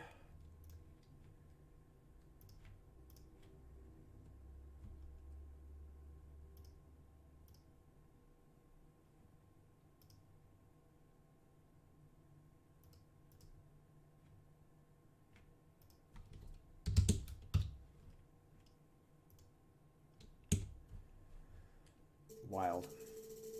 I don't know how you I don't know how you turned him into a 72 mid range. Like whatever data you're looking at is bad.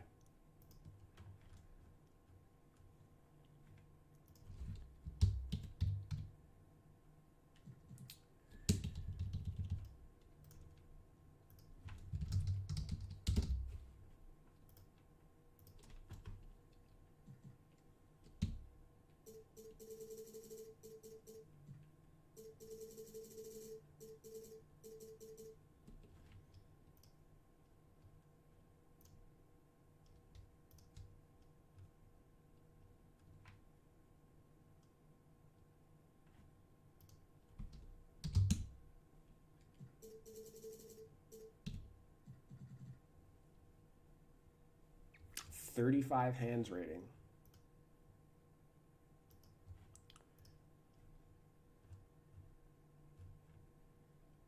Maybe earlier in his career, but he's not like...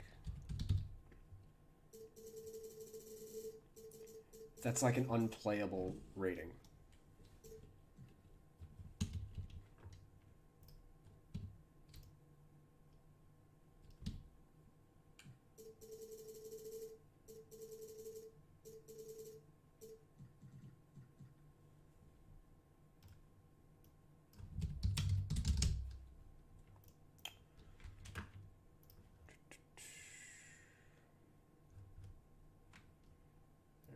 Here's a guy who dunks fairly frequently. I'm okay leaving his standing dunk where it's at.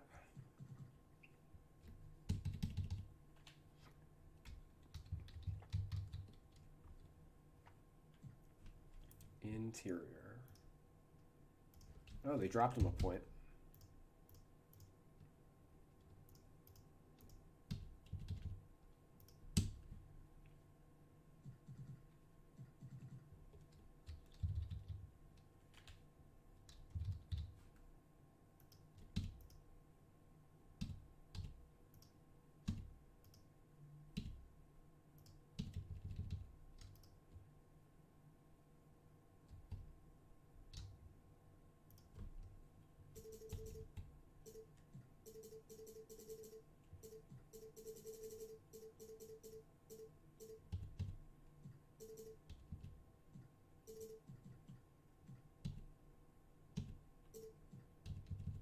It's all pretty standard for Biombo. He's been around in the league long enough.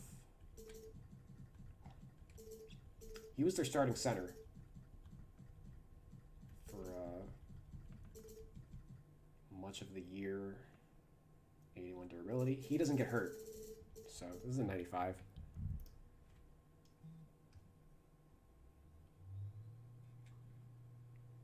Although I say this, he missed. Why did he miss time last year? Was he actually hurt? Yeah, he did get hurt. Okay.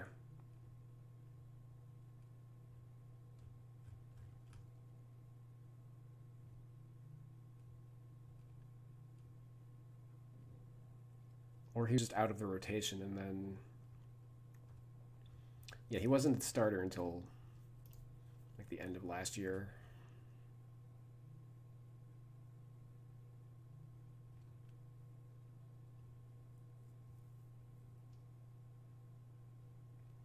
Prior to this... Alright, we're going to drop his durability to a 90. I'm not going to quibble over it. 2019 was a 95.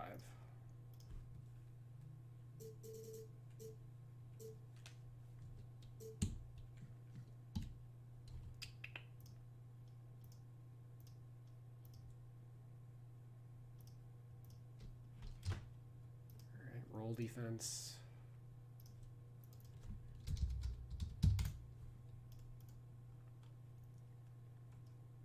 Roll defense good. Roll defense meh. Roll defense good. Roll defense meh. Roll defense meh. Or bad. 75? Yeah.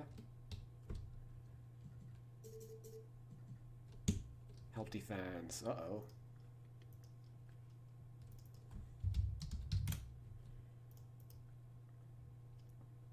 Okay, very good this year. Very bad last year. Limited possessions. Bad the year before that. Bad the year before that. Bad the year before that. Okay, so again, like I'll boost him based on his performance this year.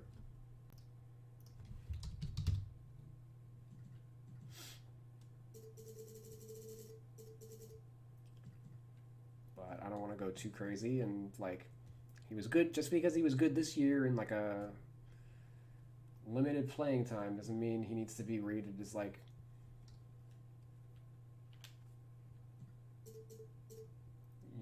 a quality defender. He still has his warts.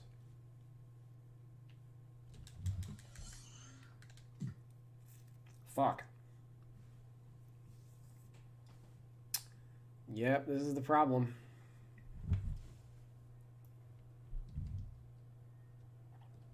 This is the problem. He's the starter, but now he's got a lower rating than the not starter.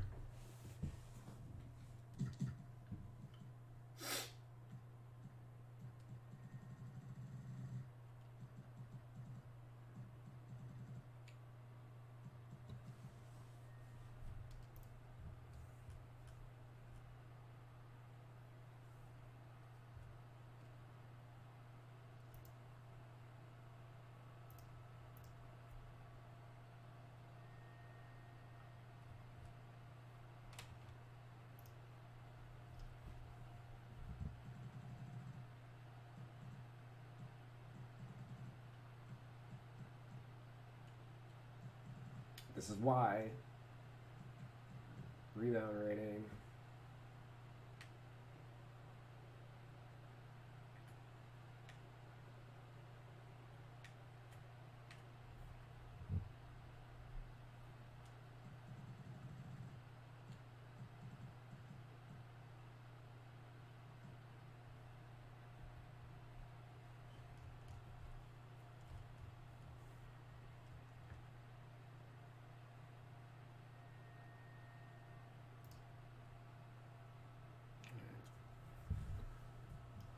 He's definitely improved over the years. This was his best year.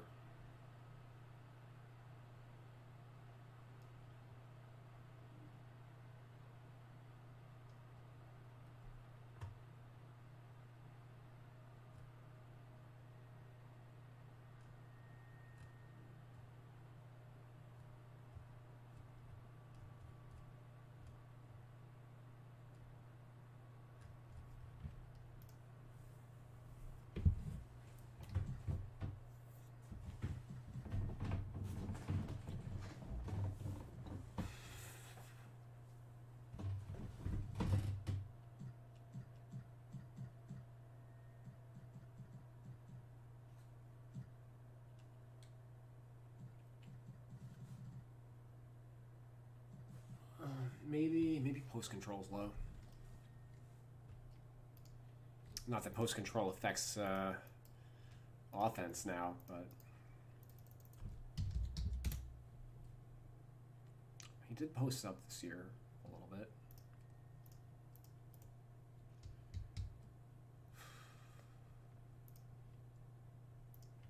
Probably enough to warrant a slight boost. I'll talk myself into it.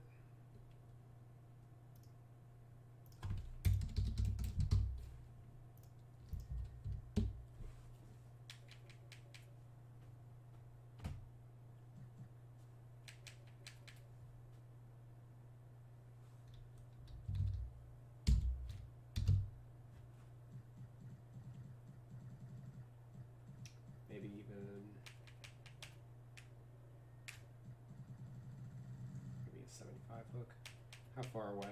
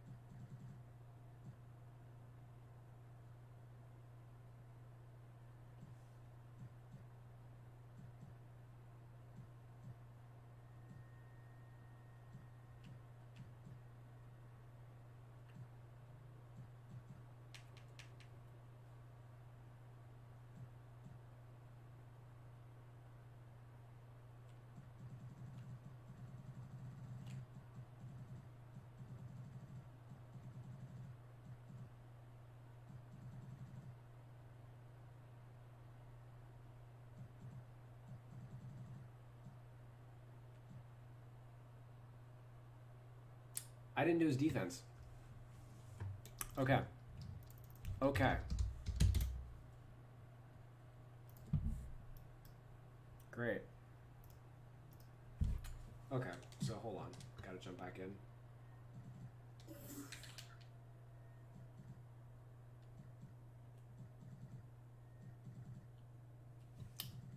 Alright, I don't know how I bypassed that.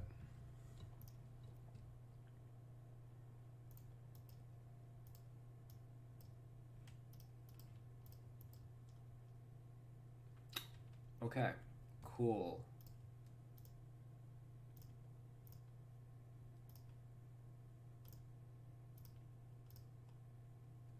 Crisis averted. Alright, I can work with this.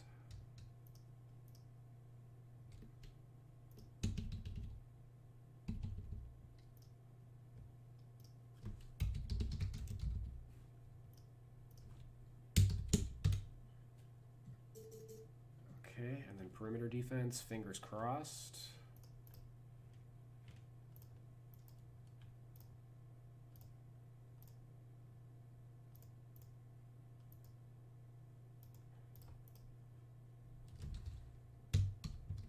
Still not great. It's basically the 55.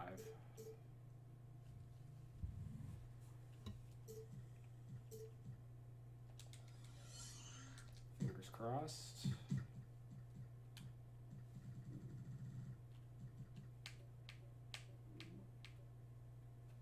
Okay, striking distance. Striking distance.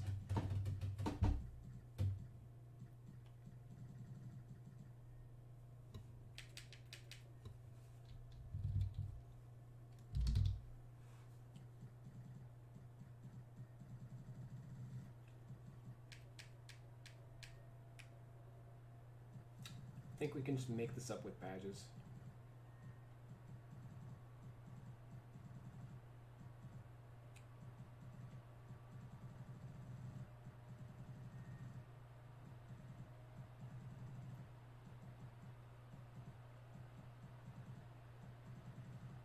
Yeah, I'm not seeing anything.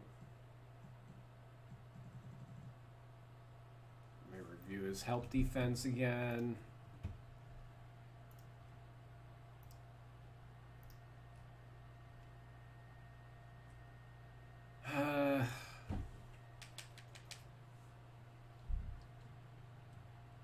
We should factor, give more weight to this season, I guess.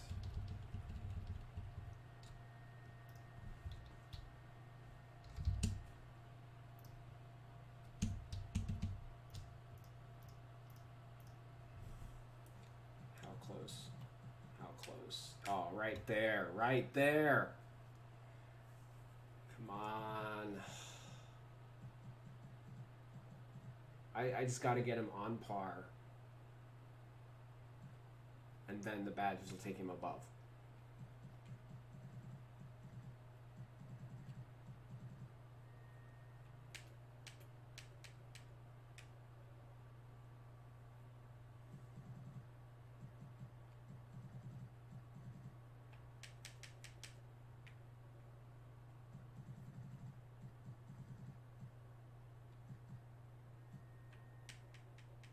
Oh my god. All right, fine. Yes.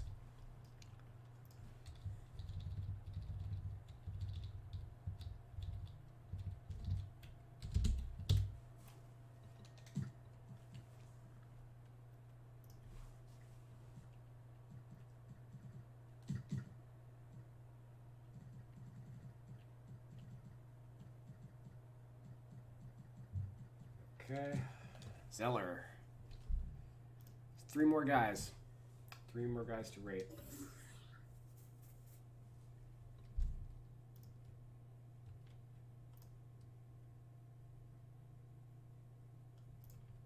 We've been live for 4.5 hours.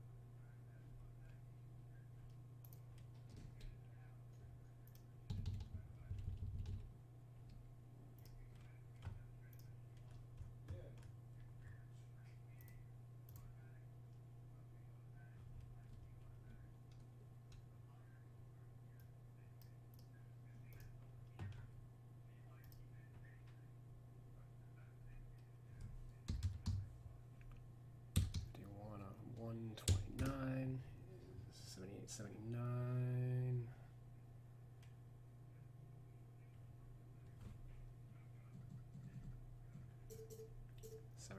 Close, 2 for 2 mid,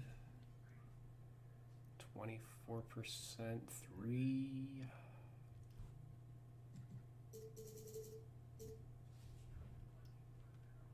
Layup.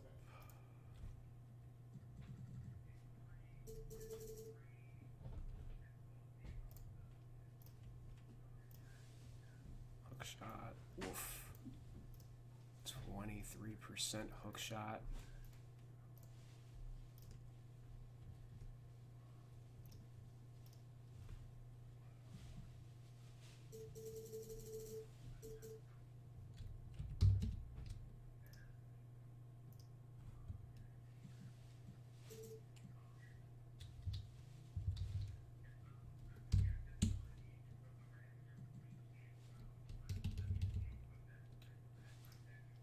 Post 79. They buffed that by 4 points.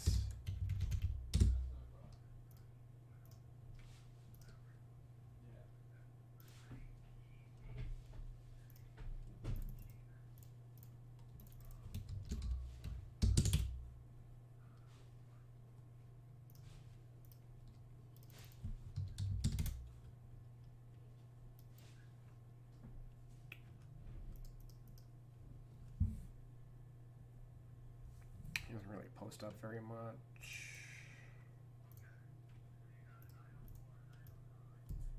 It's kind of always been the case. Slightly more than last year, actually.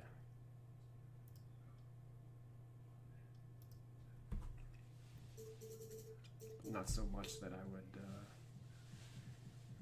really want him with a high rating.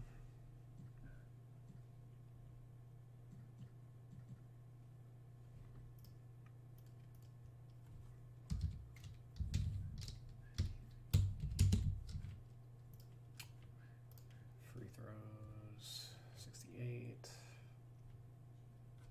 Mid-range. Yeah, 2 for 2 this year, but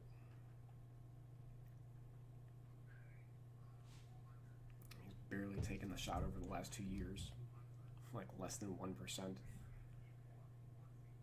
of his field goal attempts.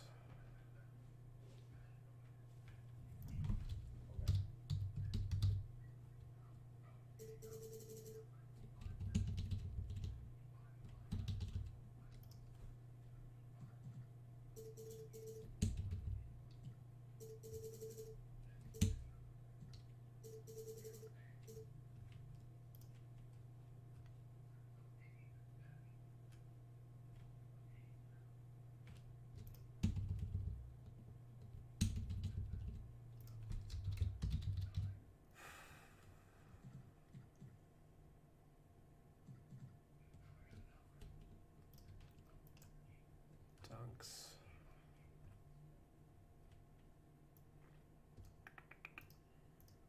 Pretty good dunker. Well, depending on the price.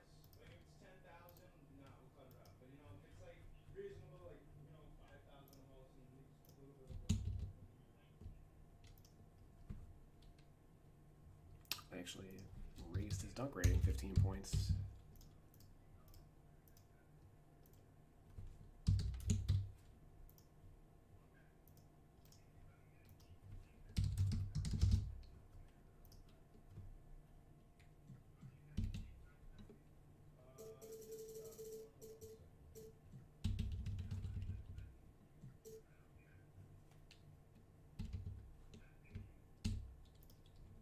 Yeah, it just got the transmission thing. Oh yeah, I got that one. I got that.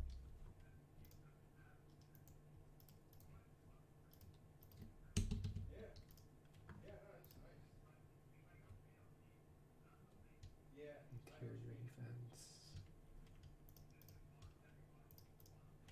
Yeah, you're right, you're right.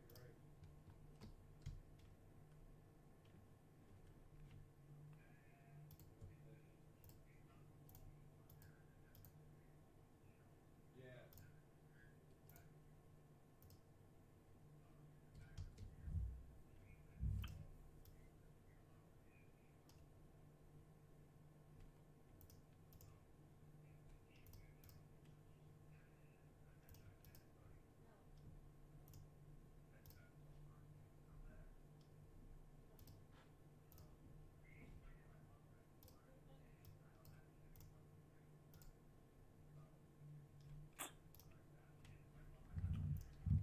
70's fine. Okay. They have him at 60, so I mean. 37 ISO defense. Oof. Well, he wasn't good this year. Average last year. I know, that was the one.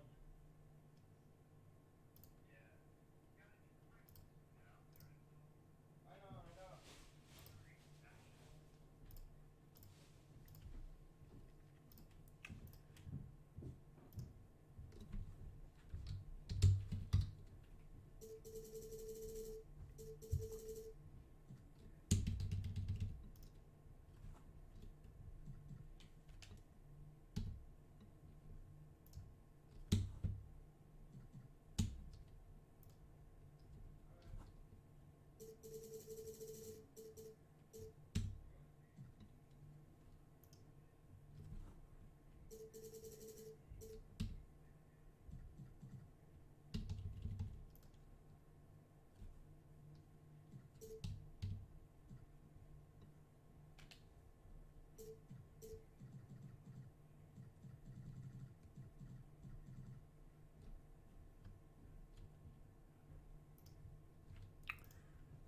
Zeller. Well, he had a 2-year stretch where he couldn't stay healthy. This year he was fine. I think 75 is probably fine. Pass perception.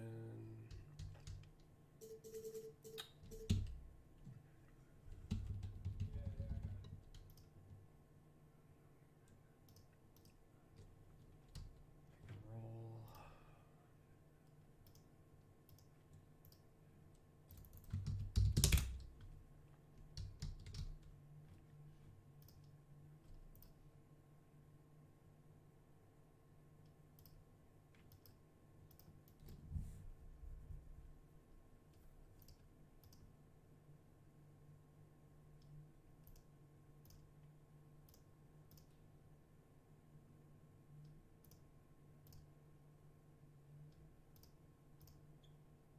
He's all over the place. 75 is probably fine.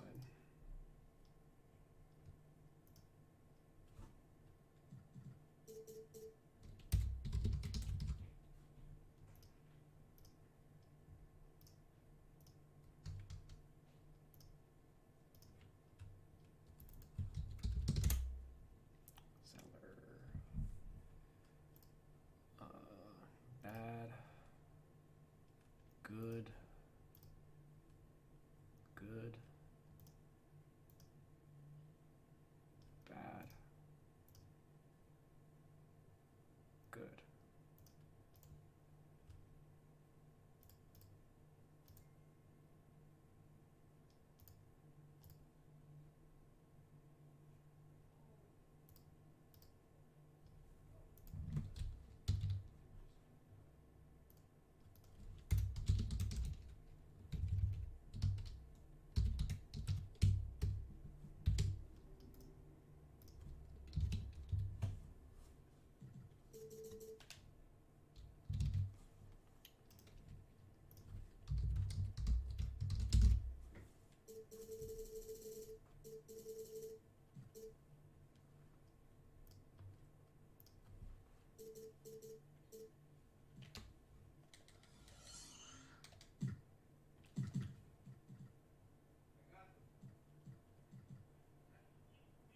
Okay.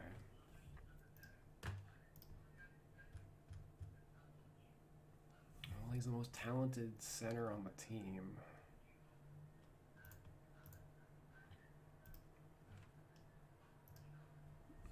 Like, he's better. He's better than Biombo, but the reason that he started,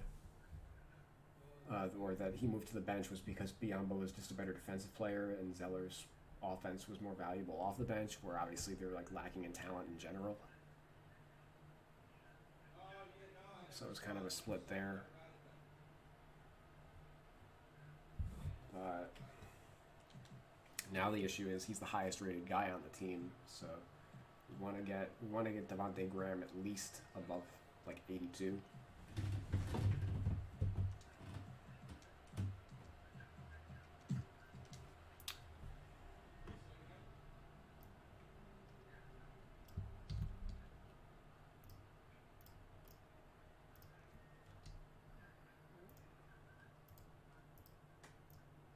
Working on Rozier.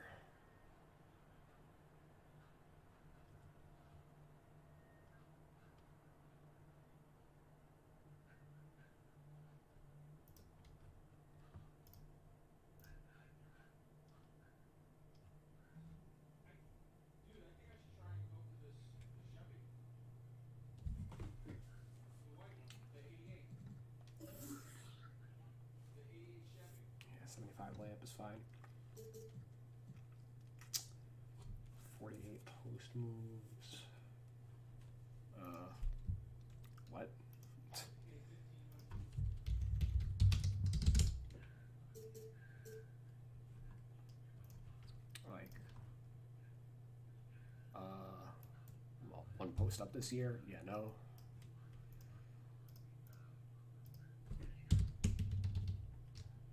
Alright, cool. Yeah, 'cause I like it. I like it. That's what I'm going for. If I can't get the classic one, I'll go for that. That's awesome. It's like an 88 3-point. Wait, what was that? Oh, 67 mid range. We're going to inverse that.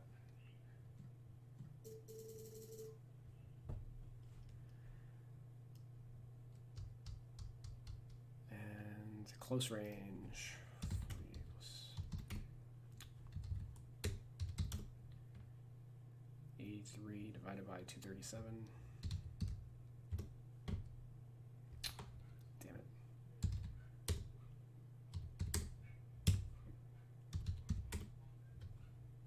%.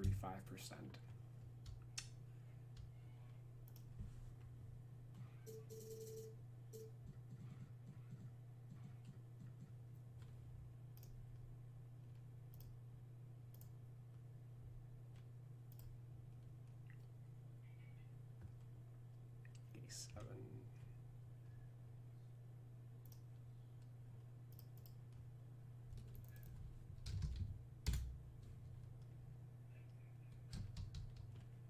The white one?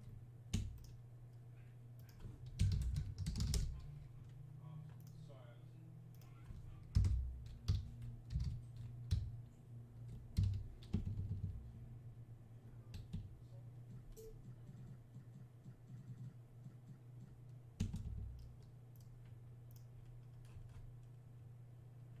Passing. Okay, that's pretty good.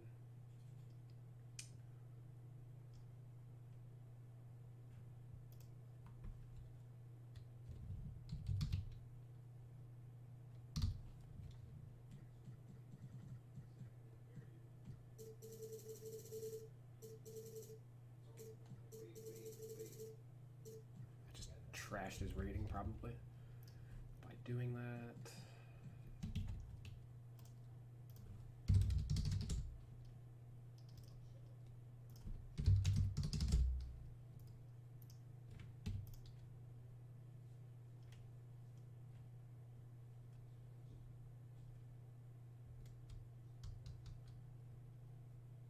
Oof. Yeah, right. He didn't dunk much this year compared to the prior 2 seasons.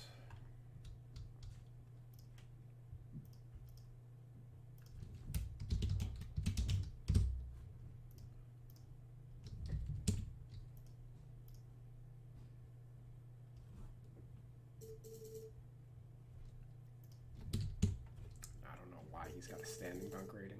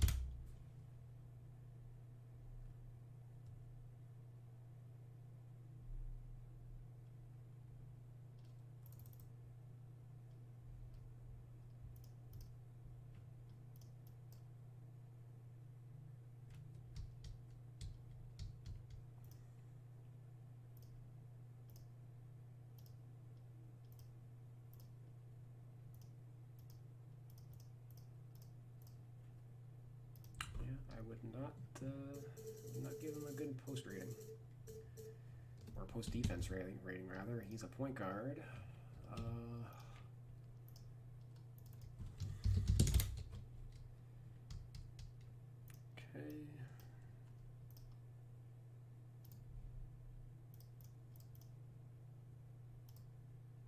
Okay, so his first 2 years were pretty bad. And then pretty reasonable his most recent 2 years.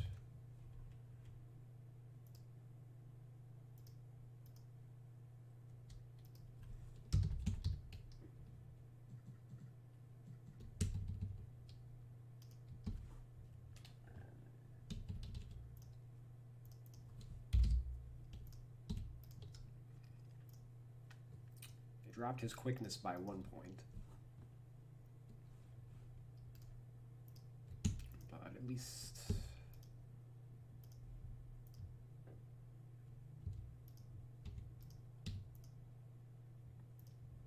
I thought I saw something that changed, but I think I was wrong. I think I want to check Rozier out. Maybe these are supposed to be 85s.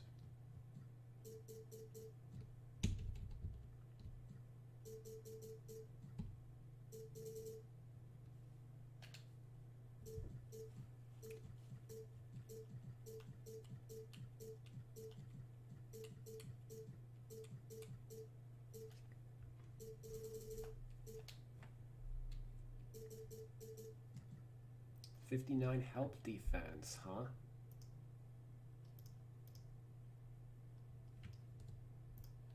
Let's do pick and roll first before we embarrass 2K. 47th. Last year was 70th. Oh no, sorry, wrong years. 40, 70.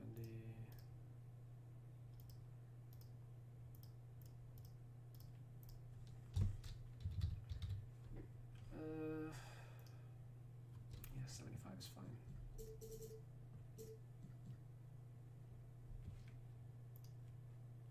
All right.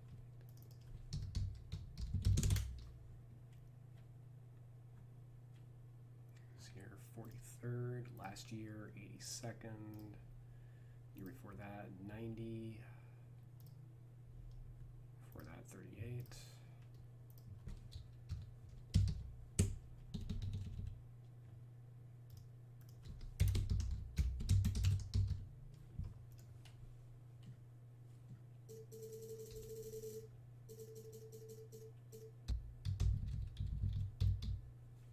Yeah, so I'm sure his intangibles rating is dumb high because they wanted to get his rating up. They could have just looked at his help defense rating. I don't know. 59 seems a little low. Hey, there we go. A 95 intangibles. Go figure.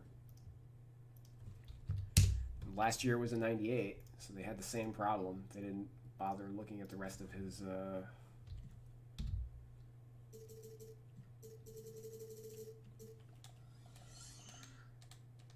player file.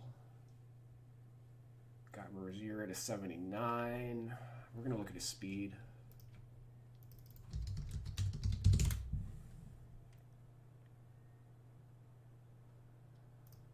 Offense highlights, sure. Rozier on the line, long two.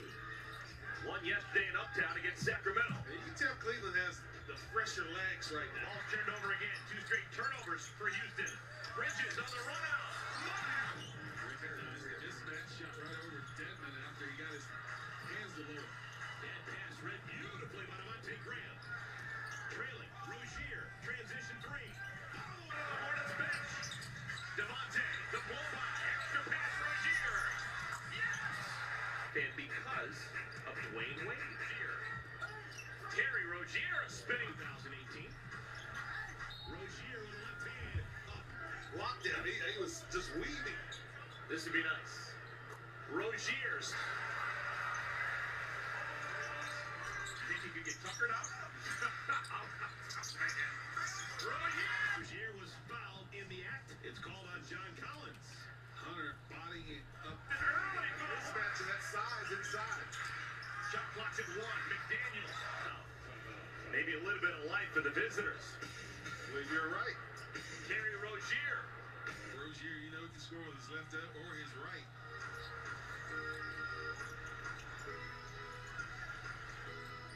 Rozier. Step back. 3. Rozier's got 11. Cody's got 13. Wayne Bacon with the steal. And an easy 2 for Rozier. Really upset with the lack of the ball. Cody takes his possession. Everybody stop playing. Rozier. Box. And now the Hornets will regroup. Rozier.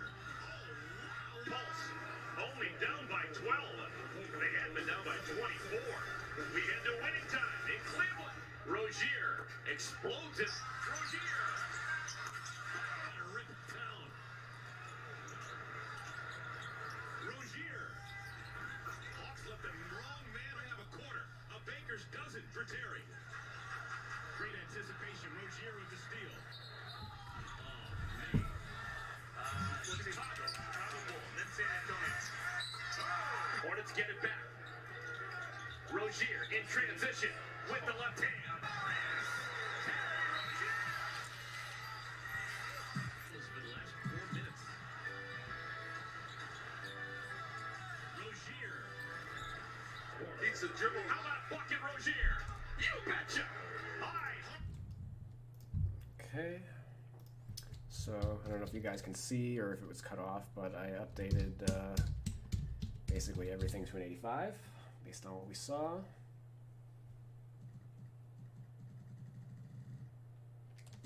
Which boosted his rating, and as I think I mentioned before, only 2 shooting badges for Scary Terry. Nothing on defense, so badges are probably going to take him up above an 80. Once we get to that. Last player before we get to that. Devontae Graham.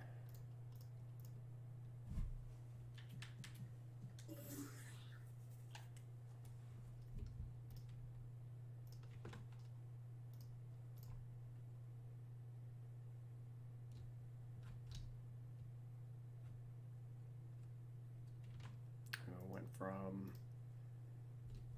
just clearly a backup point guard to an above average point guard. One of the worst starters in the league, but still like a good player.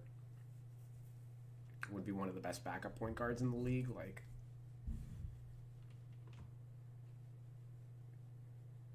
point guard is just so deep as a position that, yeah, raised his assist rate, obviously his shooting. Only shot 38% from the field, and part of that is because if we check out his monthly splits, he exploded on the scene the first 2 months. 52% from 3 in his first 5 games to earn the starting job.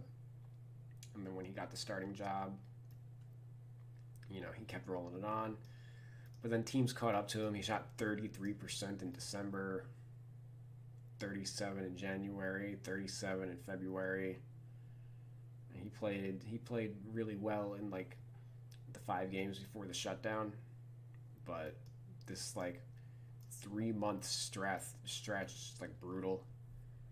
And it kind of indicate like, to me, that's just a sign that teams didn't know that they had to respect him early on in the year, and then once they realized that all they had to do was guard him, he fell down. He fell back to earth pretty quick.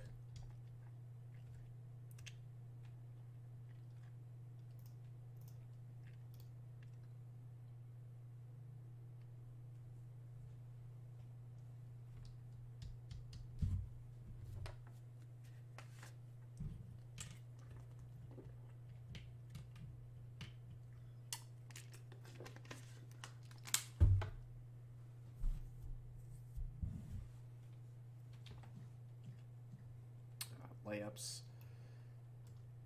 Well, not great. 44%. Also not a ton of layups.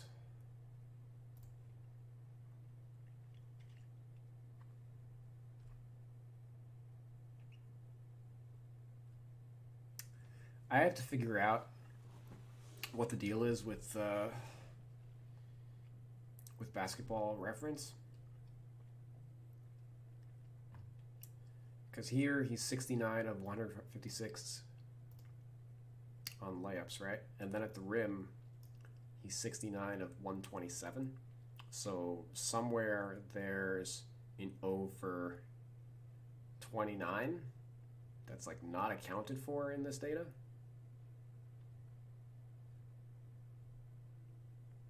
Unless some of these, well, okay, so some of these dunks, 4 dunks at rim, so obviously the layups are not all coming at the rim. Some of them are coming from this 3 to 10 foot range, which makes sense because he shot 27%. I guess let's actually click and get to the bottom of it.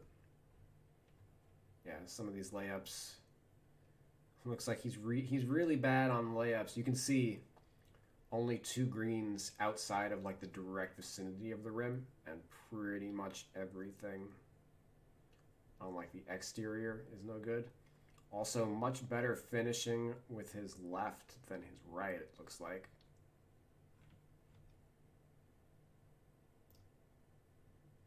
You know what tendency you can the drive right tendency, he should have a low one, because clearly he's not driving on the right side at all.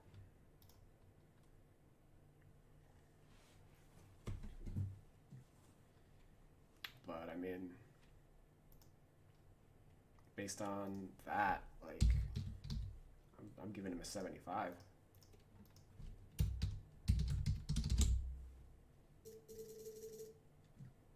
Nothing really there that showed me he was a better finisher than Terry Rozier, much less like Malik Monk or whoever.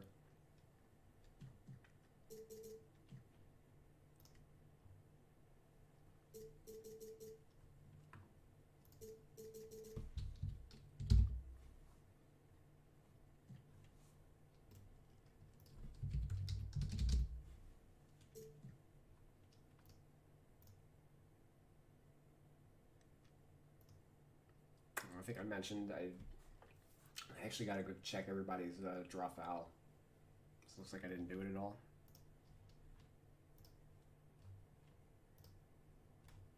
Yeah, that might throw off everybody's rating a little bit. Yeah, all right, it's done in the doc, but I haven't been updating it for each player, so I'll just let me hop out real quick. Draw foul.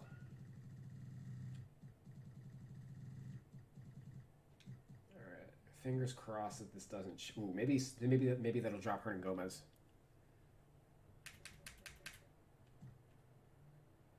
No such luck. Zeller 85, Spalding. They're fine. Washington, fine. McDaniels. Martin. Looks like I did everybody, just like a handful of guys I missed. 50, Monk, 50, 55, 60, 60, 35. All right, so Graham I had missed. And that's a big one because it drops him, probably dropped him a point. Well, between that and the layup drop. Layup is probably what did it, actually. Back to your regularly scheduled programming. 60 close shot. Could probably bump that up. Or maybe not. He did shoot 27% from this area. 54 of 177 is... Oof. Oof. Yeah, 62 rating. That's about right. 73 mid-range.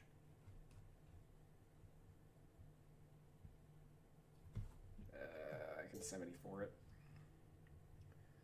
3-point.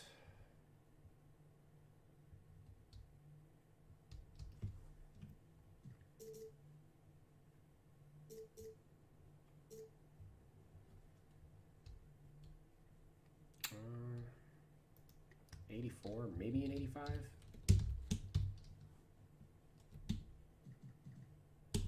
Ball handle. Well, they raised that by 5 points.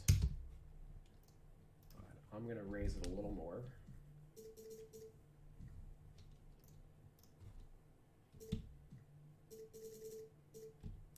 Raises pass ratings a little bit. 60 dunk. Did he dunk? I mean, I know he dunked this, yeah, 4 times. 4 times in 2,200 minutes is not a 60.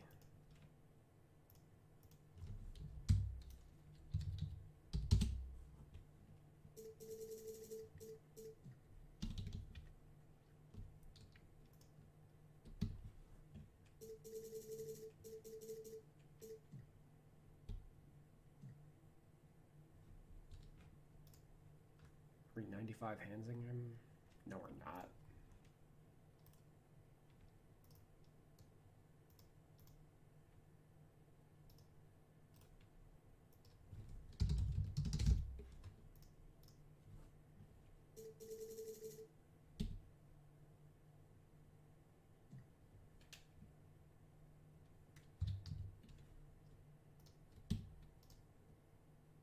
And they boosted his perimeter defense by 3 points. Let's see how accurate that is. Whoa, 94th percentile.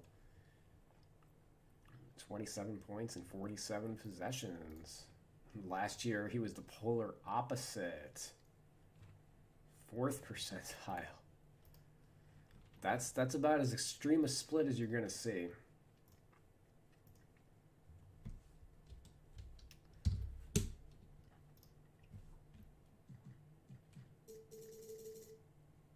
Think cool with an 80, maybe an 85 if we need to buff him later. Let's see how.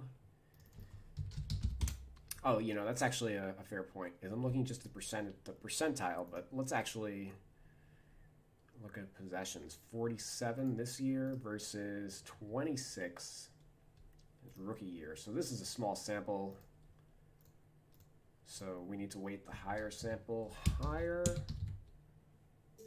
So 85. Post defense, Debo. Meh. And then good as a rookie in a smaller slightly smaller sample. Pretty much about the same. So I had him at a 50 last year. He's gonna drop down to a 45.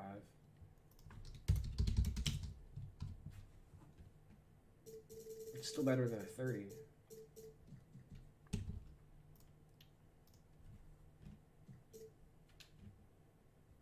Ooh. Looks like these might go up.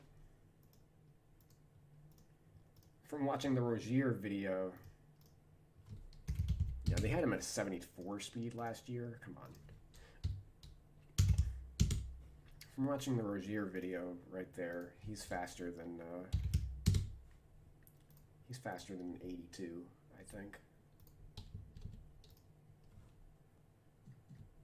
Let's just finish off the rest.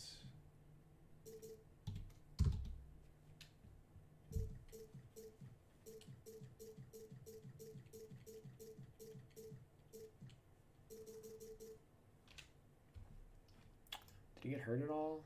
No, not really.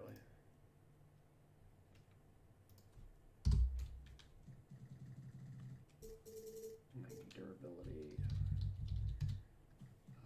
Pass perception. 65.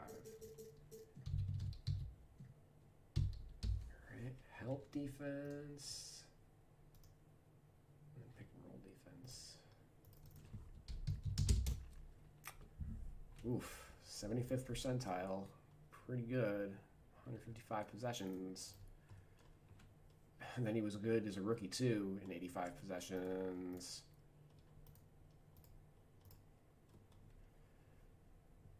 Whew. That's good information. I'm going to 90 him. Let's get aggressive here.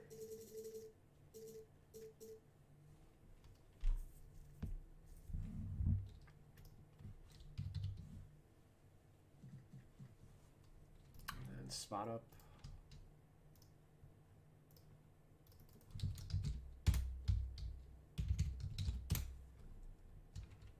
Oof, 14th percentile. And then 4th percentile. Fuck. No bueno. No bueno.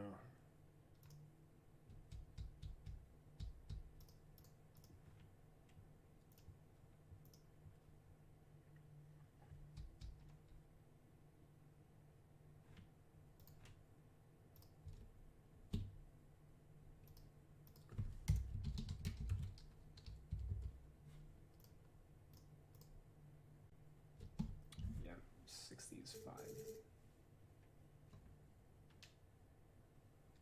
Huh. Okay, well, we get to do the thing. I'm actually gonna hop out before we raise his intangibles. So right now I've got him at an 80. I didn't touch his athleticism at all. And 2K had him at a 79. So we've already boosted him 1 point. Let's do the intangibles thing. Okay, 2 points.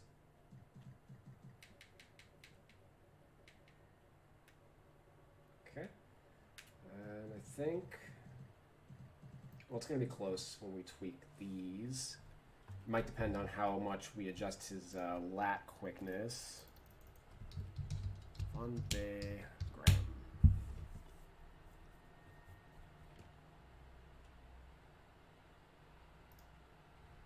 To get back in the playoff scenario. Low pass, PJ has to dig it out. Over to Devontae. His first look. Devontae Graham rings the bell. Those are the type shots you're going to have to hit. Rozier missed the layup early. With a challenge and a nice finish. Softly for Devontae. He's got 5 of the Hornets 7. Float game. Looking good so far. Yes. Billy, look at that. Strong like bulls. God, for that season. He's on the floor right now. Devontae Graham steps into a three. That's the second triple for Devontae. It's good transition basketball. You drive it. Devontae. That's been a bright spot for the Hornets here in the first half. And just what I was talking about. Devontae Graham, Terry Rozier, Miles Bridges, P.J. Washington, Cody Zeller playing together. And it's Rozier. P.J. caught it before Whiteside could close out on him. Devontae, moonball, got it! That's 4 straight triples for the fellas from the Queen City. The Hornets have made this a game. Lickety-split. Cody, the rim run. Give the assist to Devontae Good Graham. vision. Beautiful ball fake by Devontae is playing, but he did get poked in the face in Phoenix last night. Scored the goal and the foul. Whiteside finishes. Devontae left alone. He's getting a lot of elevation on that jumper. He certainly is. Yeah. You leave Devontae alone tonight, you're going to pay the price. I'm learning everything. Frank Layton put that in my head. Terry Rozier into the 3-ball. PJ straight on look. Bottom of the well. My word. Hornets looking to regain the lead. Billy with the left hand, and the Hornets have taken the lead. Minute and change remaining third quarter. Devontae Graham. Again! All wet for number 4, his 6th triple. He used his body to push Simon right into the screen. Devontae. Again! And he's fouled! Oh, a quarter for the ages for Devontae Graham. Play opportunity. Look at the screen. Billy makes himself wide. Simons tries to get around it. He's late, and Devontae makes him pay. 5 on 4th, they hurry. Bacon. Much needed. Hornets in a hurry. Devontae. Good looking 3. Hornets within a pair. step, Oh, and and then he doubles. Okay. Think I'm going 90 acceleration. And we got there. 82. Which makes him the highest rated guy on the team.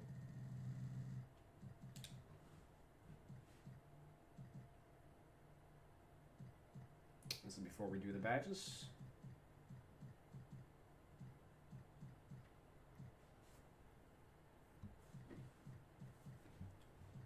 Okay. Basically, my only complaint is that Hernan Gomez is a 78, tied with Biombo. I would want to get him down to 77, and I understand that, like, I'm not even that mad though, because again, his numbers are great. It's just like the rebound rating counts too much towards the overall, and that's not an uncommon issue with other centers that I've worked on. Yeah, we want to get Hernan Gomez under PJ Washington. Whether that means Washington's going up, most likely means Washington's going up. As I established, he's getting some post badges for sure. So speaking of the badges, I'm gonna work on those. I do got to take a quick break though before I get started. Let me use the washroom.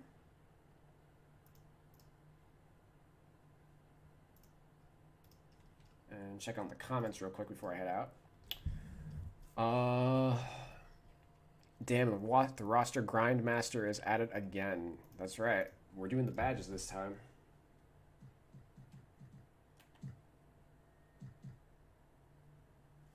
I'm gonna load that up.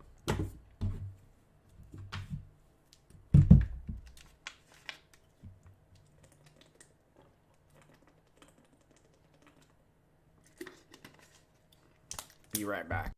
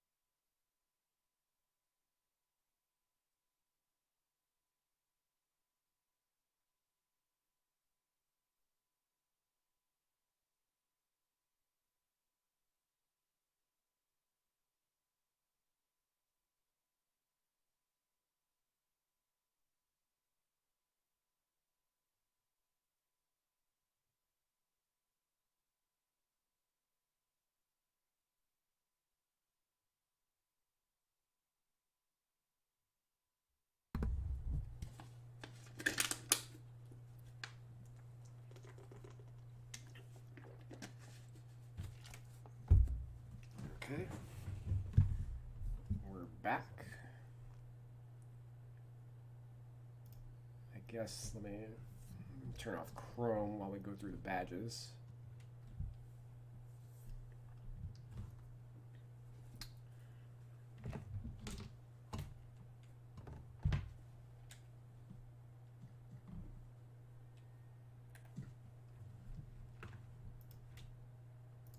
Let's get set up.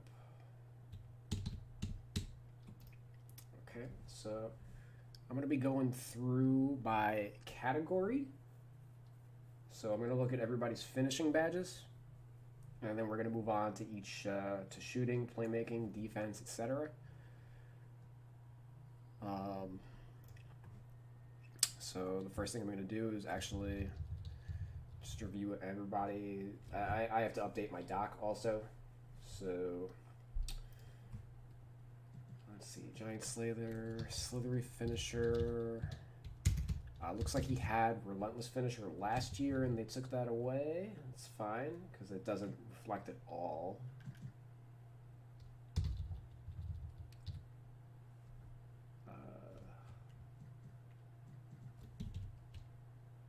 Here's another guy. Yeah, they took away Relentless Finisher from a lot of guys. Really, only the top guys have it now. Slithery. Looks like they downgraded that. Oh, hold on, let me see. Yeah, Graham still has it. But they downgraded Rogier. They downgraded his Giant Slayer. He used to have Consistent Finisher. That's another one they've been taking away. Consistent and Relentless. And they gave him Teardropper. He already had Fast Break.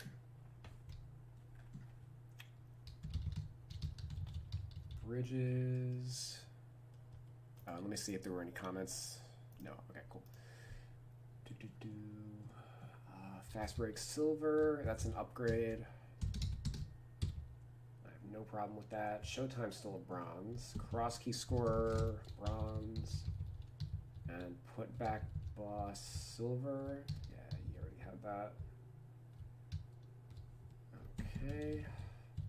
He's another one that maybe he gets some post stuff. Or actually Lob City Finisher he's missing. Yeah, alright, let's move on. Lob City Finisher, speaking of that, that's the only one that Washington's got. I don't necessarily know if he needs it.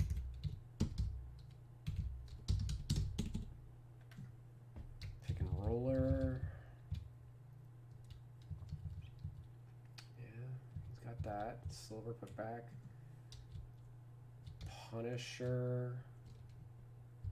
Looks like that's a downgrade from Silver. And Lob City Finisher, also a downgrade from Silver. Zeller. Gold. That's an upgrade, looks like. Lob Finisher and Roller, yeah. And the best in the bench has nothing. Great, okay. So I already counted up the number of badges that the Hornets have. It's 92 badges, which is by far the lowest out of any team that I've recorded so far. I imagine they're probably going to have the least badges out of any team, which may mean that we have the most work to do here. You know, like, in the one sense, the Hornets they're a young team. They're also an experienced team, and they're a team low on talent, so, like, they shouldn't have a ton of badges, but, like, it may also just be them not knowing the players, like both Martins. Like, Cody Martin's got 0 badges, Corey Martin's got 1 badge, or Caleb Martin's got 1 badge. Like, there's probably stuff we can give. In fact, just Cody Martin, definitely something steel related. Probably Interceptor for sure is the first one that comes to mind with him. So yeah, I think they're just short due to them not caring about this team. All right, so that was all the finishing badges. So how do we want to do this? If only these were listed in fucking order. It would be very simple to do this in the video, but they're all scattered around like.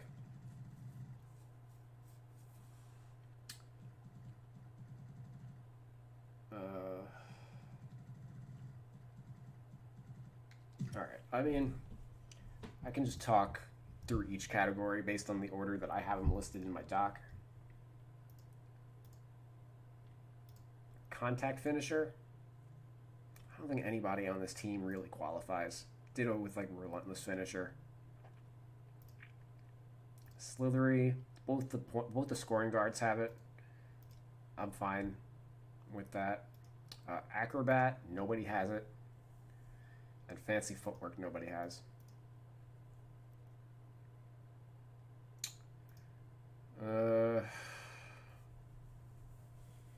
From what we saw out of Graham and Rozier, now they're not really.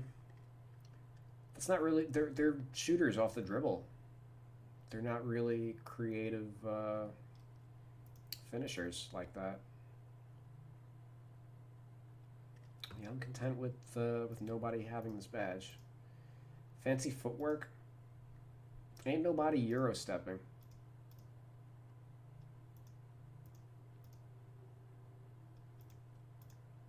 Giant Slayer, both guards have it. Pro Touch, nobody has. But nobody, like the Hornets in general just don't have a lot of good finishers. Like the top guys on their team are 80 layup. Like Malik Monk is their best slasher. So if we're giving anything to a guard, it's most likely him. Like compared to the other teams that I've done so far. 85, like Ja Morant clearly. Sexton, Levine, Giannis, even Eric Bledsoe. Ben Simmons, obviously. You know, the Hornets just don't. I wouldn't expect them to have anybody with a ton of finishing badges.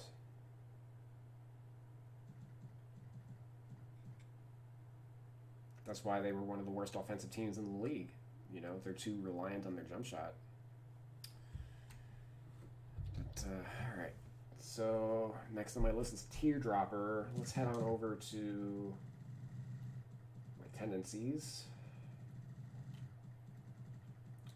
Floaters are teardrops. So we have bronze for Graham and Rozier. And then nothing for these guys.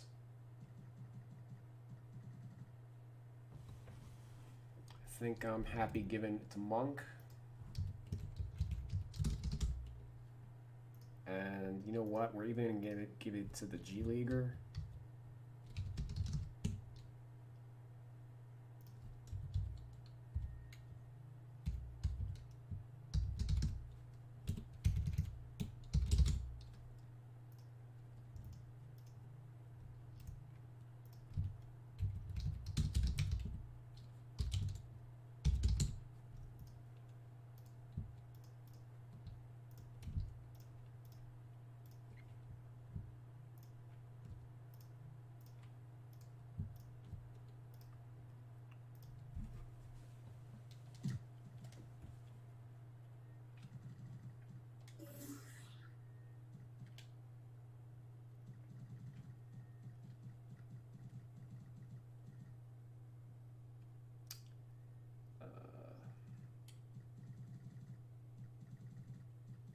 You know what?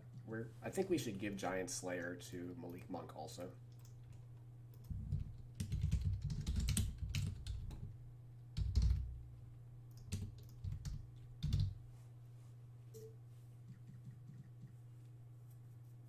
Probably fast break finisher too.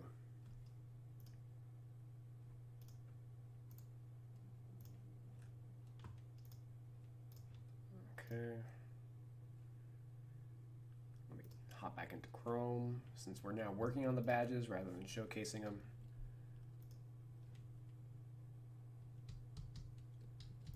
So let's hop on over to transition. Just want to see what the Hornets did in transition this year.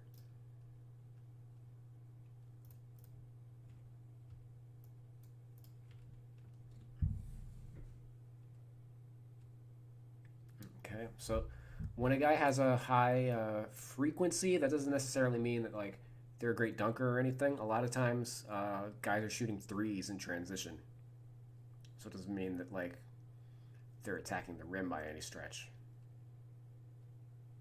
Like Terry Rozier has 86 field goals made and 246 points. Divided by 86.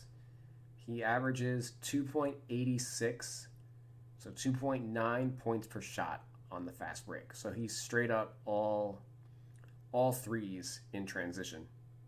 Notable because we have spot up or cut is a tendency in this game. So that's one way that you'd be able to calculate that.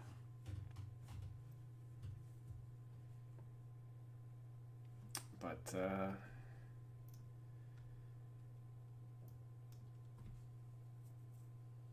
here's Monk.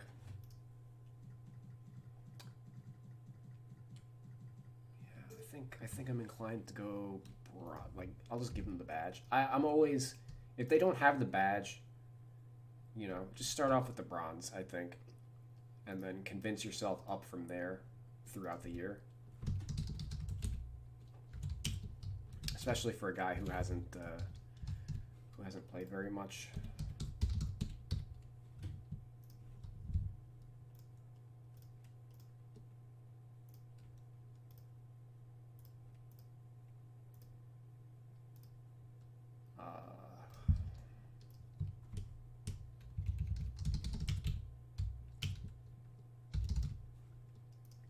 We're gonna add Lob City Finisher to him while we're here, which I'll showcase why in a second. Oh, right, because it's not even here. It's their menu. The 2K menus are a freaking mess. Like, why does this need its own menu when it's listed under finishing to begin with? Like, everything's like out of order. Like, make a decision, guys. Like, alphabetize things or like make more categories. Like, for example, in my doc, as you see, I have all the layup badges are together, all the dunk badges are together, all the post badges are together. You know, because I don't want to drive myself insane figuring out where things are when I decide to evaluate a player's ability.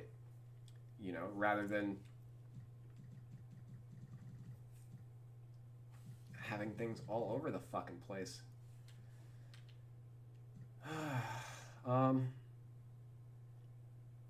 That's something that 2K they really need to clean up their roster screens. You know, the way that all this data is presented. 2K's been around 20 years now. And their roster screen hasn't changed very much over the last 20 years. Like, it's still, we're just looking at a glorified Excel doc, you know, when we look at the main screen. Not to switch points or anything, but like, you know, we're just looking at a frame with numbers. This is an Excel doc with like a profile picture for everybody. That's all it is. It hasn't changed in 20 years. They've added like a little, you know, there's slightly more data that's viewable, but beyond that, like, especially for the PS4, I think the art of the how the data is presented hasn't changed at all. Like, if you look at 2K15, let's say, the roster screen's probably pretty similar. Like, just the way that everything's organized I think definitely needs a revamp, and it's good to talk about that since we're jumping to next gen, like where we're supposed to be revamping everything. You know, I'd be very disappointed if we're on the PS5 and the roster menu and everything looks exactly the same. You know, where'd my next gen dollars go? Tendencies.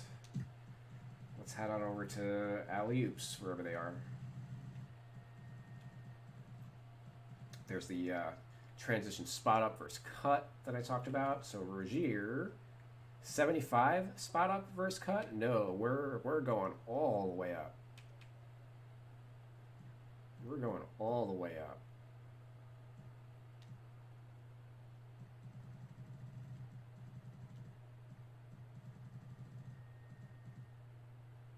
Also, roll versus pop tendency.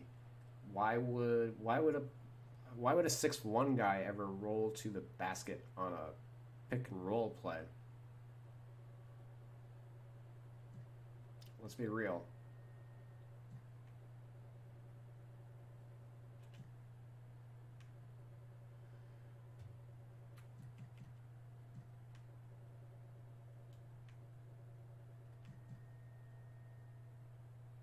Oh my God.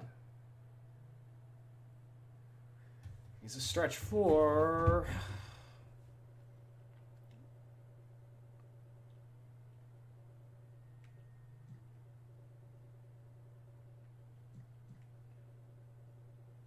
Yeah, these are the guys that like should be in the 20.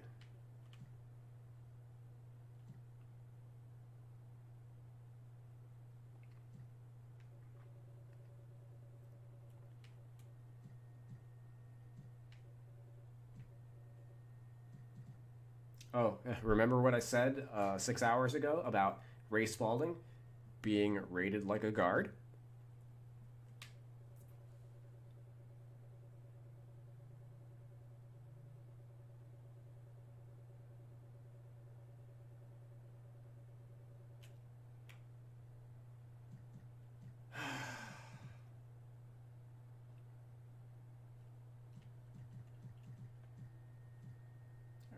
I'm not gonna drive myself nuts. I'm working on badges, not tendencies. I'm looking for alley-oops.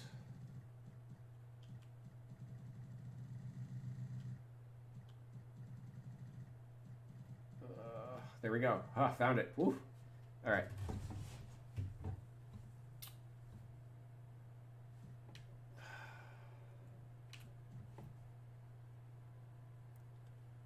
All right.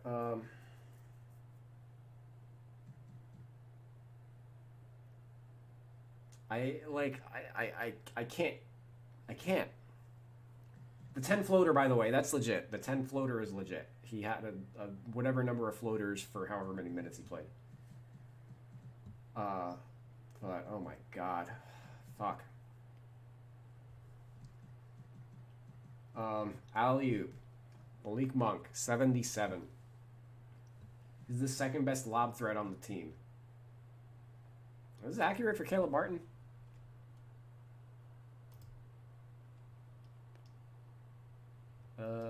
Caleb Martin. Yeah, it is. Okay, just checking. Hey.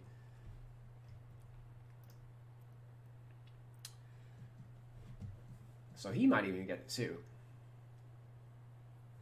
Like a bronze or something. PJ Washington, he had a silver.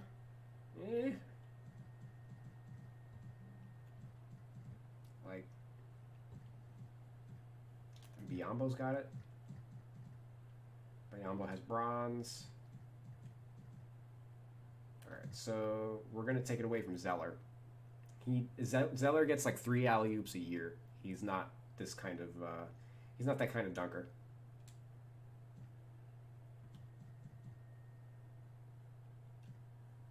We're gonna give it to Spalding.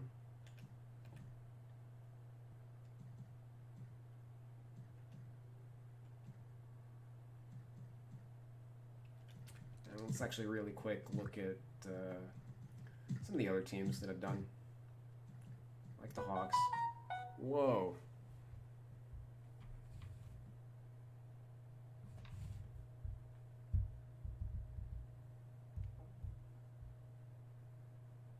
Oh shit. Scotto G tagged me in something on Facebook.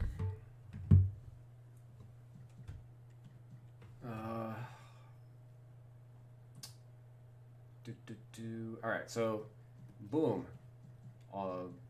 100s for, lob threats.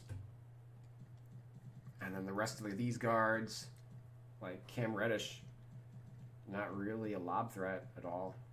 Kevin Huerter, no. Like, these are all the wings. And, like, compare Malik Monk to these guys. Whew. Like, I'm telling you, Malik Monk is a sleeper threat moving forward in his career. He just needs to fix his jump shot. There's Ja Morant. Like, he's a good lob threat. I haven't done the Clippers yet, or the Celtics. Yeah, so the bigs that do get alley-oops are going to be in this 90 to 100 range. So Malik Monk being in this range with them, like, I think I might just gold him for lob threat. Kind of depends on what I gave Morant. There's Simmons. Obviously, Simmons is the best lob threat among like guards, because he's not really a guard. Embiid, pretty mediocre as a lob threat. Even Giannis, like, Malik Monk is a better lob threat than Giannis, believe it or not. Giannis not that. It's partially because Giannis plays on the ball so much that he doesn't actually get in situations where he can be the recipient. But, like, Giannis being 6'11", 242, his rate's not too different from Ja Morant at 6'3", 174. So, definitely Giannis isn't a crazy alley-oop threat. At least not in the way that you would think from, like, playing 2K. 2K throws him lobs, like, every 2 seconds. Anyway, so that's what I discovered from doing the tendencies earlier. I think LCF is somewhere down here.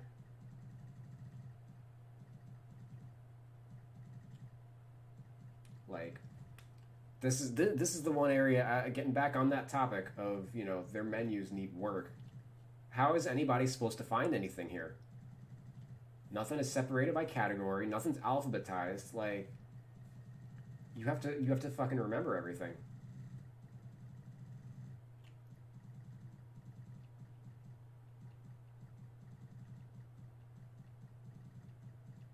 And I guess I remembered wrong about LCF being on the left side. Or on the right side. Let's see if it's over here. There we go. All right. Lob City Finisher. All right. So taking that away. We said we were going to gold him, which I think is fair. Like, if I haven't done all the team's tendencies yet, if it turns out that there are other guards that have higher alley-oop rates than Malik Monk, I'll drop him back down to silver. But for right now, based on what I've seen with, like, the other 8 teams that I've done, gold I think is appropriate. I think silver, Cody Martin, Bridges, silver. PJ Washington, I think we're going to bronze him.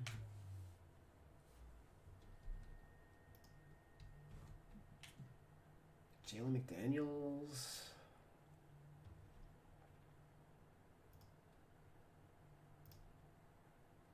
Let me hop out of that because I think Chrome was blocking it. Was it? No, but all the same, we're not using it actively.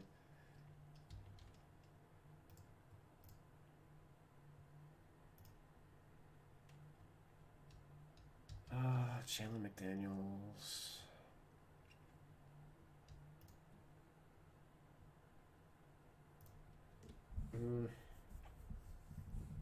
It's borderline. I'm going to leave him with no badge.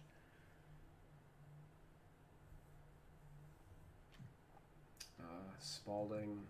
Let's go silver. Biombo bronze is fine.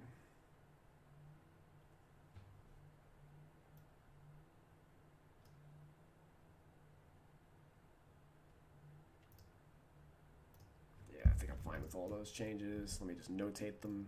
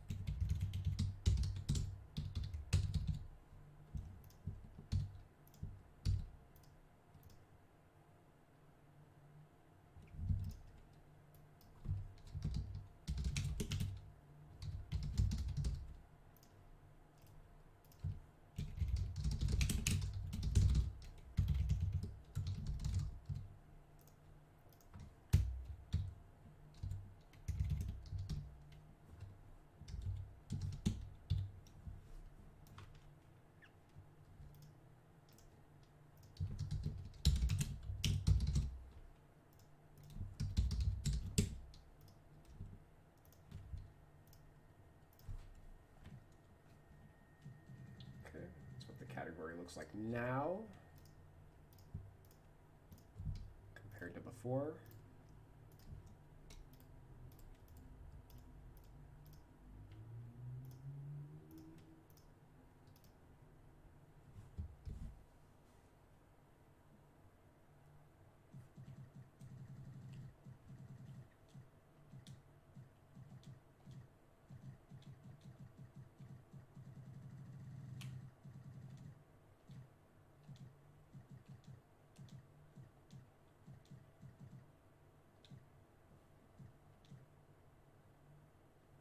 Said I was going to teardrop him, right?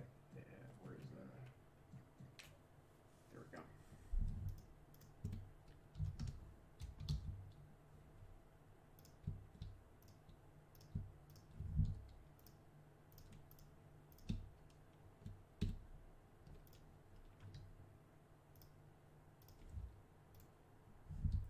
Okay.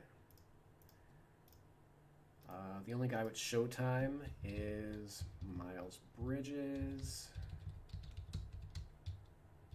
Probably fine. Back down Punisher. For some reason, Biombo has this.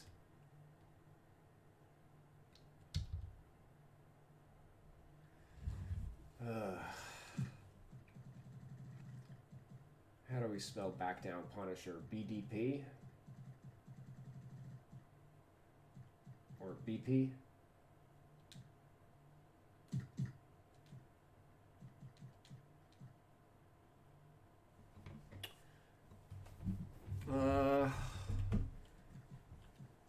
What's bronze Washington?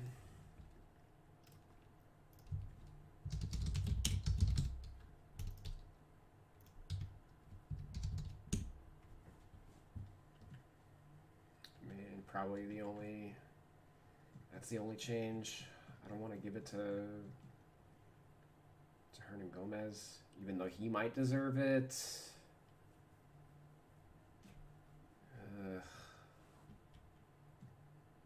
Said I was going to take away Worm from him, but let me just work on the rest. Yeah, I might revisit if we meet our goals of dropping Hernan Gomez and I can give him like bronze back down Punisher without it boosting his rating, I'll probably go and do that. But as is, we're just gonna go from there. Cross key score. Here it is. Hey, found it. Yeah, let's give that to Washington as well.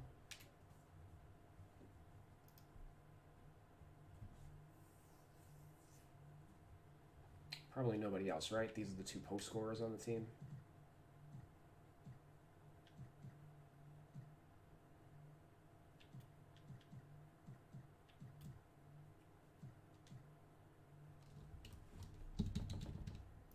Drop stepper, nobody has, and hooks, nobody has. Hooks is fine. Nobody's good at that on the team. Drop stepper, yeah, we're probably just gonna bronze Washington.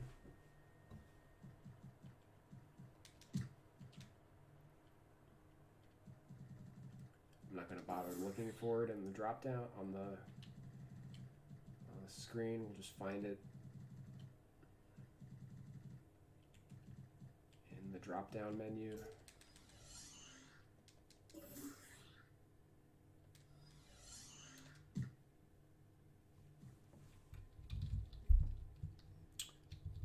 Pick and roller.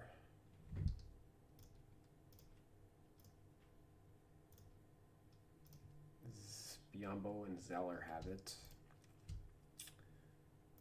Let's jump back into Chrome. Head on over to our roll stats. I think I closed that one. Yeah.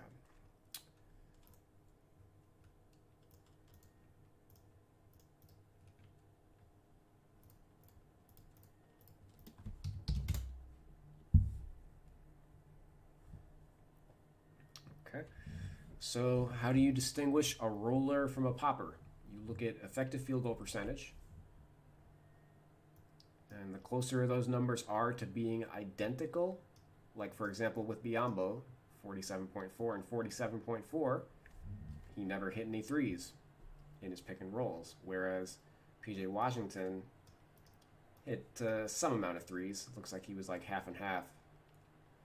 Ditto for like Hernan Gomez. Whereas like the guys like, Terry Rozier, for example, right here, in his 1% of possessions, 60% field goal percentage, and then 80 effective field goal percentage, means that basically 5 out of his 6 field shots were threes in the pick and roll. Most stretch fours, or at least the good stretch fours, are gonna look like this. Not 60%, but like guys like Nemanja Bjelica. I'm probably butchering his name, but the power forward for the Kings. If I recall, he's like 48 field goal percent and like 63 3-point or effective field goal. Just check him as an example. 49 and 67. Never mind. So yeah, this is an extreme, like, this is what I would look for if I had to give out like gold pick and popper.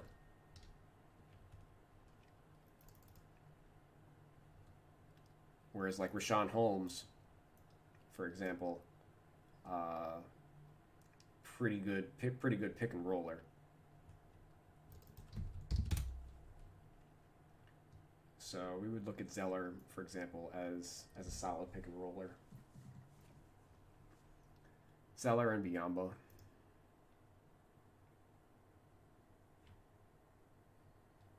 I'm gonna give it to all the bigs though. That includes Herney. Also, I'm gonna recant on something I said.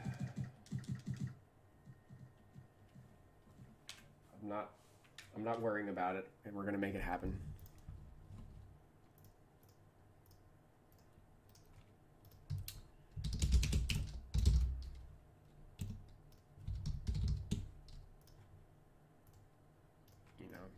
He is who he is. It's not my fault that the 2K formula sucks.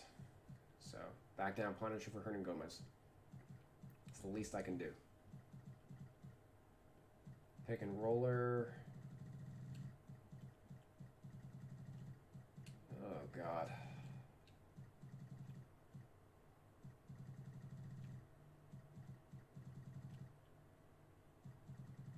There's Popper. Where's roller?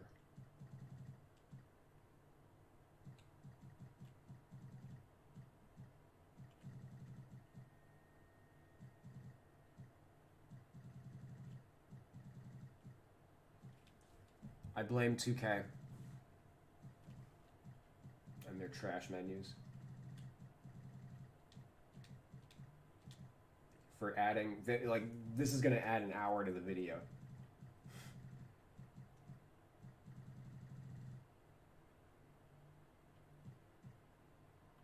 PPK? No, pickpocket. Oh my god. Help.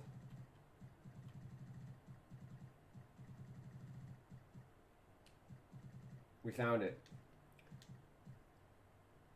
In between deep hooks and fancy footwork for fucking... Alright. Is he a silver? I don't think so.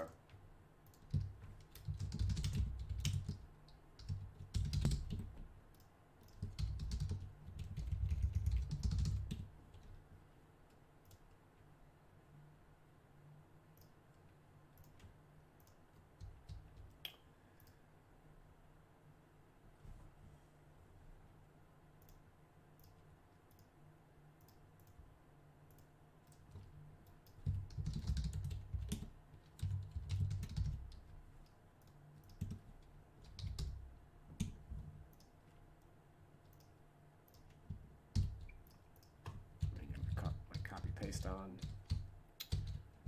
Alright, so Washington, we're going to give it to...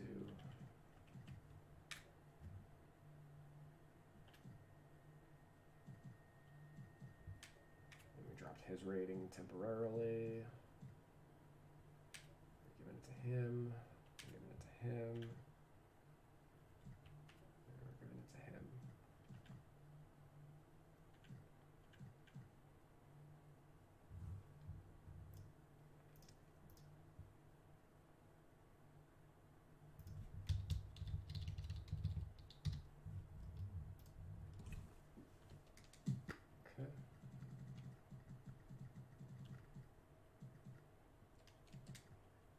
So I forgot to do this.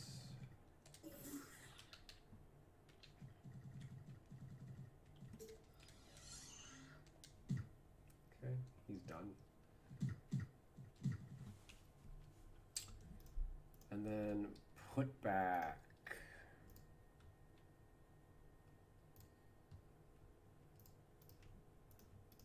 Put back king or put back boss, whatever they're calling it this year.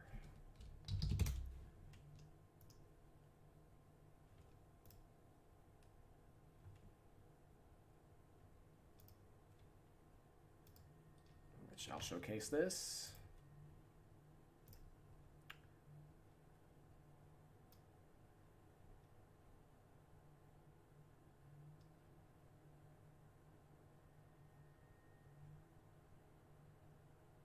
Yeah, I'm gonna create a scene in OBS where I can just switch over to a full screen in Chrome rather than having to drag. But not gonna do it now. But anyway, as you can see, these are the stats. I've already done badge edits on this category before, so I think I already know what I'm doing. We're just gonna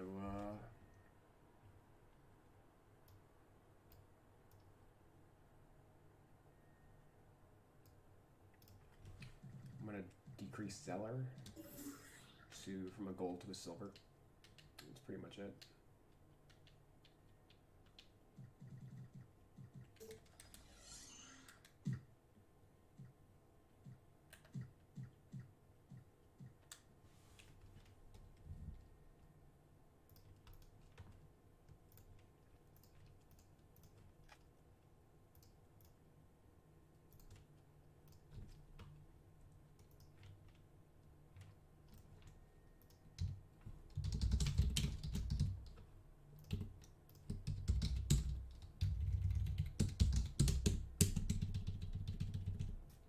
Okay, and hey, the finishing badges are done.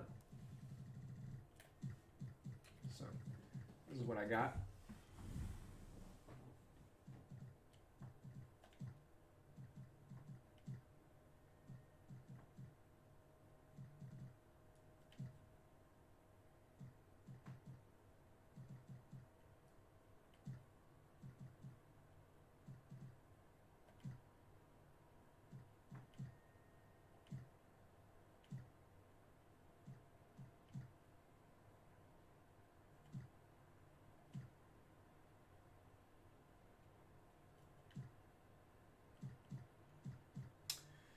think I'm gonna give McDaniels one. Now that I look at it.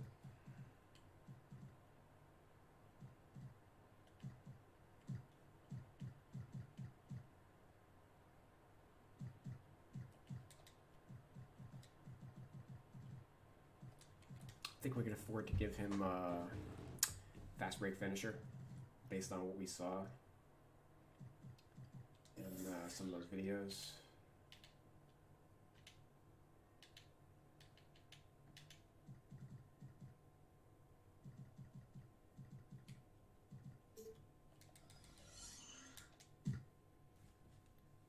Maybe even fancy footwork. But for now, I'm not gonna worry about him beating up on the G Leaguers. Wait for him to do it at the NBA level. Okay, so let's move on to our next category.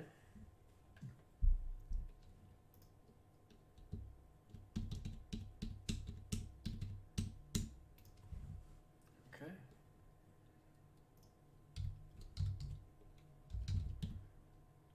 For whatever reason, Terry Rozier did not have catch and shoot last year.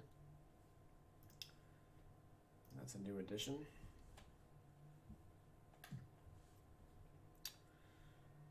Devontae Graham, silver.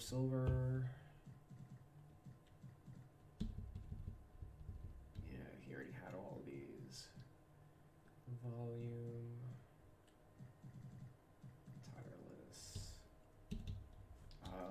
Hot Start is new. Ice and Veins is new.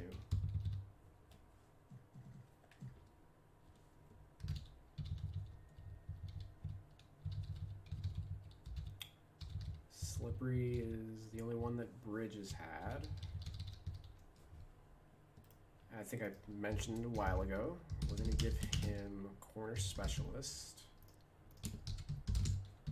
Probably giving him catch and shoot too.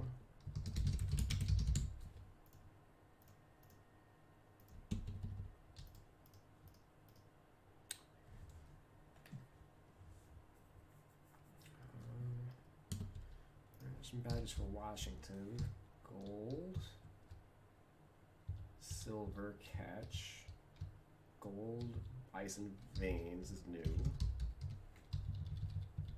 Silver Hot Zone, Silver Popper, Silver Pump Maestro is new. Bronze Green Machine is new. He only had 3 badges this year, so 8 of them are new. And then nobody else on the team.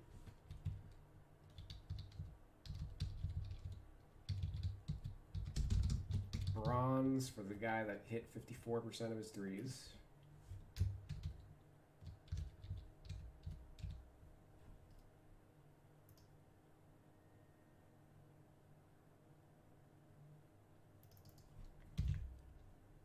Popper is new. Maestro is new. Slippery he had, and they took away difficult shots. So we'll see in a second if I agree with that.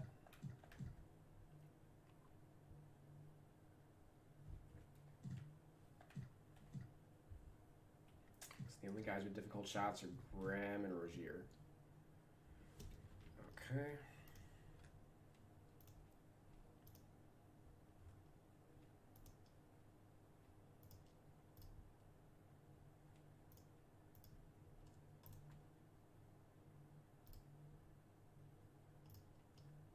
So let's let me make this bigger. Here we are in spot ups.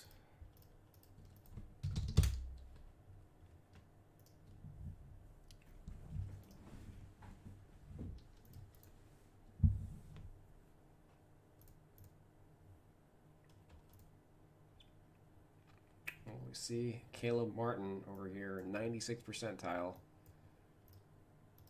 Obviously, you know, his 3-point percentage was what it was. I'm probably upgrading. We can upgrade that from a bronze.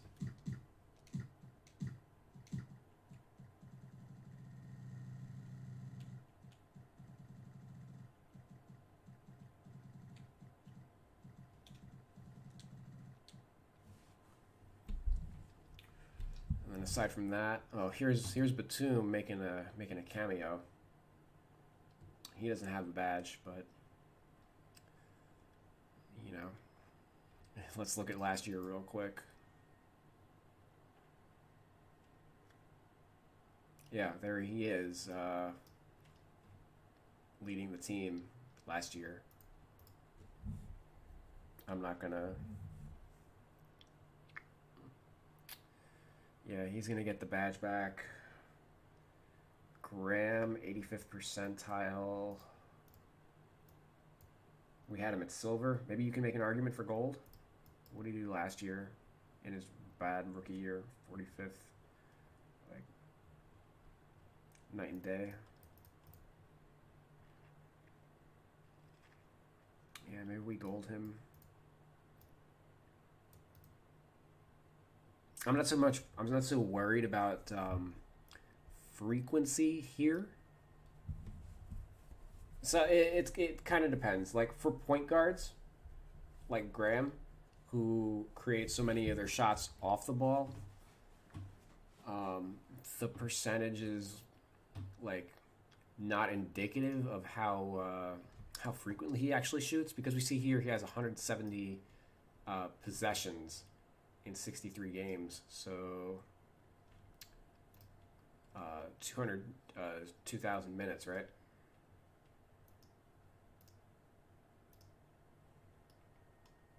So 170 divided by 2211, and then by 36, 2.7 spot ups a game. So even though, you know, the frequency of attempts is low, he still has a high volume based on the number of shots he takes per game.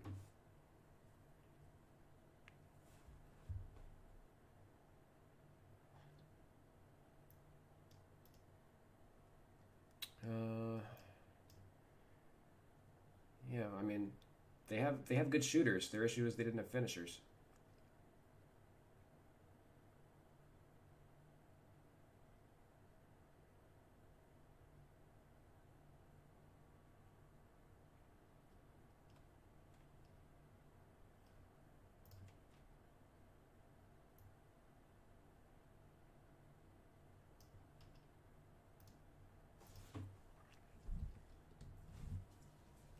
So here's catch and shoot. PJ Washington did not actually grade well here. We're going to drop him down to bronze, but probably have the, you know, I think he's a gold corner specialist. So I'm content with that, most likely. We can check that out in a second. But Devontae Graham, yeah, let's gold him.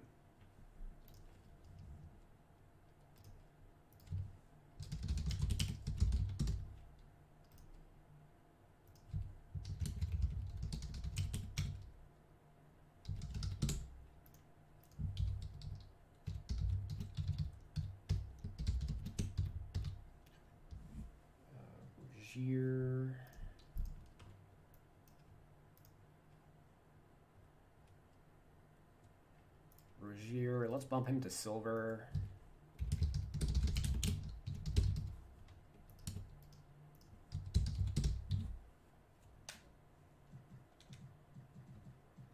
Martin, bump into silver.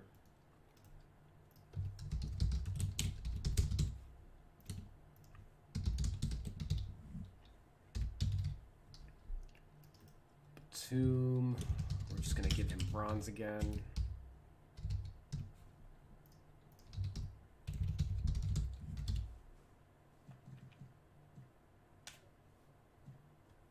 Bridges, we're going to give bronze.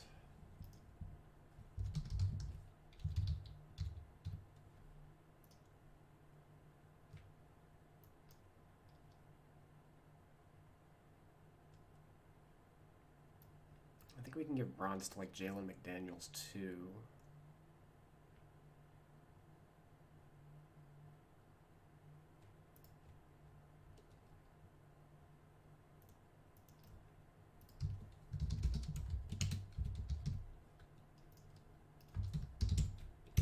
Half the league has catch and shoot, by the way. This is by 2K standards, not mine. Like if we go to the Clippers, who I haven't touched yet. 1, 2, 3, 4, 5, 6, 7 guys. Celtics, 4 guys. 4 guys is actually low.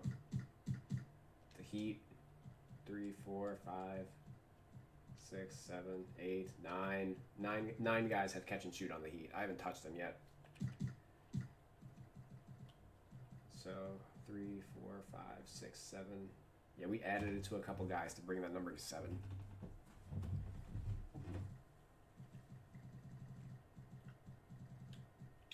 Let's do the corner now. Only one guy has the corner specialist.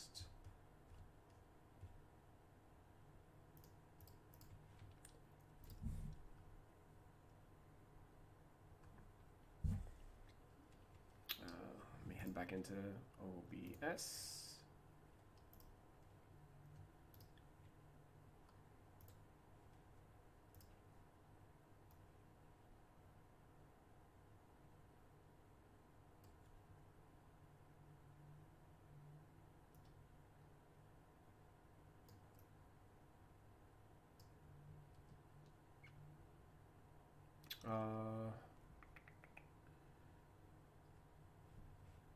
Here we go. So yeah, corner threes listed on Basketball Reference. This is percentage of 3-point attempted, and this is actual shooting percentage.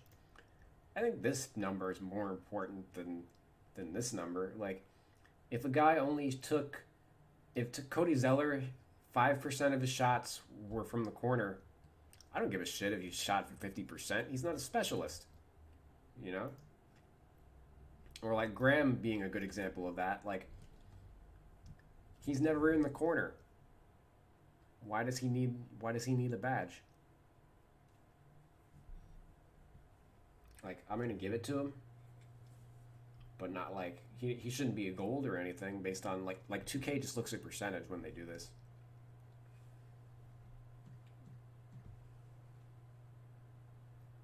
Actually, am I gonna give it to him?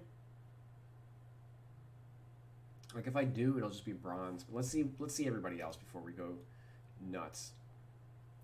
So like, Caleb Martin, I think, is an obvious one. 57% from the corner.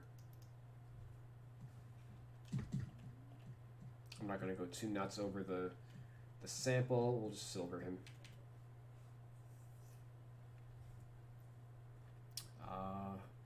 PJ Washington, I mean, this is why he's a gold. Hit half his threes. You know, by this stretch, we should really be giving it to Caleb, but sample.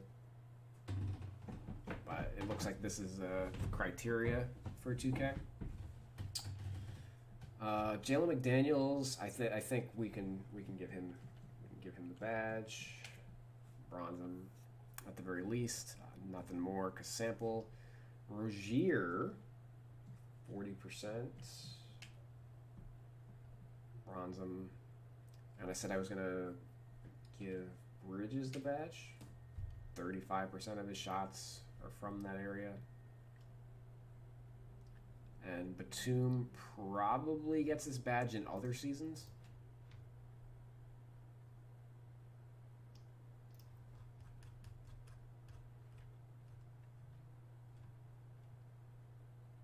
Yeah, like the last year, 31% of his shots from the corner, and he shot 46%. He's 39% for his career. I don't give a shit about the sample.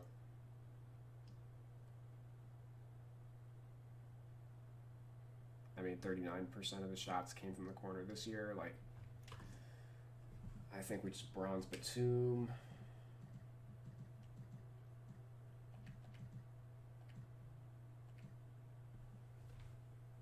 Okay.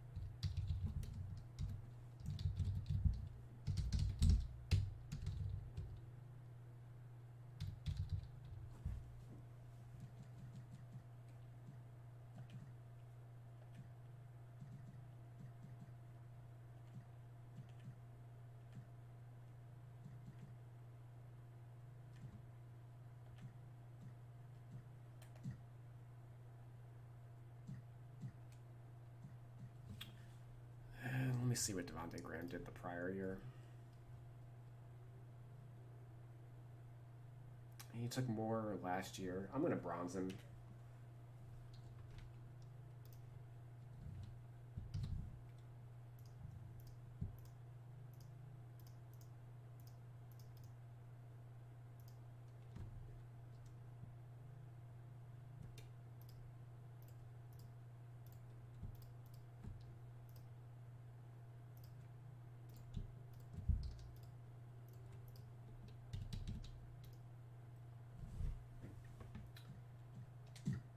Okay, difficult shots. Graham and Rozier have it. Let's head over onto the tendencies. Show you guys how I want to evaluate that.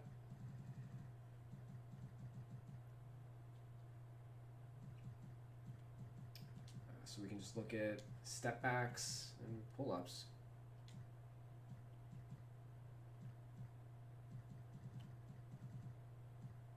I think especially pull-ups, if I'm remembering correctly.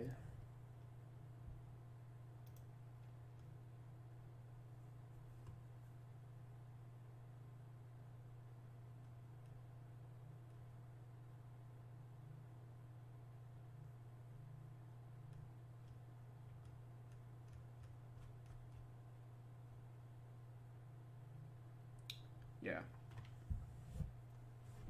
Because how is pull-up, how is this badge worded?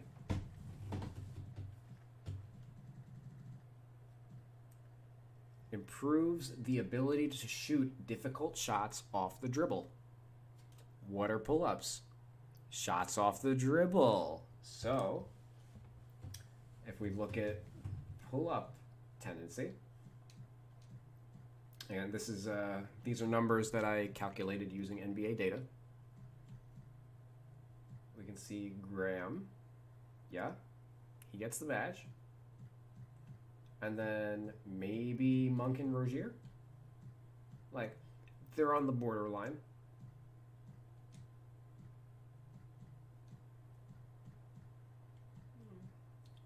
Monk had it last year, and 2K took it away from him. I think I'm just going to give it back to him. I have no issues. And guards, 2K, it seems like they're a little stingy with this badge. I think most guards should have the badge. The ones who score off the dribble. You know, that's what they're there for. You know, there's only 3 guys on this team that score off the dribble. Graham, Monk, and Rozier.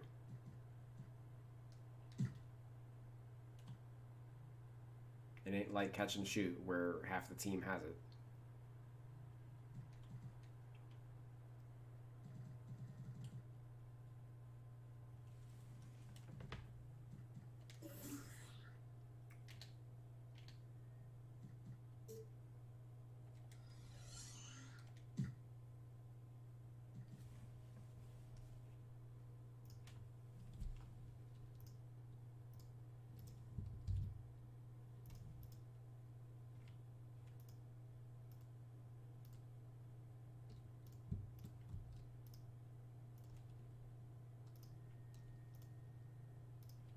Okay, moving along, we got slippery off ball.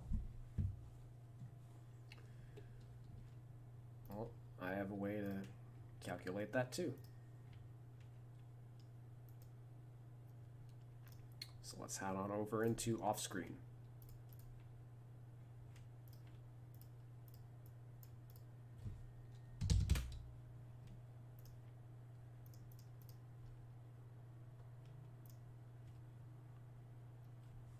Okay, so these are the guys who come off screens the most on the team.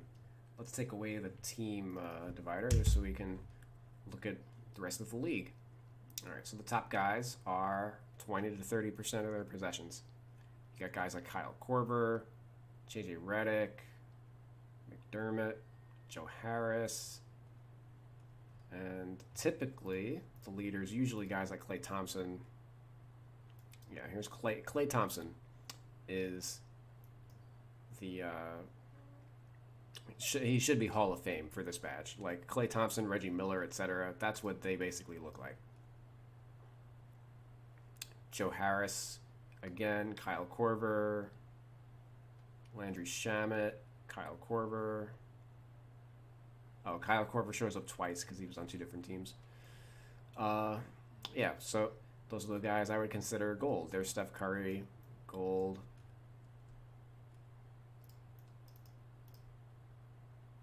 Because it's not their shooting ability off the screen.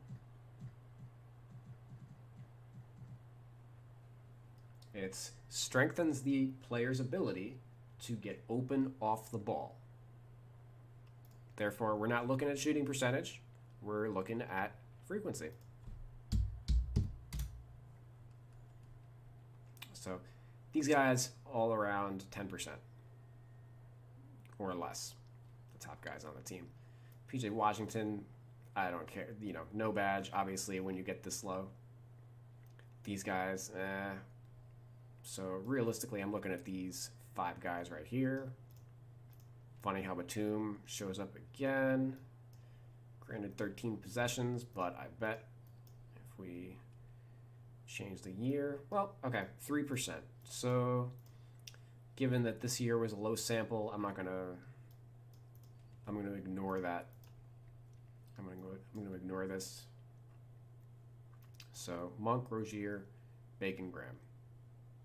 And looking again at Bacon. What did he do last year?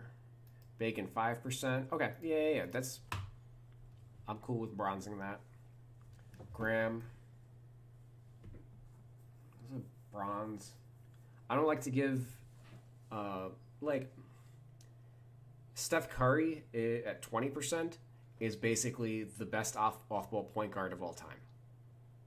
You know, and it's nowhere near where Klay Thompson's at as an off-ball player, but still, like, there's not going to be any point guard even remotely close to that. So, like, Graham having 6% here, that's actually good for a point guard.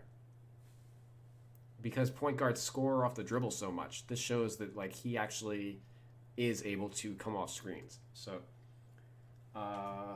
Graham does have a badge. He has silver, though. I might bronze him. Might just downgrade him. But Rozier, I would keep it like a silver. Rozier and Monk.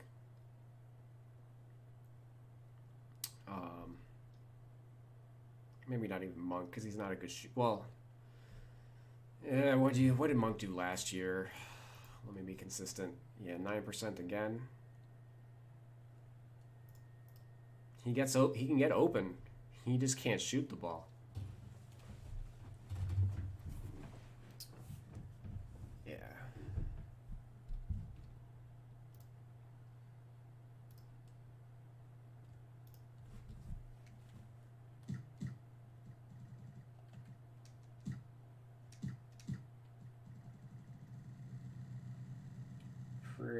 Pretty sure this one's down here. SOB.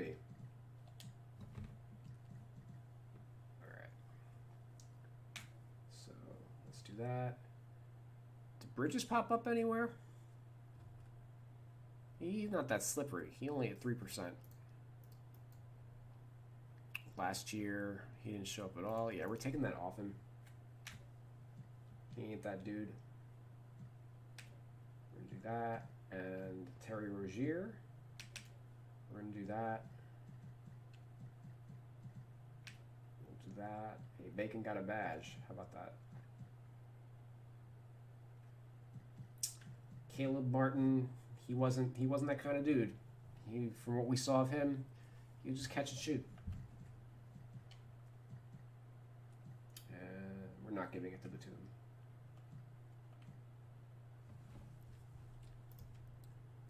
Okay.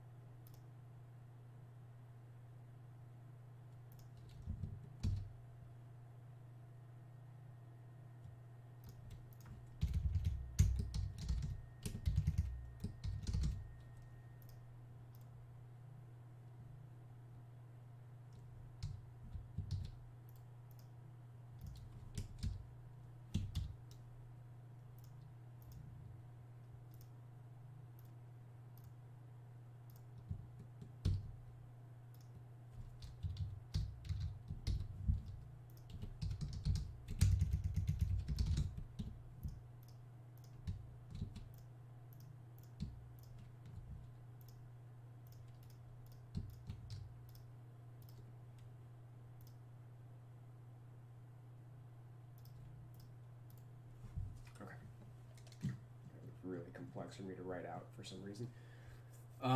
Next badge is Deadeye.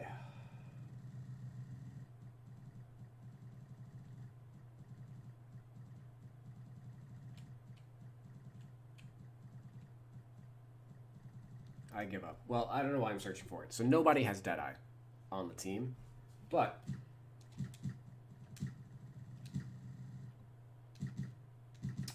tendencies. How do we calculate that? Well, contested, right? Where's what's the description for the badge? Reduces the impact of a defender who is closing out.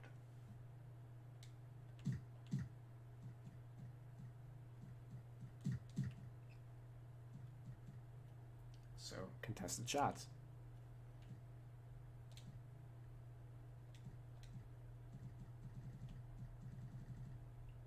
It's contested mid, and then contested threes. Contested threes especially. If a player's taking a lot of these, it means they don't give a fuck. So, Devontae Graham, he had a high pull-up three tendency, and now he's got a high contested three tendency. So yeah, difficult shots and Deadeye, without question.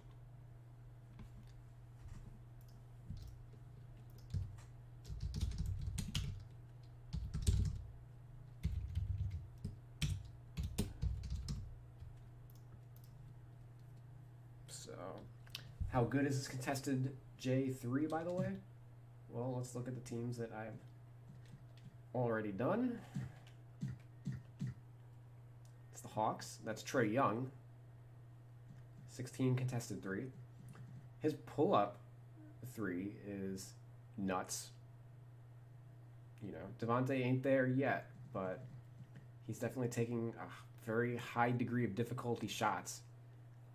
And, you know, that's something to keep in mind when evaluating a shooting percentage. If the Hornets were a better team, he wouldn't have to take those shots.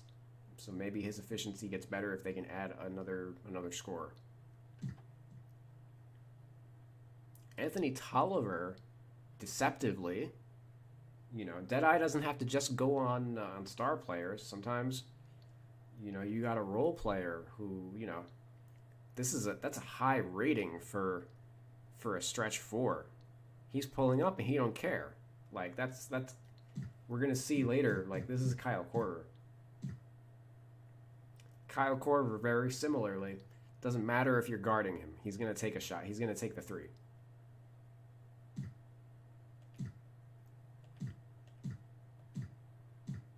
Kevin Love at the low end, like a 12. So right here we could see that like Rozier and Graham, pretty good. And let's head over to the Rockets because I have done them. There's James Harden currently pacing the league at 45. There's Rob Covington at 19, which is among the higher. 19's among the higher numbers we've seen so far. It's been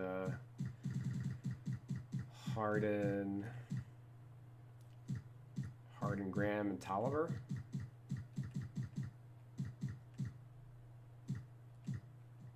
Zach LaVine.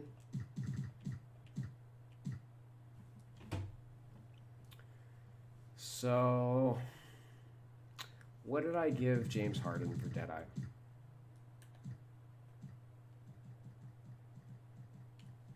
James Harden's a gold. It's possible. I didn't really evaluate things like too in-depthly when I was reviewing him. He might be a Hall of Fame. Once we crunch the numbers, when I go back and do the numbers for all the teams, I'll be able to like give a more pinpoint measurement for like the entire league. Like if we classify Harden as a gold, I think it's fair to classify Graham as a silver, and Rozier probably as like a bronze.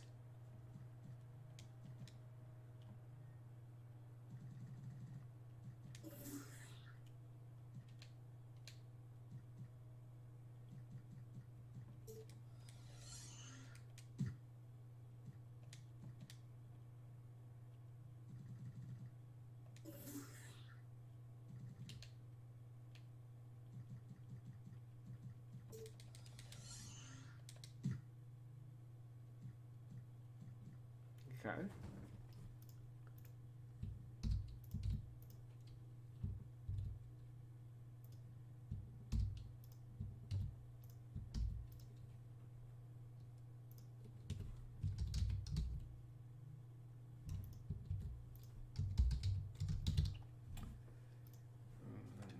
The next two badges are Tireless Shooter and Volume Shooter. Both of those belong to Devontae Graham.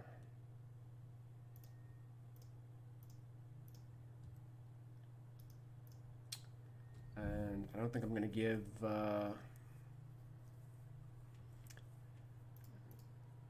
not going to argue that. I think Volume Shooter on Rozier makes some sense. Let's give him both bronzes.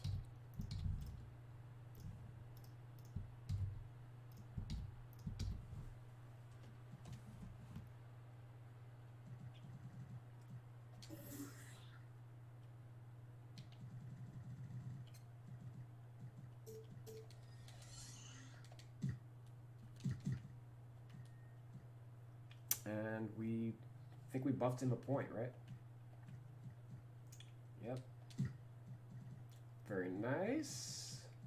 Because we wanted to get him... I do want Rozier higher than Zeller. So we're getting there. Range extender.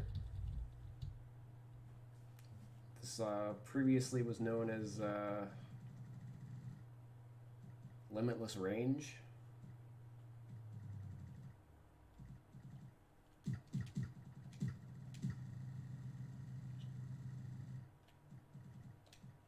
Nobody's got it at default. I took the liberty of going through the entire NBA and figuring out what they shot from 30 feet in their career. So the only guy I would realistically give it to is Devontae Graham, who is 9 for 24 in his career. He's in 2 years. So he hit 9 basically just this year. He hit 9 30-footers this year, which is pretty good. The Trae Young's at like 54 for his career, or no, just 50. Trae Young in his 2 years is 50 of 145. Like that's his shot. He's pacing what Curry and Lillard have done. Trae Young's shooting percentage is not as good as Lillard and Curry, though. So that's one thing that he does need to shore up moving forward. Curry's like 45% from 30 feet. Like it straight up doesn't matter at all whether or not whether he's pulling from 25 or 30. It's something ridiculous. And Lillard has similar numbers. But Graham, he's a tier below that.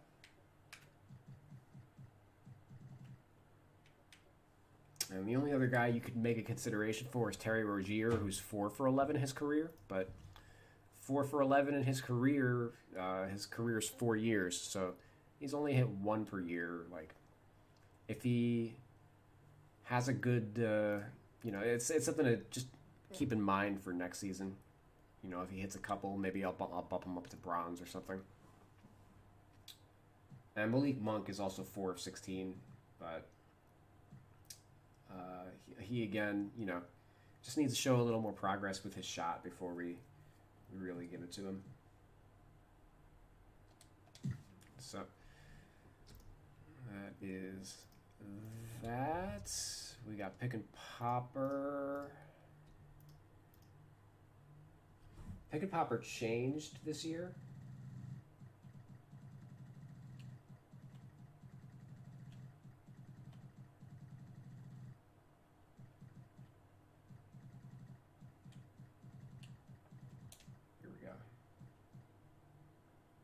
Only 2 guys have it. So Pick and Popper, for whatever reason, 2K started giving it out to pick and roll guard scorers. Like there's a bunch of guards that have Pick and Popper. And I take that to mean that the way this is worded, functionally, they wanted players in the pick and fade to be, this was their badge. But if they're giving it to guards, it means that it's not just in the fade that this badge works. It's in all pick and roll situations. So elevates the shot percentage for an attempt to take it off a pick and fade situation. They probably need to update this description to and also change the name to just like pick and roll scorer or something like that. So they gave it to Malik Monk as an example. You know, it's not like Malik Monk is great as like a roll man or as a fader in you know, whatever 2 possessions he took. No, they're evaluating that based on his pick and roll scoring. So with that in mind, it's a little shocking that like Devontae Graham doesn't have it, or Terry Rozier. So let's head on over to Synergy again.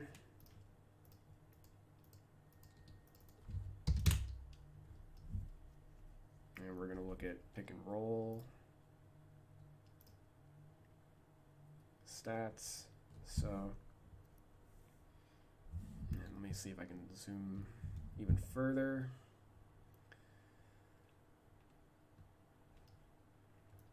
So we see Graham at 64th percentile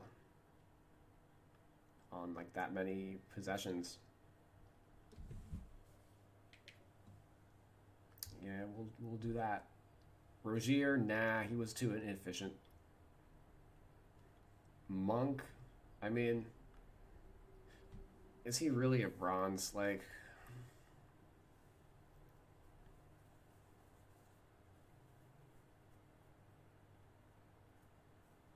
I don't know. And I'm not going to look at these guys as like this doesn't matter. They're not the volume's not high enough. Like, I really want to focus on the guards who were like this, you know, which is most dominant ball dominant point guards, rather than worrying too much about, you know, any of that jazz. But we will also look at traditional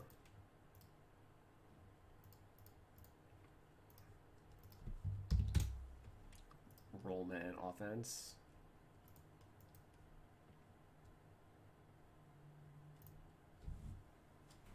Oh, maybe that's why Monk is there, because he actually had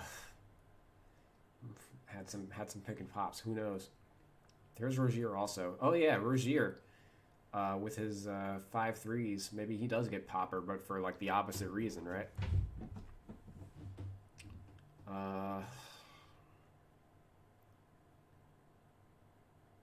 Yeah, there's Miles Bridges.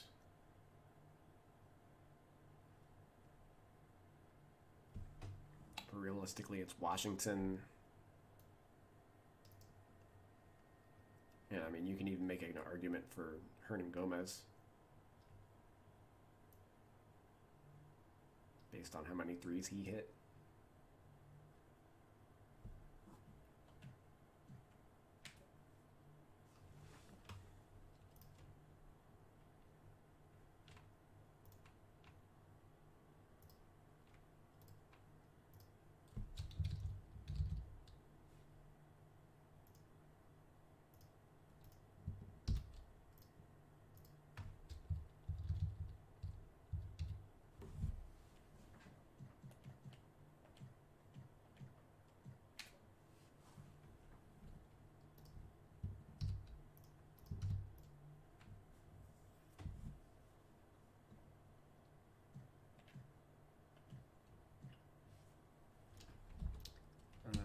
Deep fades, nobody has it, nobody needs it. Pump fake maestro. This is a badge that 2K gave out to a lot of players this year.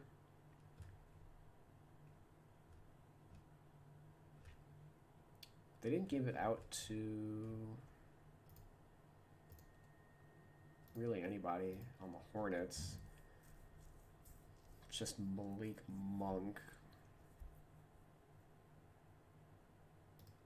And Washington already had it. think we just give it to Graham.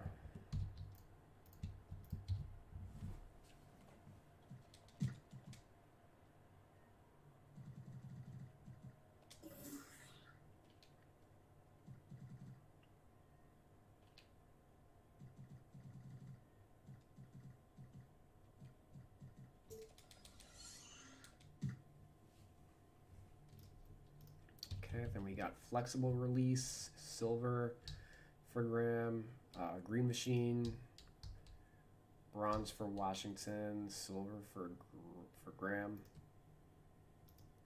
Terry Rozier doesn't have any of these. And he was one of their better shooters. Yeah, this whole team is missing.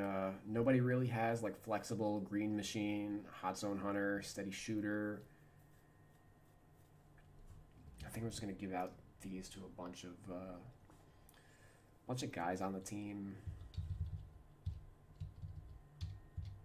Not a bunch of guys, but like let's give Caleb Martin steady shooter.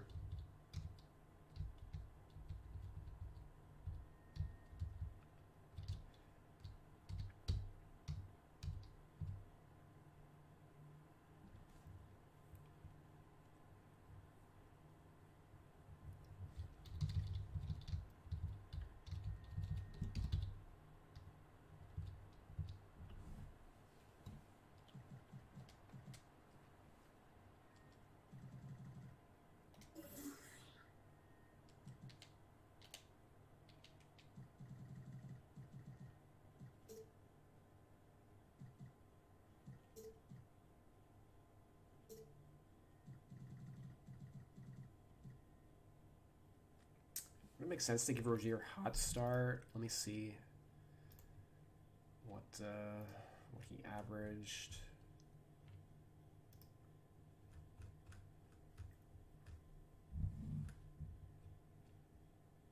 He averaged 18 points a game. He's right there with Graham. Graham's got the badge. Yeah, I'll bronze him.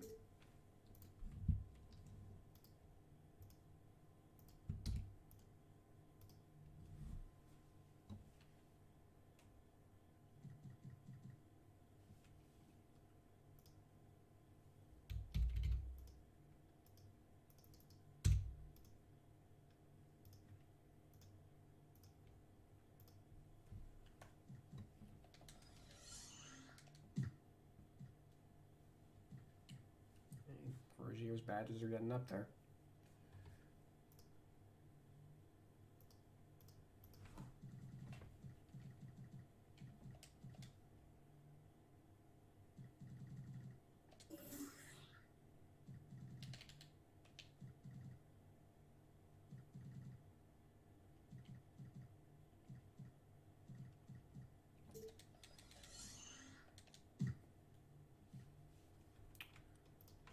Hot start. Graham and Rozier is fine. Clutch shooter, ice and veins. Those are both on Graham. No problem with that. Gold ice and veins on Washington. Sure.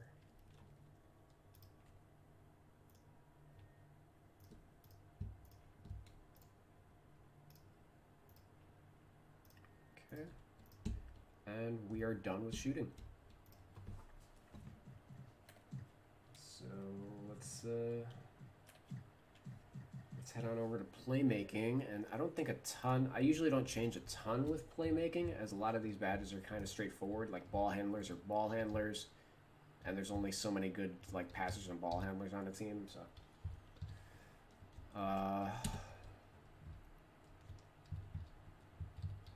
Okay. Gold, silver, silver. I have to notate these all in my doc.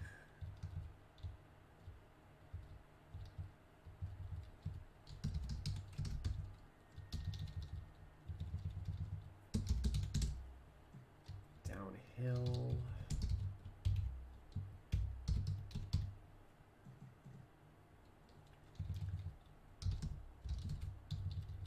Quick first step. Space creator. Ooh, space creator. We can give a little lesson on. Tight handles. Sure. Graham. Gold. Silver. Silver. Silver. Silver. Silver. Bronze dimer. Ooh, that might go up. Unpluckable. And then anybody? Pass fake. This is another badge that 2K added across the board. Pump fake and pass fake. Washington. Bailout's another one they started giving out a little more liberally.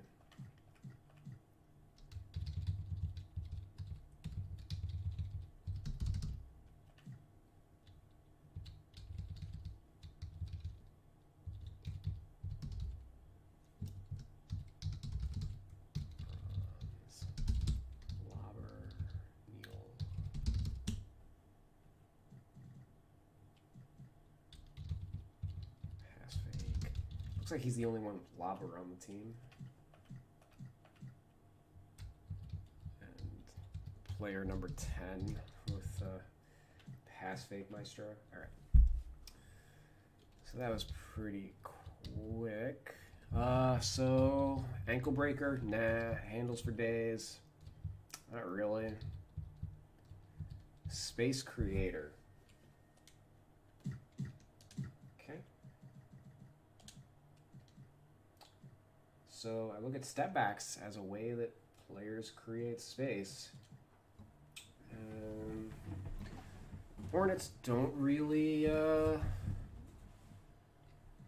do a lot of step backs compared to some other teams. Like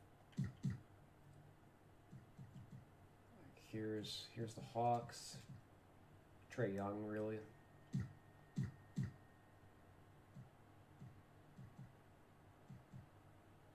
Josh Jackson, Marco Ruderich. The Bulls utilize it a lot. Or do they? Actually, it looks like I didn't actually. I think I forgot to do their step back tendencies. The Sixers don't utilize step backs at all, for the most part. Which, obviously, they have Ben Simmons at point guard. Bucks not really. Kevin Porter Jr. Yeah. He's got the badge, right? Yeah, he has a bronze. So let's head over to the Rockets, where like James Harden, we had all those guys with like 7s and 8s and stuff, and here's James Harden with the 75. Like he does this shit a lot.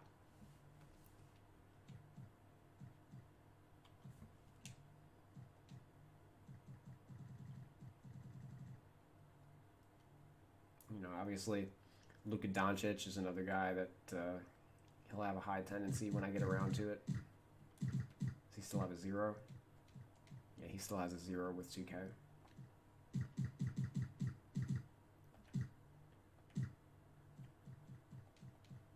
So as far as space creating, Rozier, bronze, Graham, silver.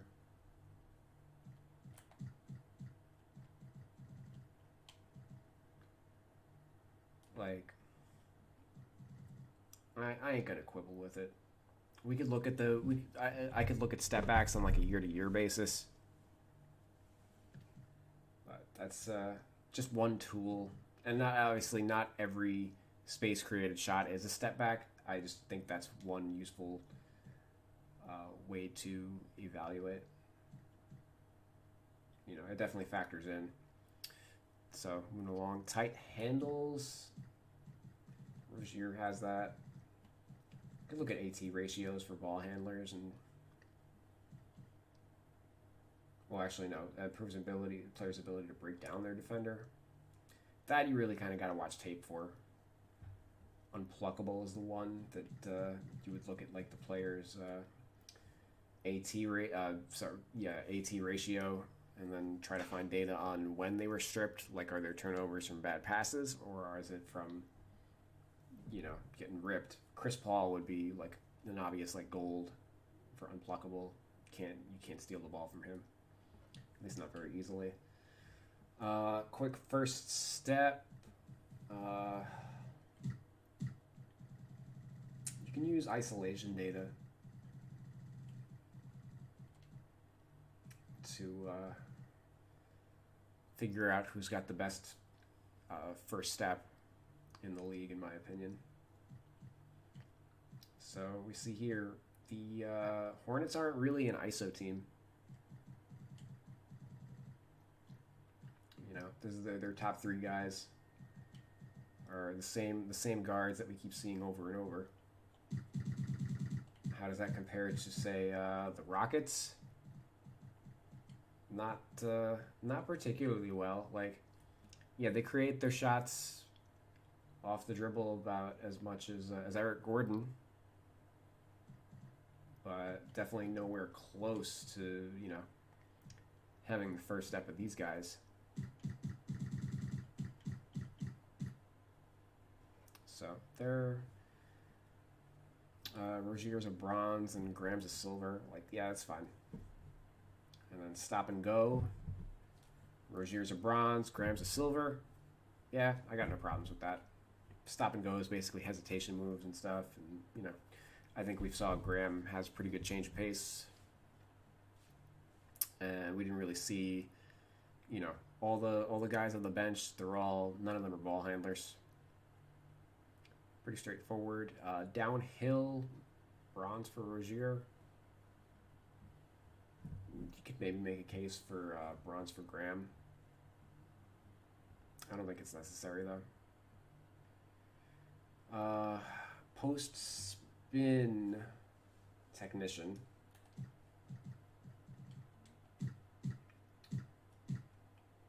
This one shows up under. It shows up under playmaking, but it's actually under finishing. Or under inside moves on the in the actual menu. Which, as I mentioned, like 2K is extremely sloppy with the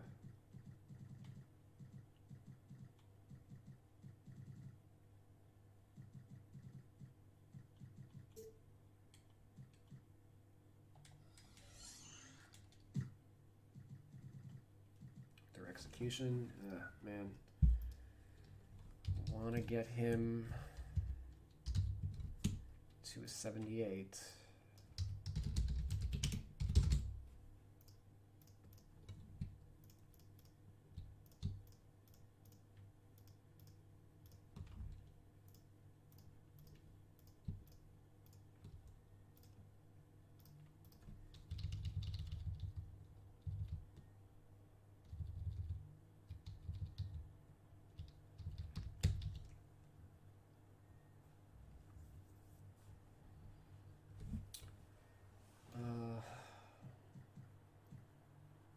And then Dream Shake. I don't think I would give PJ Washington Dream Shake. Like, he ain't that kind of post player. I wouldn't give it to anybody else on the Hornets for that matter. Moving on. That was all the ball handling. Now we're into passing. Floor general. Nobody has it. I think I'm giving it to Graham, to be honest. Just like bronze.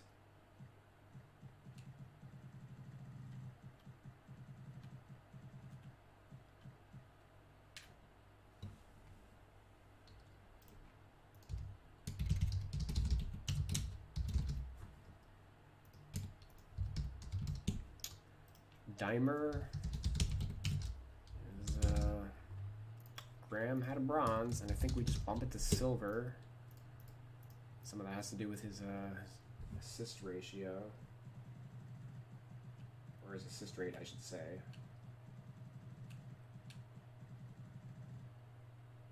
Can we find it?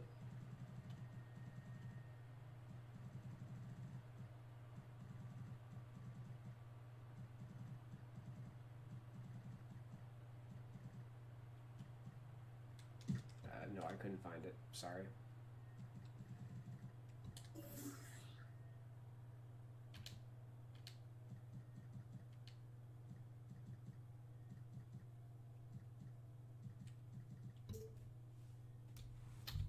He doesn't have bailout.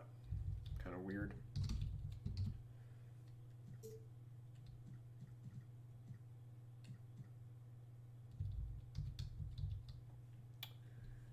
And I think Lob City Passer?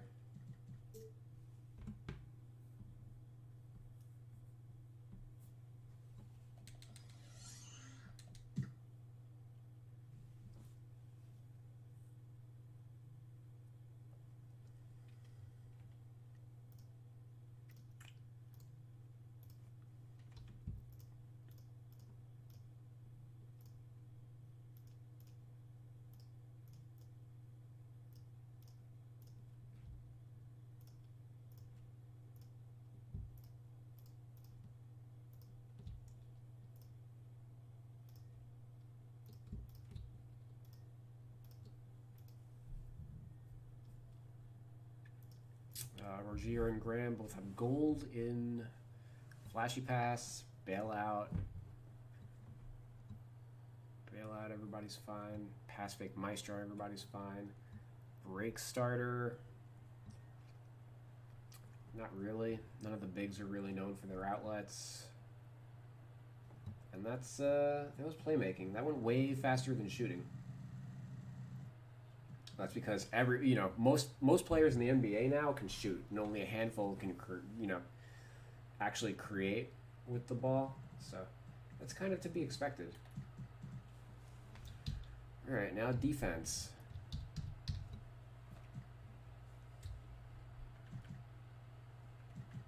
There's a ton of badges, but we probably won't see.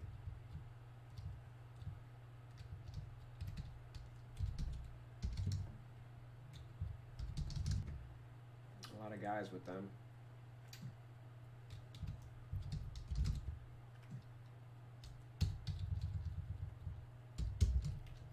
Gold, pogo stick for Biombo. Yeah, that makes some sense. Silver, bronze box. Intimidator. Maybe that's one we can boost. Post lockdown, rim protector.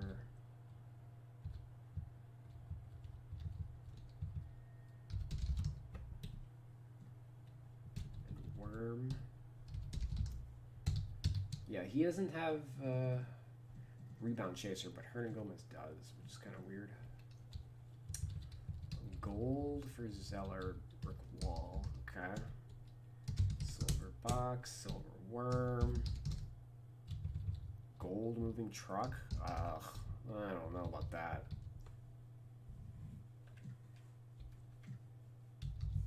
Chase down artist for Batum. Rebound chaser.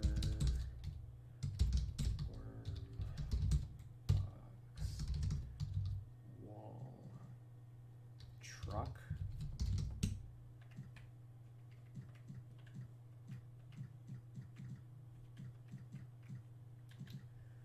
All right, that's everybody. Clamps. Anybody on this team known for being like a lockdown defender? Bridges was supposed to be, but hasn't really shown that yet.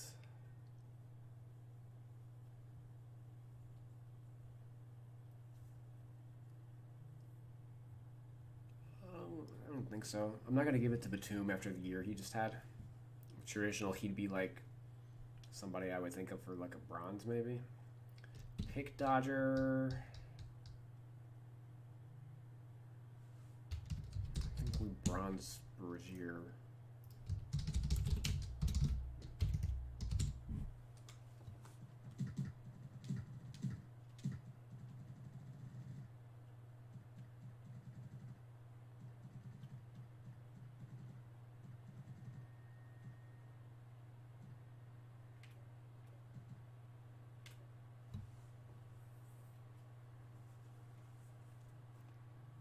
And that's it.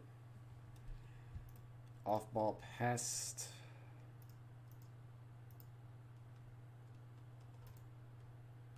I'm just going to really quickly look at off-screen defense. You know who's not an off-ball pest? Mason Plumlee.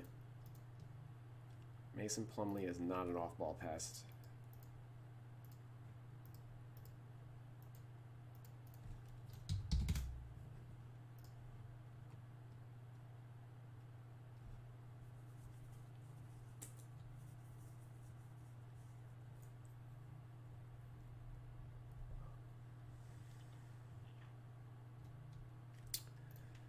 Think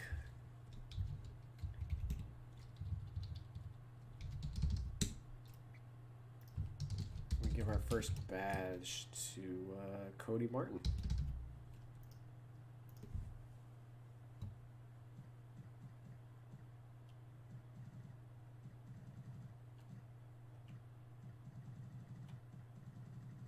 Who the fuck knows where off-ball pest is?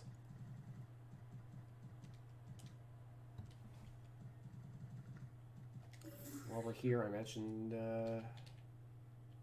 using some steel badges. Toss interceptor on him. Off ball, and where's pickpocket?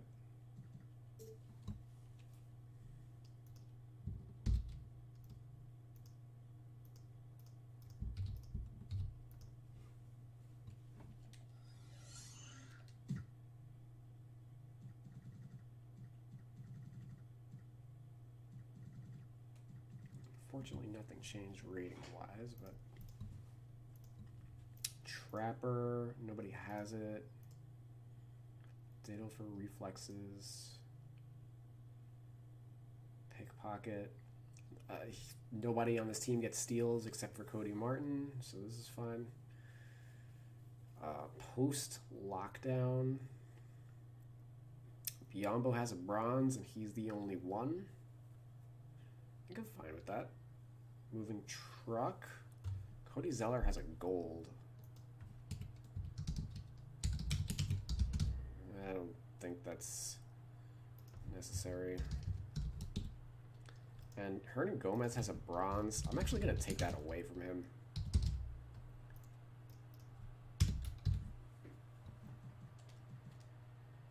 As, like, this is a defensive badge.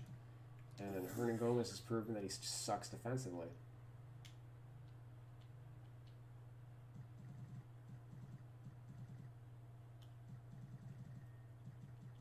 So, yeah, we will drop that.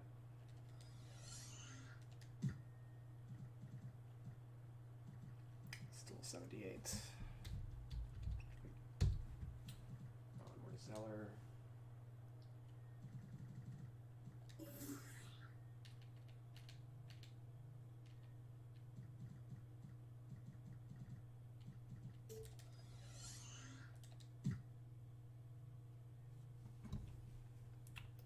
Rim protector. Nobody really is a shot blocker on this team. Just Biombo.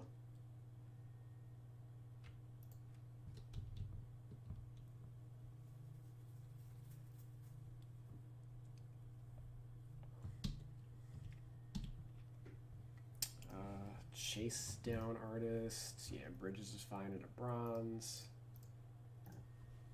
Batum has that.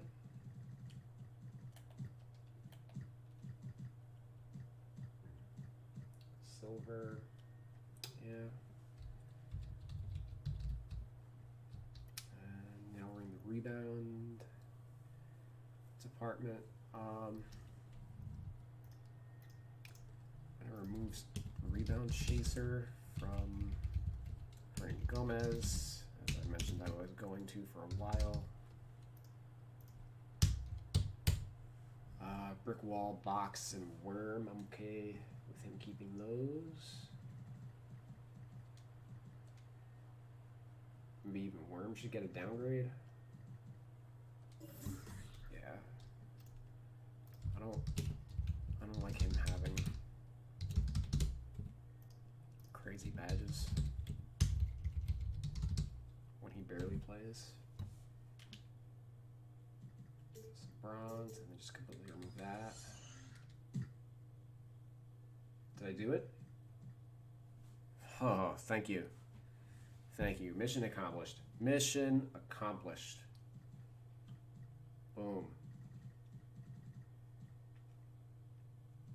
If we can just get these guys to 78s, like, that would be perfect.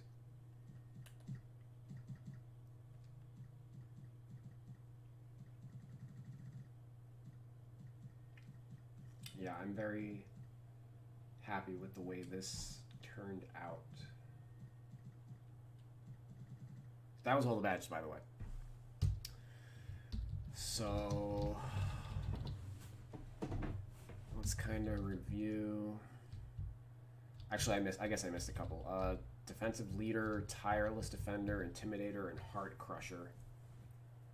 I didn't really consider.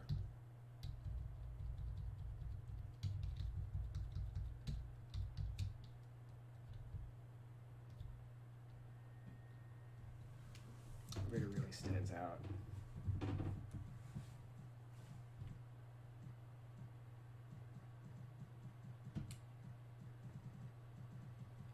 Let's see Washington real quick.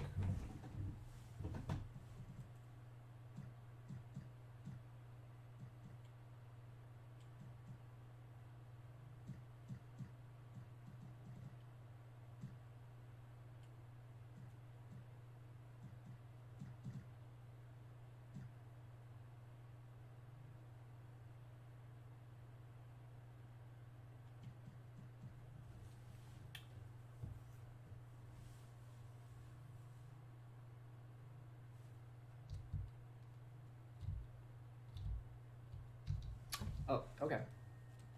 I got something. Brick wall.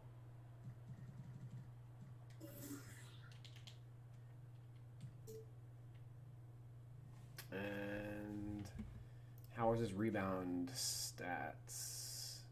Actually, not a good rebounder. I'm not gonna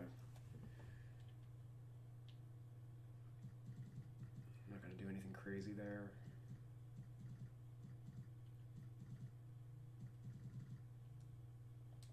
Fingers crossed. Nope. How far away?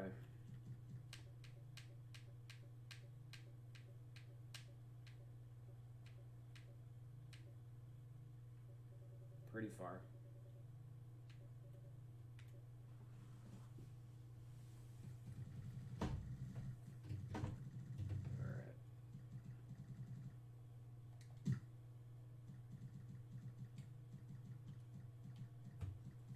So I'm gonna call it on the stream pretty soon. Just wanted to quickly review everybody. So I would consider myself like 99% done. Maybe tomorrow I'll jump back in and just find a way to get PJ Washington like 1 point higher and be happy about it. And Biombo, let's see if we can.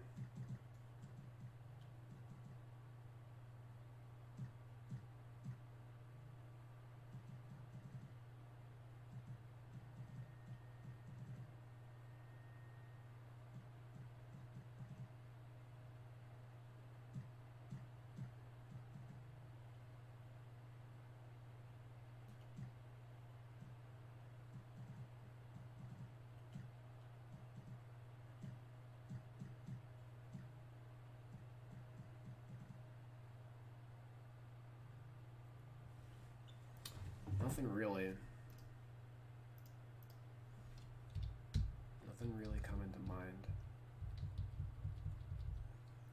I guess like chase down artist, maybe, but that's not. I don't like giving that to centers. Heart crusher, not really.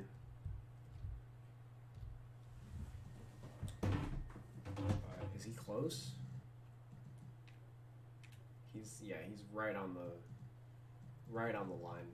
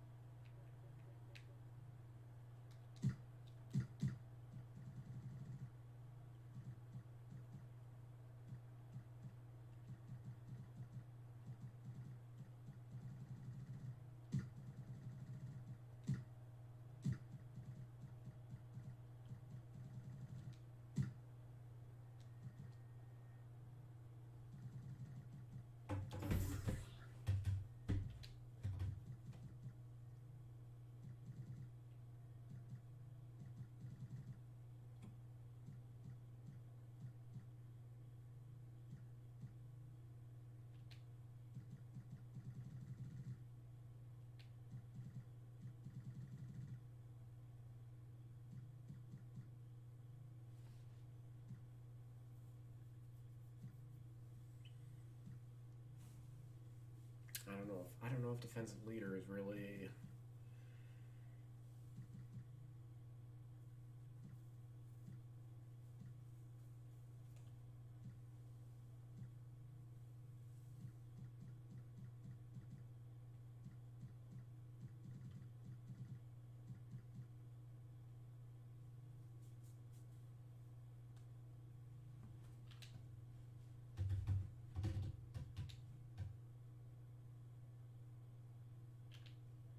We did it. Gold. We did it.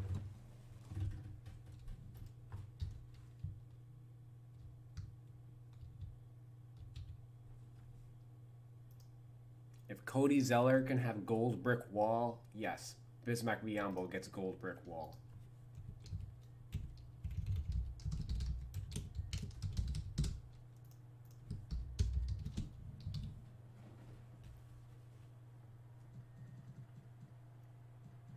Okay.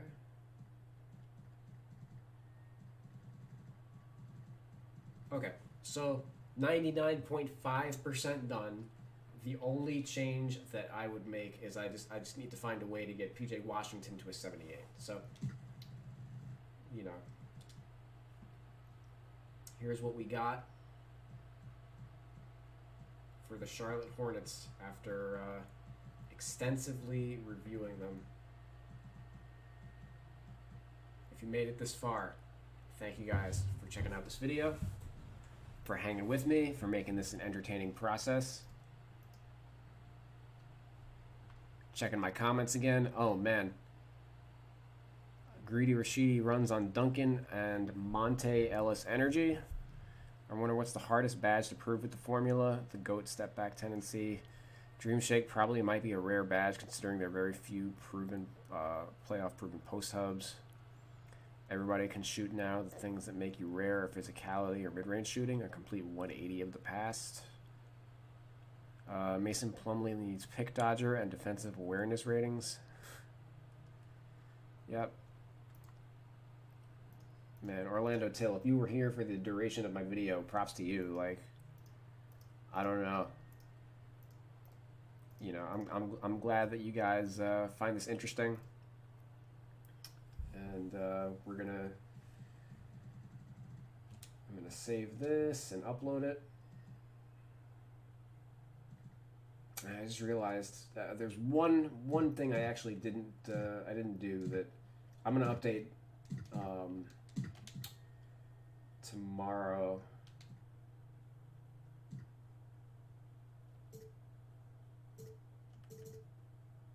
This rotation seems off.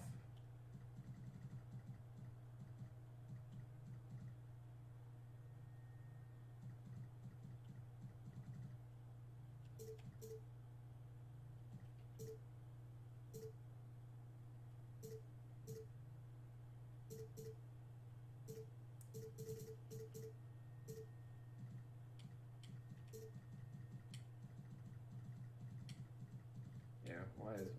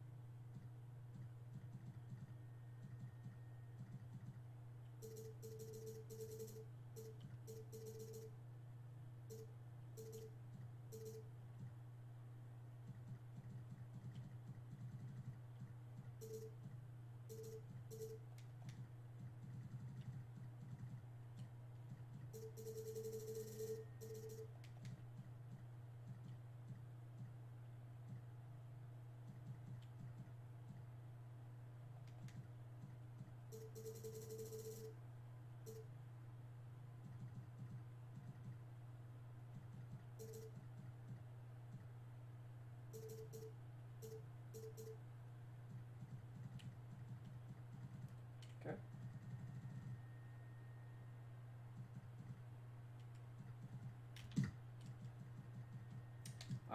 I did not update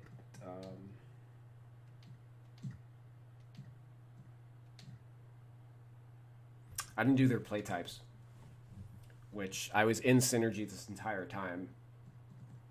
You know,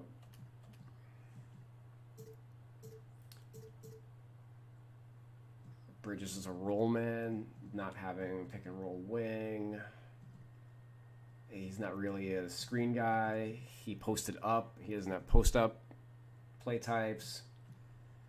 Yuck.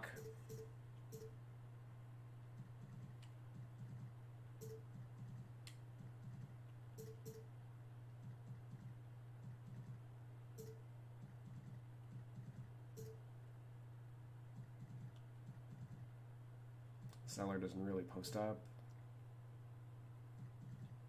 Mid-range, LOL.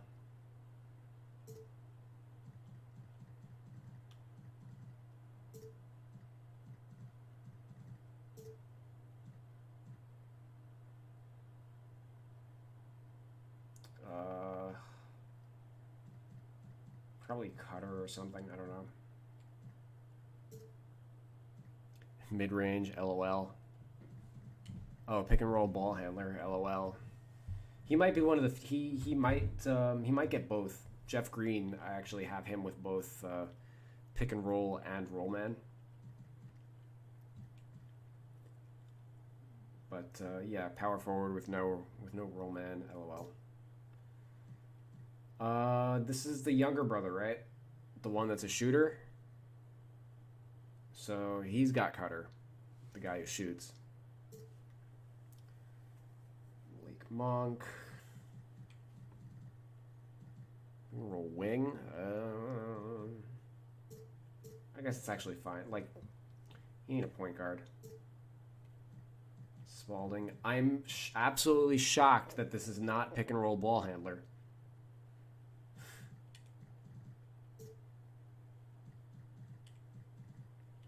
Yeah, so those are the only changes that I got to make, really. Figure out a way to bump Washington up a point, fix the play types, and I don't think I touched the contracts, but the contracts are 99% accurate anyway. So, save and share. If you want to know how to download my rosters, just go into the 2K share and search Real 2K.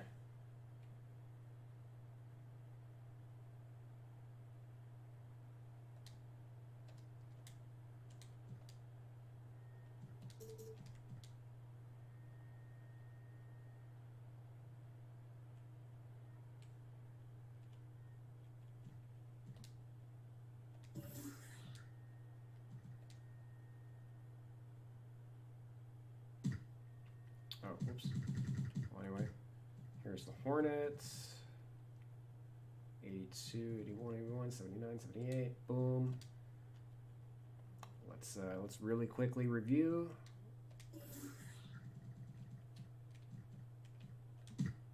The actual 2K roster. Nobody's in the 80s.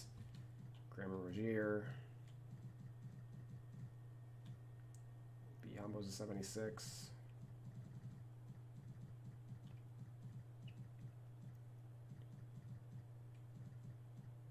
$69, $70. We bumped him to a 75. He's basically the biggest mover on the team. Yeah, so we made Graham a competent basketball player.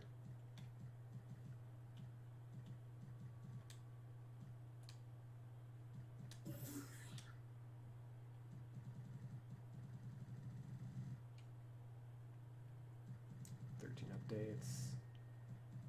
Yep, still the number 5 roster. Search by content name. Real 2K.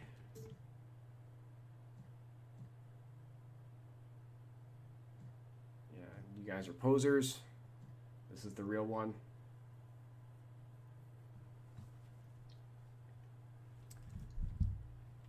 Thanks again for watching.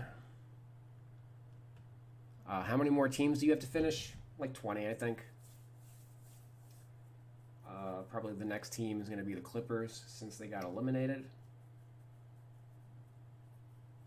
This is a full-level job from the tendencies to the ratings to the play tendencies. Yeah, well, it's a good thing that quarantine gave me a little bit of extra free time in my hands. So we're going to bang this out beforehand. And, this is why it's important to like, follow, subscribe on YouTube. Because if I can make this, the more popular my work and everything gets, the easier it would be for me to increase the amount of time that I do this, which is better for everybody. Yay! Anyway, I'm afraid to look at how long the stream has been. 7 something hours. Jesus Christ. Thanks again, guys, for watching. Orlando Till. You were super active in chat. Much love. Peace, guys. I'll see you tomorrow.